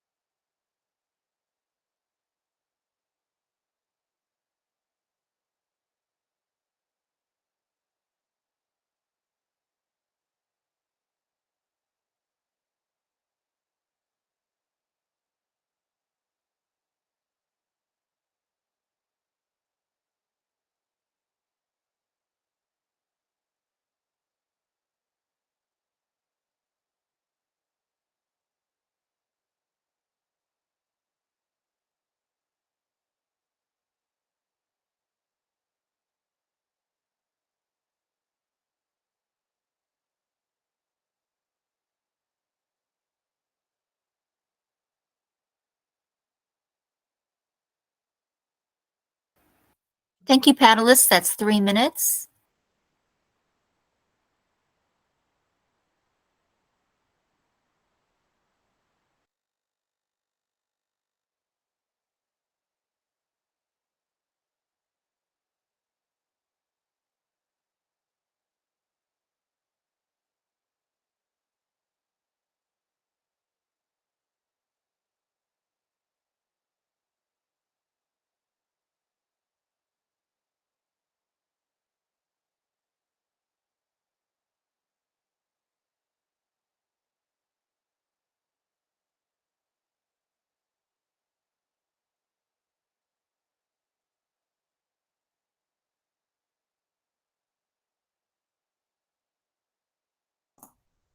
And the average final score is 89%.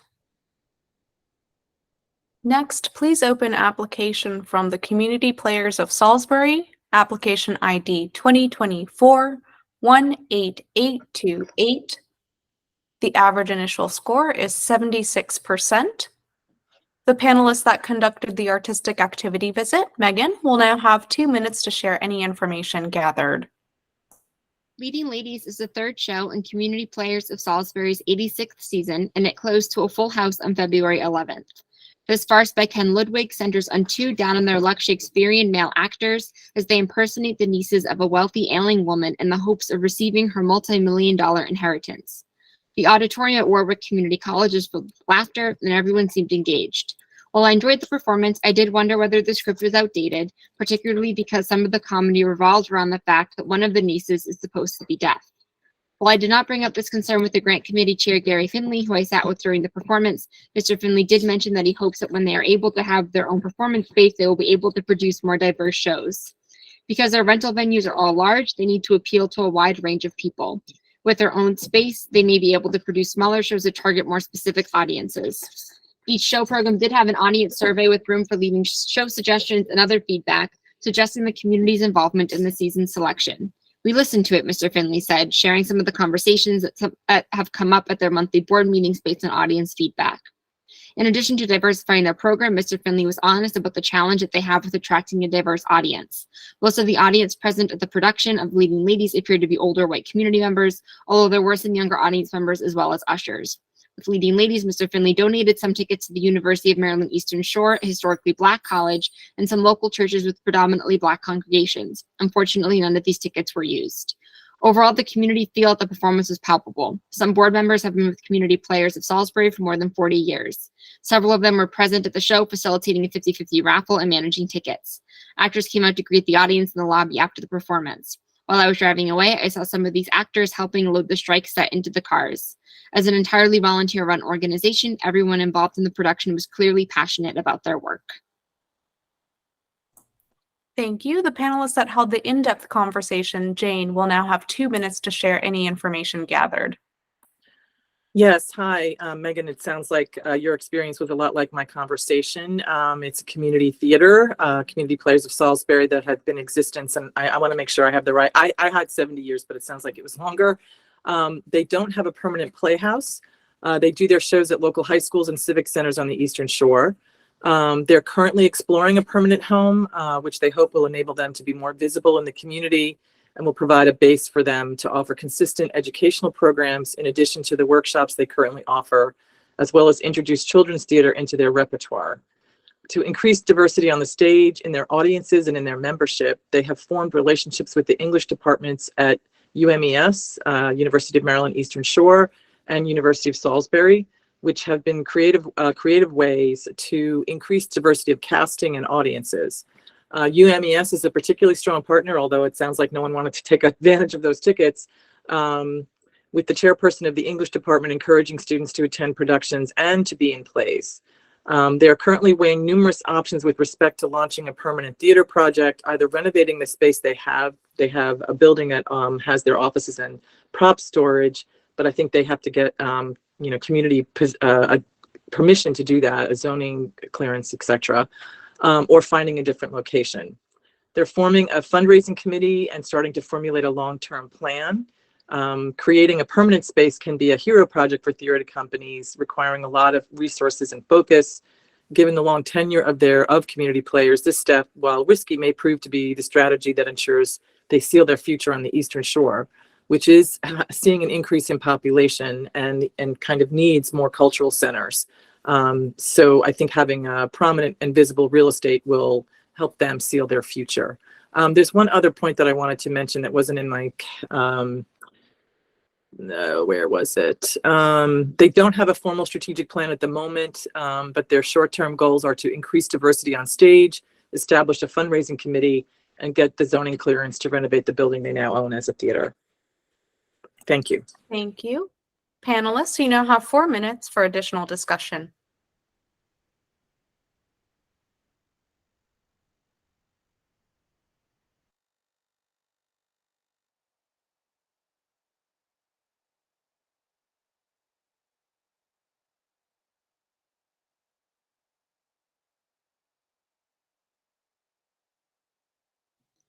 I do want to add, Gary Finley, the grants committee chair, he did share with me, send me just some photos of the space that they're looking to renovate. And it looks so, they definitely do have plans in place and they're trying to move forward with that. And it seems like a really promising location and a space with a lot of potential.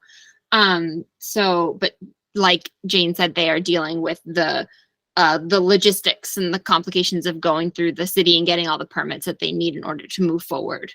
Right. And I think also it's something that, I think that Gary shed some light on for me is that, when they're having to rent out spaces, that means that in order to make that worth it, they have to sell the seats in order to make that rental fee worth it. And so that also limits, not maybe limit, and it definitely informs the production choices that they make because they want to make sure that they can attract a wide audience and they can fill those seats. And so I think that's why he really emphasized his hope is that when they get when they are able to perform in their own space, that they can do some smaller productions and maybe not have to worry about filling every seat as much. And they can be more experimental and take risks.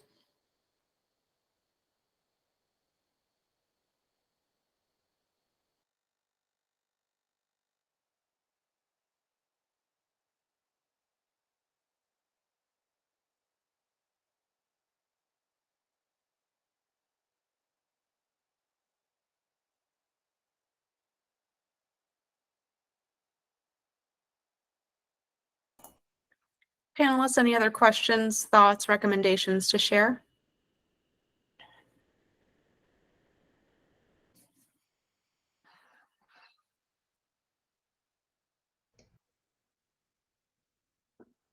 If not, Laura, as a staff discipline expert, do you have any additional information to share? I do. Just a few comments here. Thank you so much, panelists, for that information. I think it was Jane that was talking about their location in Salisbury, and I do want to highlight that this is an organization that's located in an area of the state that doesn't have tons of arts organizations, particularly theaters. So that organization is really working to fill an identified gap for that community. I'm glad to hear that long-term strategic planning is something that's kind of on the horizons and in the works. So that's really great to hear. The description of the board appears to be that most of the members of the board are also involved in the theater itself as actors or directors and other people involved with the shows. I would encourage the organization to consider methods to expand this so the board is fully reflective of the community, and then the casts and the production teams in a separate way are also fully reflective of the community. Just inviting more voices, more perspectives to the table, and thinking about the community as a whole and not just the community of quote unquote theater people. There is an expressed goal to connect further with more diverse groups, which I think we heard about a little bit here. I would also encourage the organization to think about specific goals and strategies and really investing in those authentic relationships that are not transactional in nature, but really mutually beneficial for everyone involved. The organization is largely dependent on earned income. So I would recommend, I think somebody mentioned a fundraising committee is evolving. So I would recommend moving towards more of a balanced earned contributed income ratio and thinking about other sources of earned income as well. And then finally, I would just recommend that the organization expand the definition and its thoughts on non-dominant norms some. It seemed like the response was kind of equating non-dominant norms to adult content or controversial themes, which isn't necessarily the case. I would really encourage the organization to think about how it's considering non-white voices and how that's represented on the stage, and thinking about pushing beyond that conventional Western theatrical canon, which it sounds like in this future space might be something that can happen a little bit more regularly. But I think there is a lot of interest and steps from the organization when it comes to equity, and I would I would encourage them to continue pushing and really continuing that exploration of diversity in all forms. Thanks so much. Thank you. Based on the information gathered from the discussion, please take time now to adjust any of your scores and comments in Smart Simple in alignment with the rubric. When finished, click Complete. We'll take 3 minutes to do so now.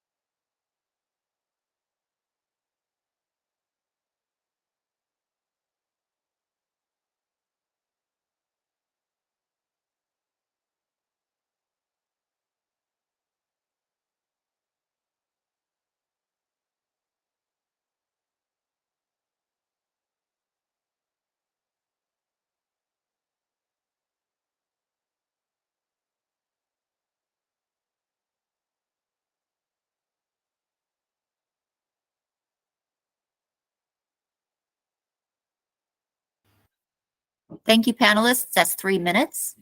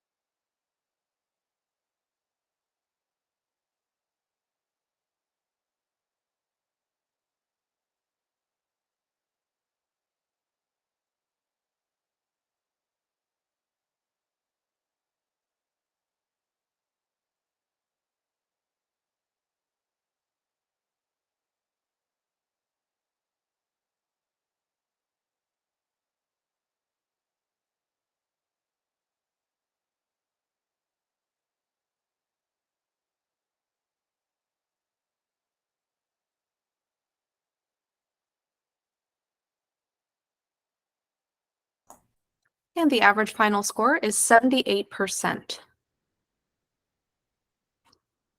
Next, please open application from Compass Rose Studio Theater, application ID 2024-18784.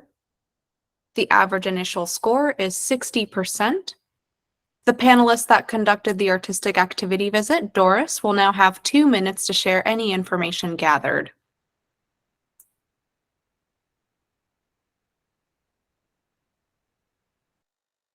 Doris, if you're speaking, we're unable to hear you.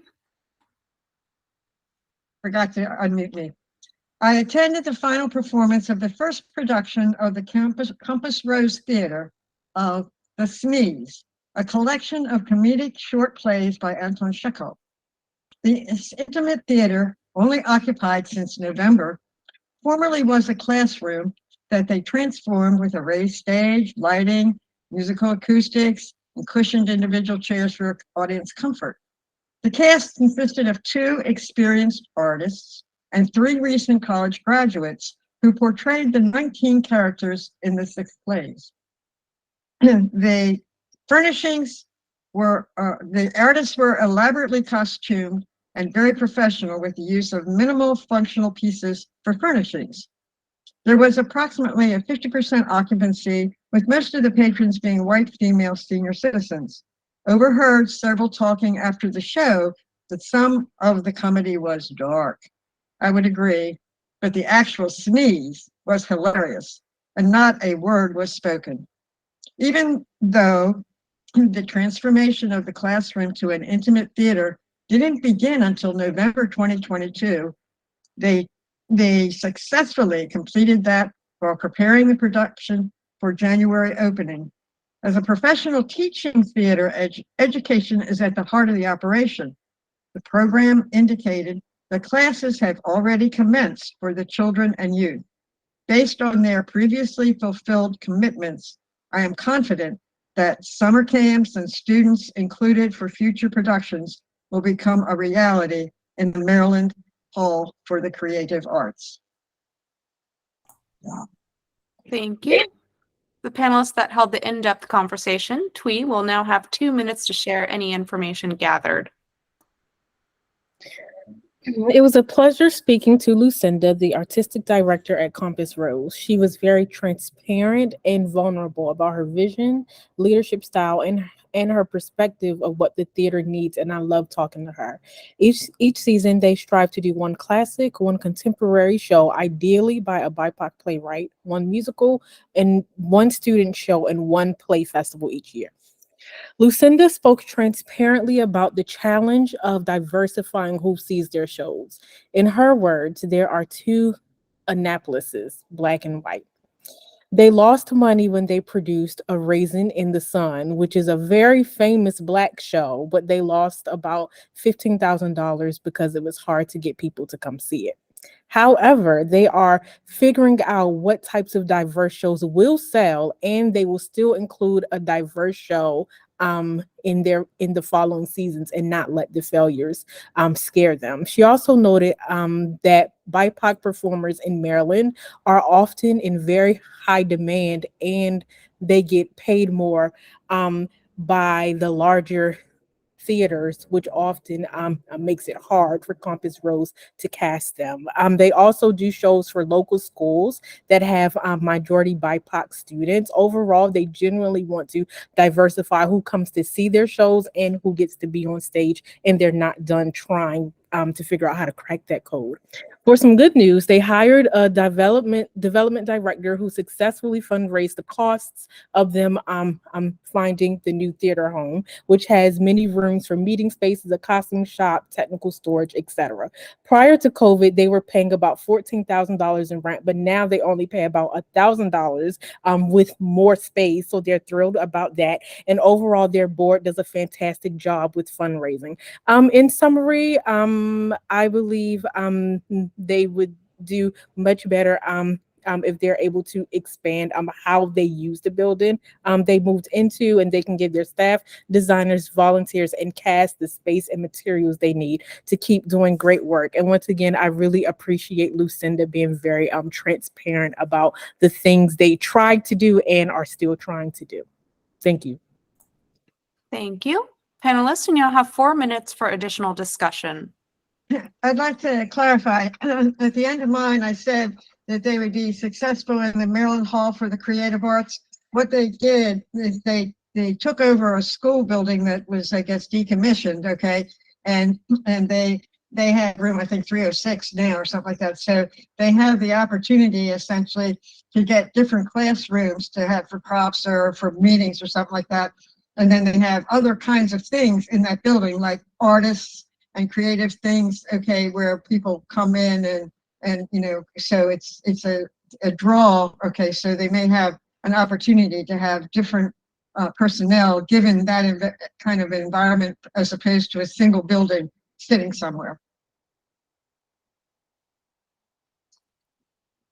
In just looking at their application, Twee or Doris, I wondered if they have spoke to you about sort of the, you know, what are we calling it? Norms, different norms that they want, different ways that they're bringing in sensory and emotional experience into their programming, taking creative risks that way.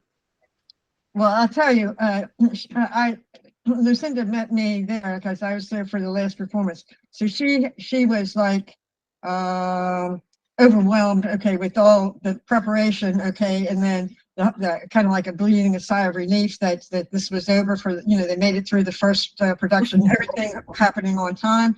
And I think at this stage of the game, I didn't have a conversation with her about that. I mean, I wasn't the in-depth anyway, but the fact of the matter is she was just, you know, like I say, exhilarated to be completing the production for the first time. So yeah, I don't have anything on that. Maybe you do, Twee. No, it makes sense. They just moved into their theater. They're just really getting their, you know, getting their feet in their new space. Thanks. Exactly. Yeah.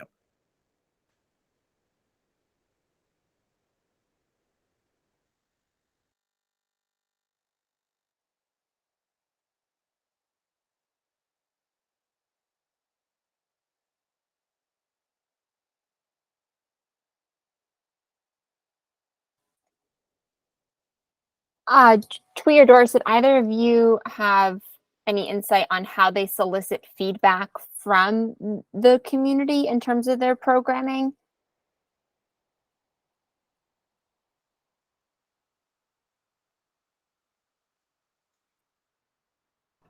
Sorry, No,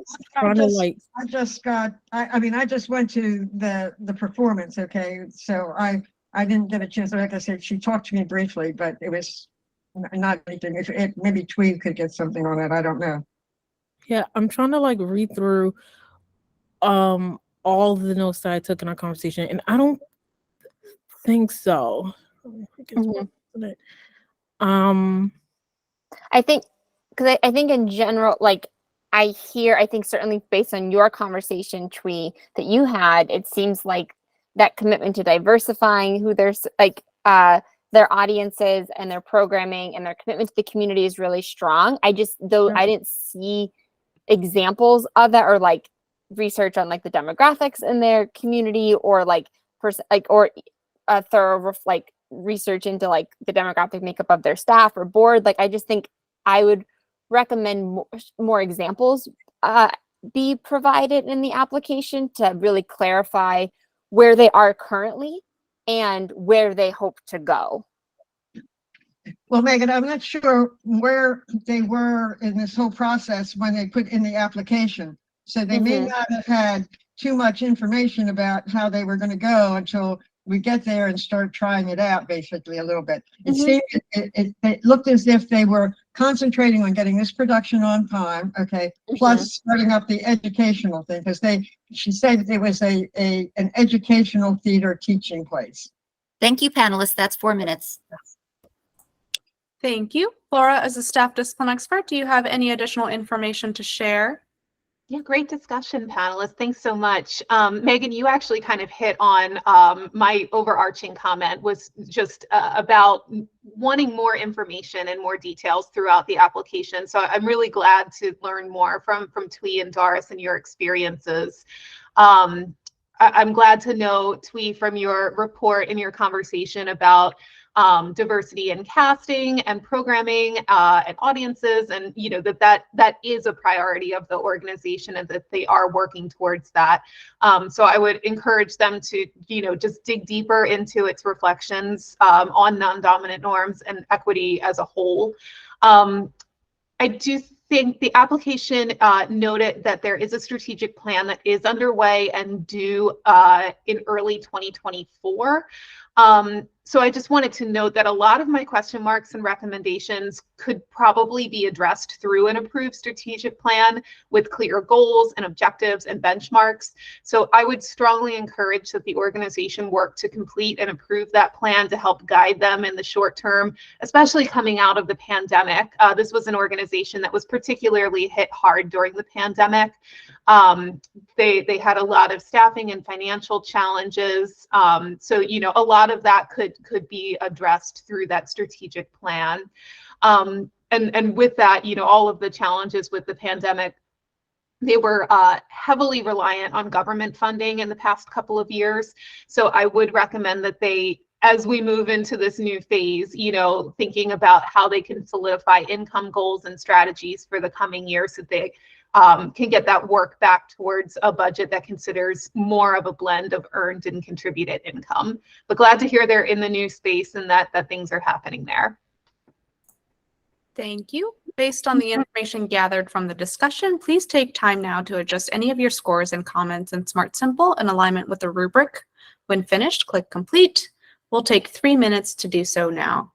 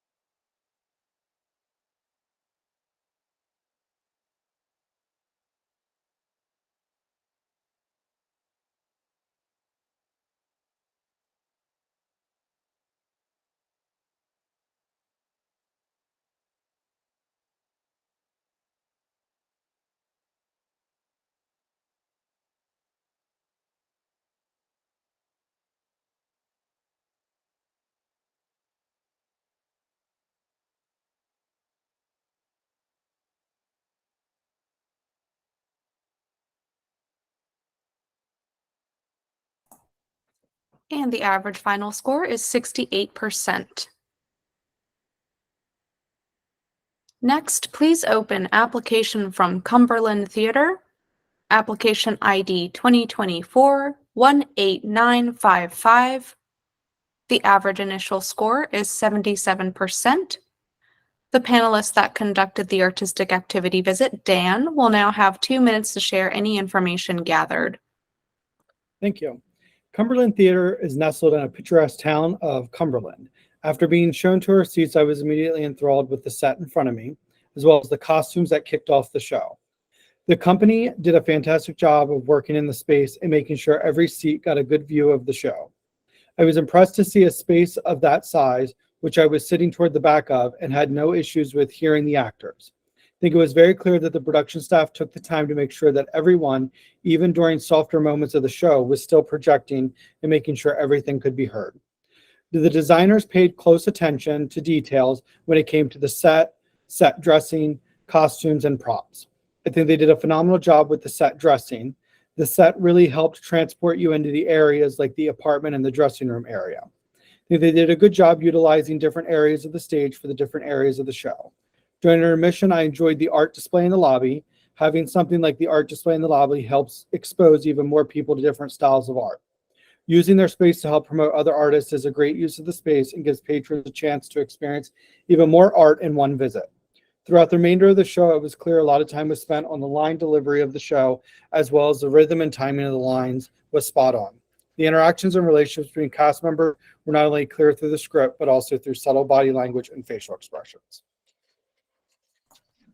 Thank you. The panelist that conducted the in-depth conversation, Doris, will now have 2 minutes to share any information gathered. With the 35th year of presenting entertainment, the Cumberland Theater has found a way to bring high-quality professional performances to this isolated area. The main stage is the converted church building, will feature 5 plays and 3 musicals, plus a free new play reading series, wine tasting, and paint and sip with a local artist. Other events are planned, with the outdoor Shakespeare in the Park continuing. This combination of paid artists supplemented with local volunteers seems currently to be a successful model for this theater, garnering multiple regional and state awards and accolades for a robust season while overcoming significant challenges. With the tri-state area of Maryland sandwiched between Pennsylvania and West Virginia, predominantly white, it is difficult to engage diverse theater professionals. However, until the area actually becomes more diverse, equitable, and inclusive, the Stars of Tomorrow program for youth from 6 to 20 has been expanded to include 2 annual productions. There is progress for including younger members on the board of directors. There is an effort to expand the offerings online as the initial outreach has increased diversity in staffing and casting and submission of new plays. The sequence for filling all staff required for a performance radiates from the Cumberland location. The community is extremely supportive. Some host families open their homes to guests from out of town. When a survey was distributed to assess whether to continue the audience pick, where the field is now down to 4 selections and the public votes for the season opener, most of the 2,500 votes were positive, and it will remain as part of the season selection process. More than half of the 78-page high-quality color printed season playbill contained advertisements, congratulations, and acknowledgments. Thank you. Thank you. Panel, you now have 4 minutes for additional discussion.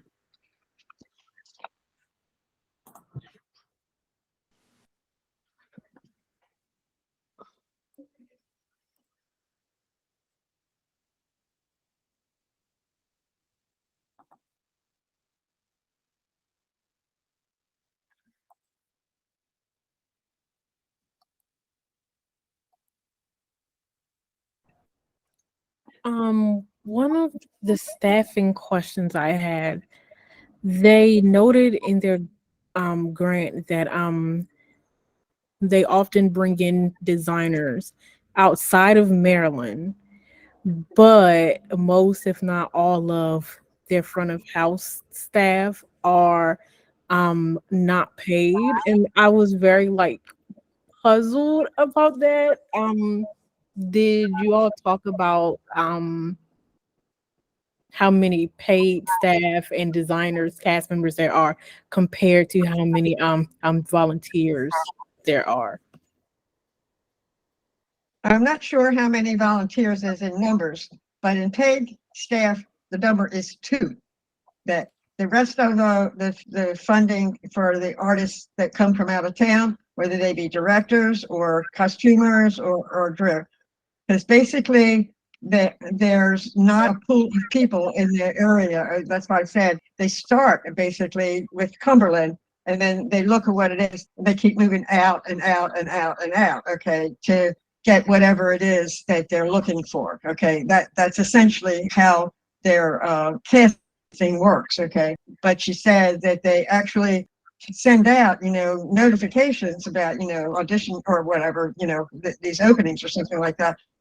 But it's a very isolated area, and so the fact that they've been able to, you can see Dan shaking his head. I mean, it is out of no man's land. The fact that they for 30 years have been putting on professional things. This is the kind of the model that they started, and they needed to import talent. Okay, and so the community is really expecting quality, let's call it Broadway type professional things, because that's what it is they've had. And so in order to do that, they have to still keep casting a very wide net in order to get what they need. Having done the artistic visit, it was a 3-hour drive. It's a little over 2 hours from Baltimore. From what I read, most of the design stuff was done by people on the board for this particular show, and a handful of the actors. It was only 8, I believe. 3 or 4 of them were from elsewhere and had relocated for the production itself, and then I'll go back to where they came from. But a lot of, I believe, like all the design stuff was done by people on the board or associated in some way with the theater itself. Actually, David, that is the second paid person, that technical. I actually met him when I was out there he was actually making the set of the show that you were going to see. The artistic director is also the executive director, whatever, that person, and the gentleman. Those are the 2 paid local people, as far as the whole thing goes. Okay, as far as so basically, it's amazing. Like you talked about. I did both the in-depth for both Hagerstown and Cumberland on the same day. I did over 300 miles, and that's because I was able to combine. I did one in the morning and one in the afternoon. It was a very tough day for Doris, but anyway, it was very. I mean, both of them were really very good. I mean, I enjoyed, but it was challenging. Thank you, panelists. That's 4 minutes. Thank you. Laura, as a staff discipline expert, do you have any additional information to share? Yeah, just a couple things to point to. And Twee, you were probably asking the question that's related to C2 with the staffing structure. So I just wanted to also just point to as confirmation and everything to that conversation. It does talk about the AD and the TD being a part of the staffing structure, and then how they're hiring the actors, designers, all of that. And then the volunteer corps serving as ushers, box office attendant, and bartenders. So it doesn't give a breakdown with numbers per se, but that just kind of gives the overall, breakdown of how they're running that. I think both Dan and Doris, alluded to this, but just, highlighting the fact that this organization is in an area of the state that doesn't have a lot of other arts organizations, particularly theaters. So this organization is really working to fill an identified gap in the community. This is an application that I also feel like would benefit from more details and specific examples. So it was really great to hear from Dan and Doris here today to fill in some of those gaps. There does appear to be some long-term plans and goals in place. I would love to know, more about how those goals were established. So, in future applications, I would recommend thinking about, describing how those goals were established. There were some financial and staffing challenges that were shared here, and we appreciate that, just open and honesty about those things. I would encourage that the organization think about all types of demographics, so not just race, but also thinking about age and gender and income level and differing abilities, all of the different demographics that appear in the community, and thinking about how they're appearing in your board, on your audience, on your stage, et cetera, to really reflect the community. I thought that the application really kind of shared that they're willing to, quote unquote, push the envelope regarding content, in their programming.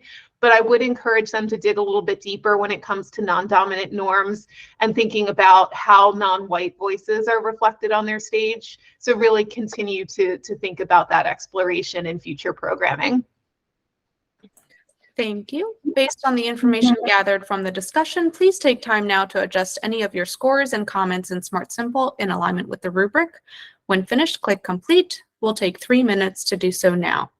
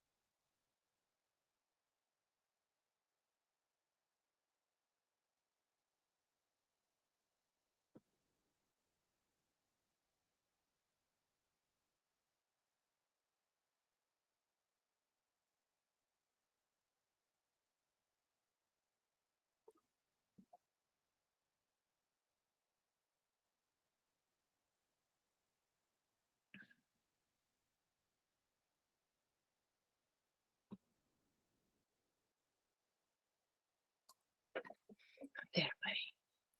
Hello, buddy. Hello. Hey, Rara. Good boy.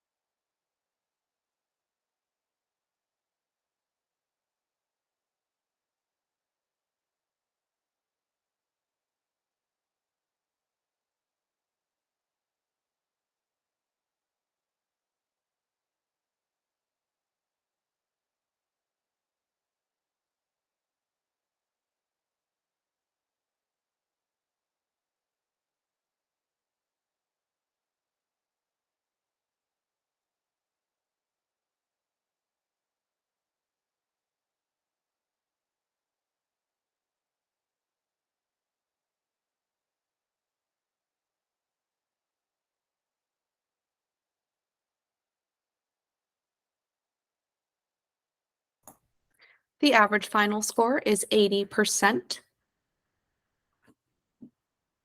Next up, please open application from Dundalk Community Theatre, application ID 2024-18770. The average initial score is 66%. Dan and Laura have stepped forward as conflicts of interest, so they will not be participating in the discussion and scoring. In lieu of Laura, Emily will be stepping in as the staff discipline expert. The panelists that conducted the artistic activity visit, Jane, will now have 2 minutes to share any information gathered. Great, thanks, Catherine. I reviewed a presentation about Dundalk Community Theater season because I was not able to attend a show. They had just closed Our Town. And I interviewed Kelly Clarkson and Ann Leffler, who showed me a presentation and an archive full of past productions. Because DCT is a self-funded program that is also housed at Dundalk Community College, this theater is a bit of a hybrid. And I think that was hard to suss out in reading their application, actually. It's hard, where am I? I'm sorry. It's run like a community theater in terms of volunteers to perform many of the jobs in the theater, actors, front of house, marketing, box office, but it's also part of the school's mission for community engagement. And we also have discussed this, that DCC has a theater department which produces shows in Essex. DCT has a new artistic director who, while following some traditions there in terms of play choices, a mix of well-known musicals and smaller plays, is starting to make riskier play choices like A Bronx Tale for her musical this season, balanced by Our Town. She is committed to increasing diversity and inclusion in both casts and audiences, and the archive portfolio I saw, and to quote Twee, because I think this is the best way to say it, a variety of colors, shapes, ages, and shades. I love that. So great. Also, Our Town played a bit with gender norms, so a little bit of artistic risk there. Our Town was also directed by a woman, which I think was the first time in their history. I thought they said that. They have a pretty big challenge. Their theater has 400 seats, and they're still having less than stellar audience attendance, which, but that's a big house to fill, which they attribute to the COVID hangover that many theaters are experiencing. They're hopeful that their next production of Joseph and the Technicolor Dreamcoat, which features a diverse cast, including a Black female pharaoh, and is directed by a Black director, and I'm sorry, I did not get his name, will be successful in terms of both audience size and diversity. Through my conversation with Kelly and Ann and the portfolio I saw, I believe DCT is committed to excellent production values while making more expansive choices around play selection, cast selection, and directors. I think they have a clear understanding of their mission. Thank you, Jane. That's 2 minutes. Oh, okay, that's fine. Thank you. The All right. panelists that held the in-depth conversation, Twee, will now have 2 minutes to share any information gathered. Thank you. I will start by saying I did make a mistake and go see a show first. The show was great, and then I scheduled the conversation. I had the pleasure of talking to the board chair, production manager, and artistic director. The main thing I took away is that Dundalk Community Theater is not meant to be for the students of the school. They rarely cast students because this campus does not offer theater classes, but they do support the neighboring community colleges and high schools with their theater needs, because those campuses do have theater students and theater classes. There is a panel as an extension of their board who helped decide about the season planning and staffing. This panel usually includes the technical director, people who live within the neighborhood, and past staff members that have helped to run or design the shows. Much of their casting and season planning does not need approval from the school, which is great because it helps them cast a wide net for diversity. For example, in the past, they've been able to cast plus size women in roles because they didn't have the limit of being forced to cast students. They also staged A Bronx Tale, which allowed them to hire lots of Spanish-speaking cast members, which was great for them. Additionally, they will hire their first ever Black director later this season, and last year or this season, they hired their first woman director in years. Furthermore, their school financially supports them. For example, their school recently gave them a huge budget to purchase new speakers, lights, costume stock, etc., which they haven't been able to do in many years.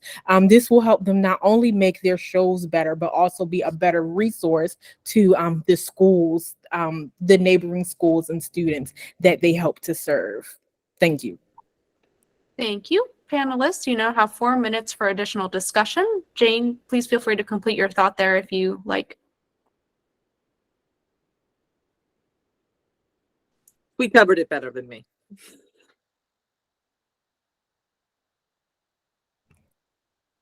Yes, I started the conversation with them with saying, I think as a panel, we wanted to be sure about, do they cast students? Do they not cast students? Do the students work backstage? Do they not? So like they definitely said they're not meant to like focus their services on the students. They want to train people within the neighborhood, within the county, who want to be on stage, which is great. Right, right. But it was a little confusing in terms of reading the application. They're kind of like a professional theater housed inside of the community college, which gives them the theater. And as you said, you know, upgrades the physical plant, but then everything else they have to run themselves and pay for themselves.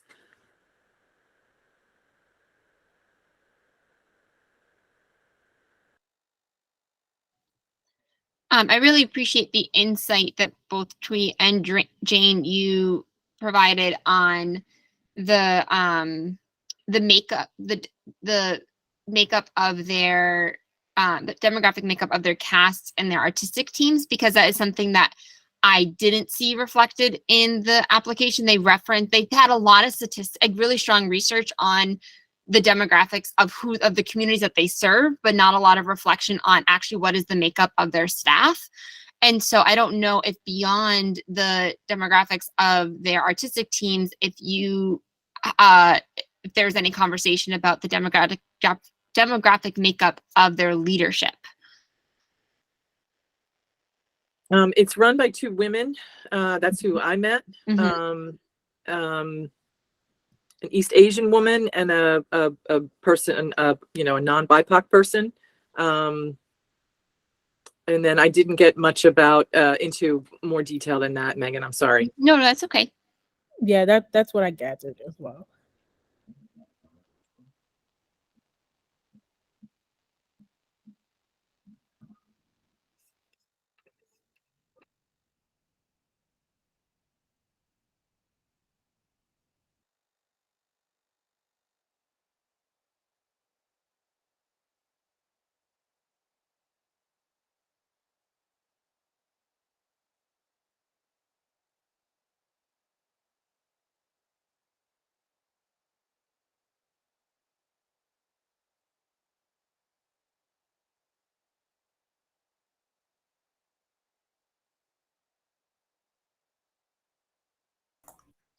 Panelists, any additional questions, comments, recommendations to share?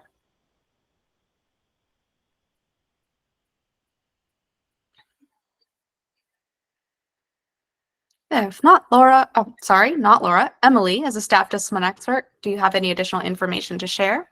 I do have a couple more points. Thanks, panelists. That was really helpful, Jane and Twee. Thank you very much. I also had some notes about, you know, the artistic managing director, Kelly, being it's her first season. You know, that there's transition during this time, and that they have got more goals for the board to be more diverse, which you all talked about, and be more reflective of community, which is great. I also have a note here to kind of answer and talk to some of the questions about the actors and hiring students.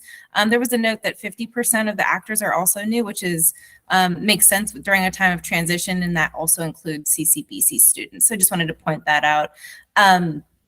I also noticed the use of using the term artistic merit as a way to measure what programs and productions are selected. And I would just recommend that they clarify what artistic merit means to them and the organization, and how might they clarify how equity, diversity, access can be infused in that evaluation tool. It may be there already. It sounds like they're already considering that as part of evaluation and programming decisions, but to clarify that in the application and within their creative, when they're thinking about making decisions, you know, I would consider that a little bit further. I also wanted to uplift in the activities chart just the connection to how artistic activities are designed to reach yet to be known constituents. They may consider specific goals, objectives, strategies to reach those folks that are in community that they're not reaching quite yet. And I also was glad to see that they have a strategic plan that is connected to the college. But I would also further consider how the theater may have long-term strategic goals and alignment further with the college and engage stakeholders and community in connection with the theater as well. I also had some note that you all brought up about the demographics, and I think they did a great job of understanding their community, but would further recommend how they identify those demographics within their own leadership. So that would be the board, staff, volunteers who make up the theater. And then just further consider the sensory emotional impact of programming. While they made some notes there, I would really consider further how they intend the audiences to feel and use some examples to help uplift those points as well. Thanks. Thank you. Based on the information gathered from the discussion, please take time now to adjust any of your scores and comments in Smart Simple in alignment with the rubric. When finished, click Complete.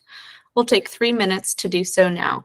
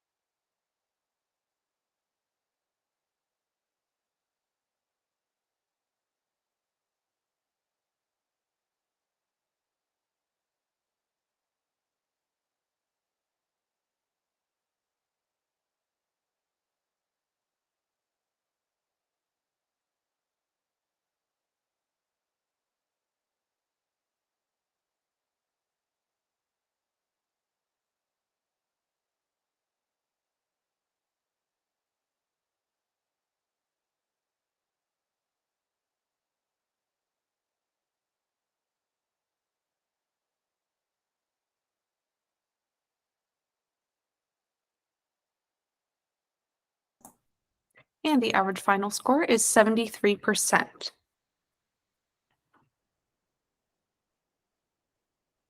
Next, please open application from Endangered Species Theater Project, application ID 2024-17531. The average initial score is 89%. The panelists that conducted the artistic activity visit, TWE, will now have 2 minutes to share any information gathered. It was a joy to watch a 3-hour rehearsal of this play that was written in the 1900s, called The Awakening, and seeing the director make it fun. They rehearsed in a venue on top of a bar, and it was great to see how they make it work for them and push through a fantastic rehearsal despite the noise from the bar. This was their second rehearsal that I went to go see. So it was a treat to see the cast and the director doing table work, still forming new bonds, as well as talk about the background and feelings of the story they're trying to tell. They talked about how the play relates to themes such as Jim Crow, healthcare, feminism, and several topics that some of us may still experience now. The director encouraged inclusive and safe language, such as don't say killed, say a different word, things like that make people feel safe within the room, which all reflects what she wrote in the grant about deep thinking. The stage manager also did a great job with keeping them on schedule. Eventually they got on their feet and staged a scene, which was really fun to watch, and all of the cast members were very open, very supportive, even of their fellow cast members who may have been shy or new to that particular theater family. Overall, it was very refreshing to be a fly on the wall in their rehearsal, and I'm sure that this director is strong enough to push through how stressful tech and previews can be. Thank you. Thank you. The panelists that held the in-depth conversation, Megan, will now have 2 minutes to share any information gathered. Diversity has been central to the Endangered Species Theater Project since day one. Founded to increase representation on and off stage for historically excluded communities, ESP takes a broad approach to diversity, looking at race, age, ethnicity, and ability. Being located in Frederick, Maryland, home of the Maryland School for the Deaf, ESP is committed to offering deaf-hearing integrated programming. Financially, this can be challenging because deaf-hearing theater costs about double what a non-deaf integrated production costs. However, ESP budgets for this additional expense. As the founder and artistic director Christine Moser said in our conversation, her goal is to review their season at the end of the fiscal year and be able to say that they reflected the diversity of their entire state beyond their town of Frederick. Having a long-term strategic plan is critical to be able to produce the type of programming that ESP strives for, as well as achieve their diversity goals in terms of BIPOC leadership. Christine Moser shared that she doesn't currently have the funding to be able to hire permanent staff, but emphasizes that having a BIPOC voice in ESP leadership is a priority. In the meantime, she strives to hire BIPOC directors whenever she can. The ESP board plans to discuss the strategic plan in the summer of 2023. Meanwhile, they are moving forward with a 3-year capacity campaign to address urgent needs such as hiring more personnel and building up a reserves fund. As part of this capacity campaign, ESP has recently acquired a brick-and-mortar rehearsal and performance space. They've also hired a volunteer bookkeeper. Regarding the recent deficit, this was due to shifting their Shakespeare Festival from one season to the next because of staff turnover. Thank you. Panelists, you now have 4 minutes for additional discussion.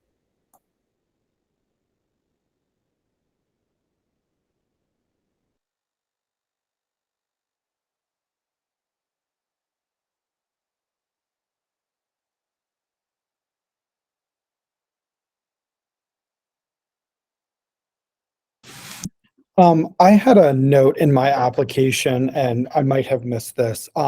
They talk about a DEI advisor. Is that position part of the organization, or is it a hired consultant? That I'm not sure of. If they are, it doesn't seem like they're on the permanent staff right now. The permanent staff is pretty limited.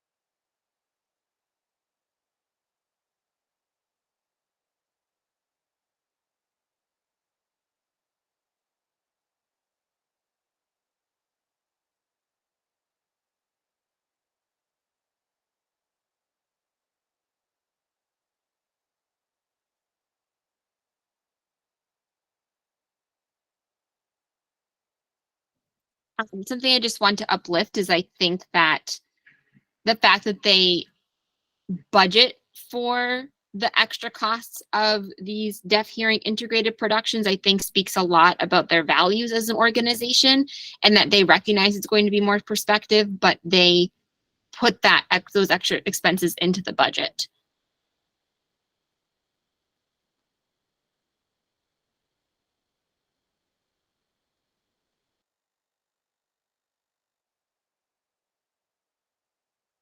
And I'm sorry, I can't remember. Did I hear someone say that their strategic planning process is starting in the summer? Correct. Summer of 2023. Thanks. But in the meantime, they're moving forward with, they have a capacity campaign that they are using to address more urgent needs, such as hiring more personnel. Got it. Thank you.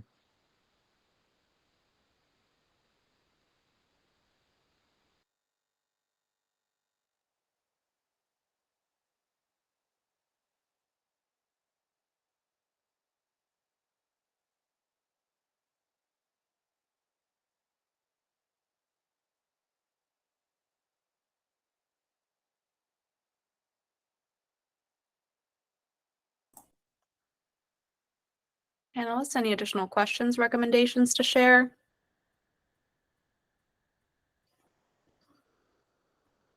If not, Laura, as a staff discipline expert, do you have any additional information to share? Just a few brief things. Dan, to your question about the DEI advisor role, I did just want to point out that it is on the organizational chart. So I can't speak to, what the structure is around if it's part-time or, something like that, but it is a part of their staffing structure. So just to uplift that. This application as a whole, I thought was very clear and very detailed throughout. And thank you so much, panelists, for adding even more additional information to our understanding. I thought there was just overall a strong commitment to reflecting the diversity of their area of service as a whole. They've really taken a lot of steps, when it comes to things like increasing pay for actors and adjusting work schedules. They've added understudies into their practice. So just a lot of considerations that the organization is taking at this period of growth, it seems like. There was a really strong description of their decision-making process, and they really broke it down into specific steps, really sharing that artists have a seat at the table, which I think that can be seen in the creative process. I would encourage them to just continue thinking about how input and feedback from the community at large, and not necessarily just currently engaged audiences, is a part of that process. But that's something to think about, as they continue to develop. Glad to know about the capacity campaign and strategic planning process. Thanks so much for that update, panelists. Another thing I just wanted to uplift was I really appreciate the mention of their burnout report. That is a standing item on board agendas. I just thought that was a really clear way of identifying and addressing challenges for the staff and the board to have that open line of communication. And finally, just a really strong awareness of racial diversity of the staff and board, and also diversity and abilities, working specifically with the deaf populations, as been discussed, and just a really strong commitment to programming and casting outside the quote unquote norm. So thank you so much. Thank you. Based on the information gathered from the discussion, please take time now to adjust any of your scores and comments in Smart Simple in alignment with the rubric. When finished, click Complete. We'll take 3 minutes to do so now.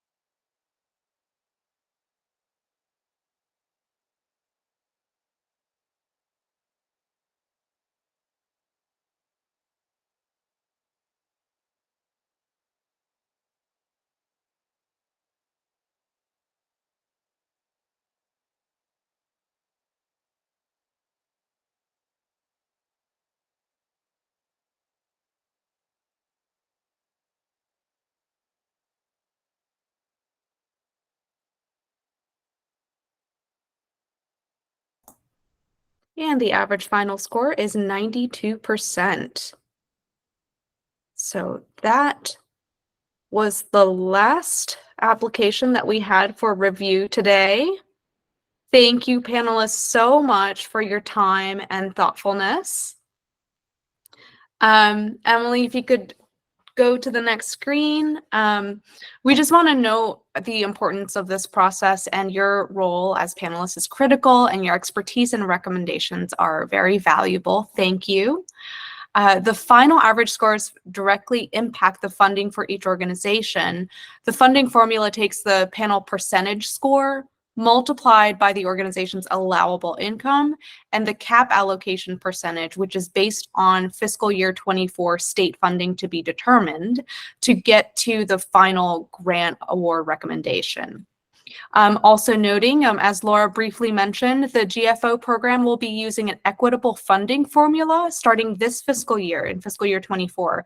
So this will be the first year of a 5-year transition period. This will impact that cap allocation percentage based on the tier that the organization falls into. And the tier is going to be determined by the organization's allowable income. So for more information about this, please visit the GFO page of the MSAC website or our FY24 GFO guidelines. Additionally, panelists' comments and recommendations are also provided to organizations that went through the full panel review process to ensure further transparency and encourage organizational sustainability. Grant award notifications that will be sent out in July will include a form for applicant organizations to fill out if they're interested in receiving that feedback. So this concludes the public portion of the meeting. Panelists, if you could just hang on briefly, we're going to have a couple next steps things to cover. In the meantime, observers, please feel free to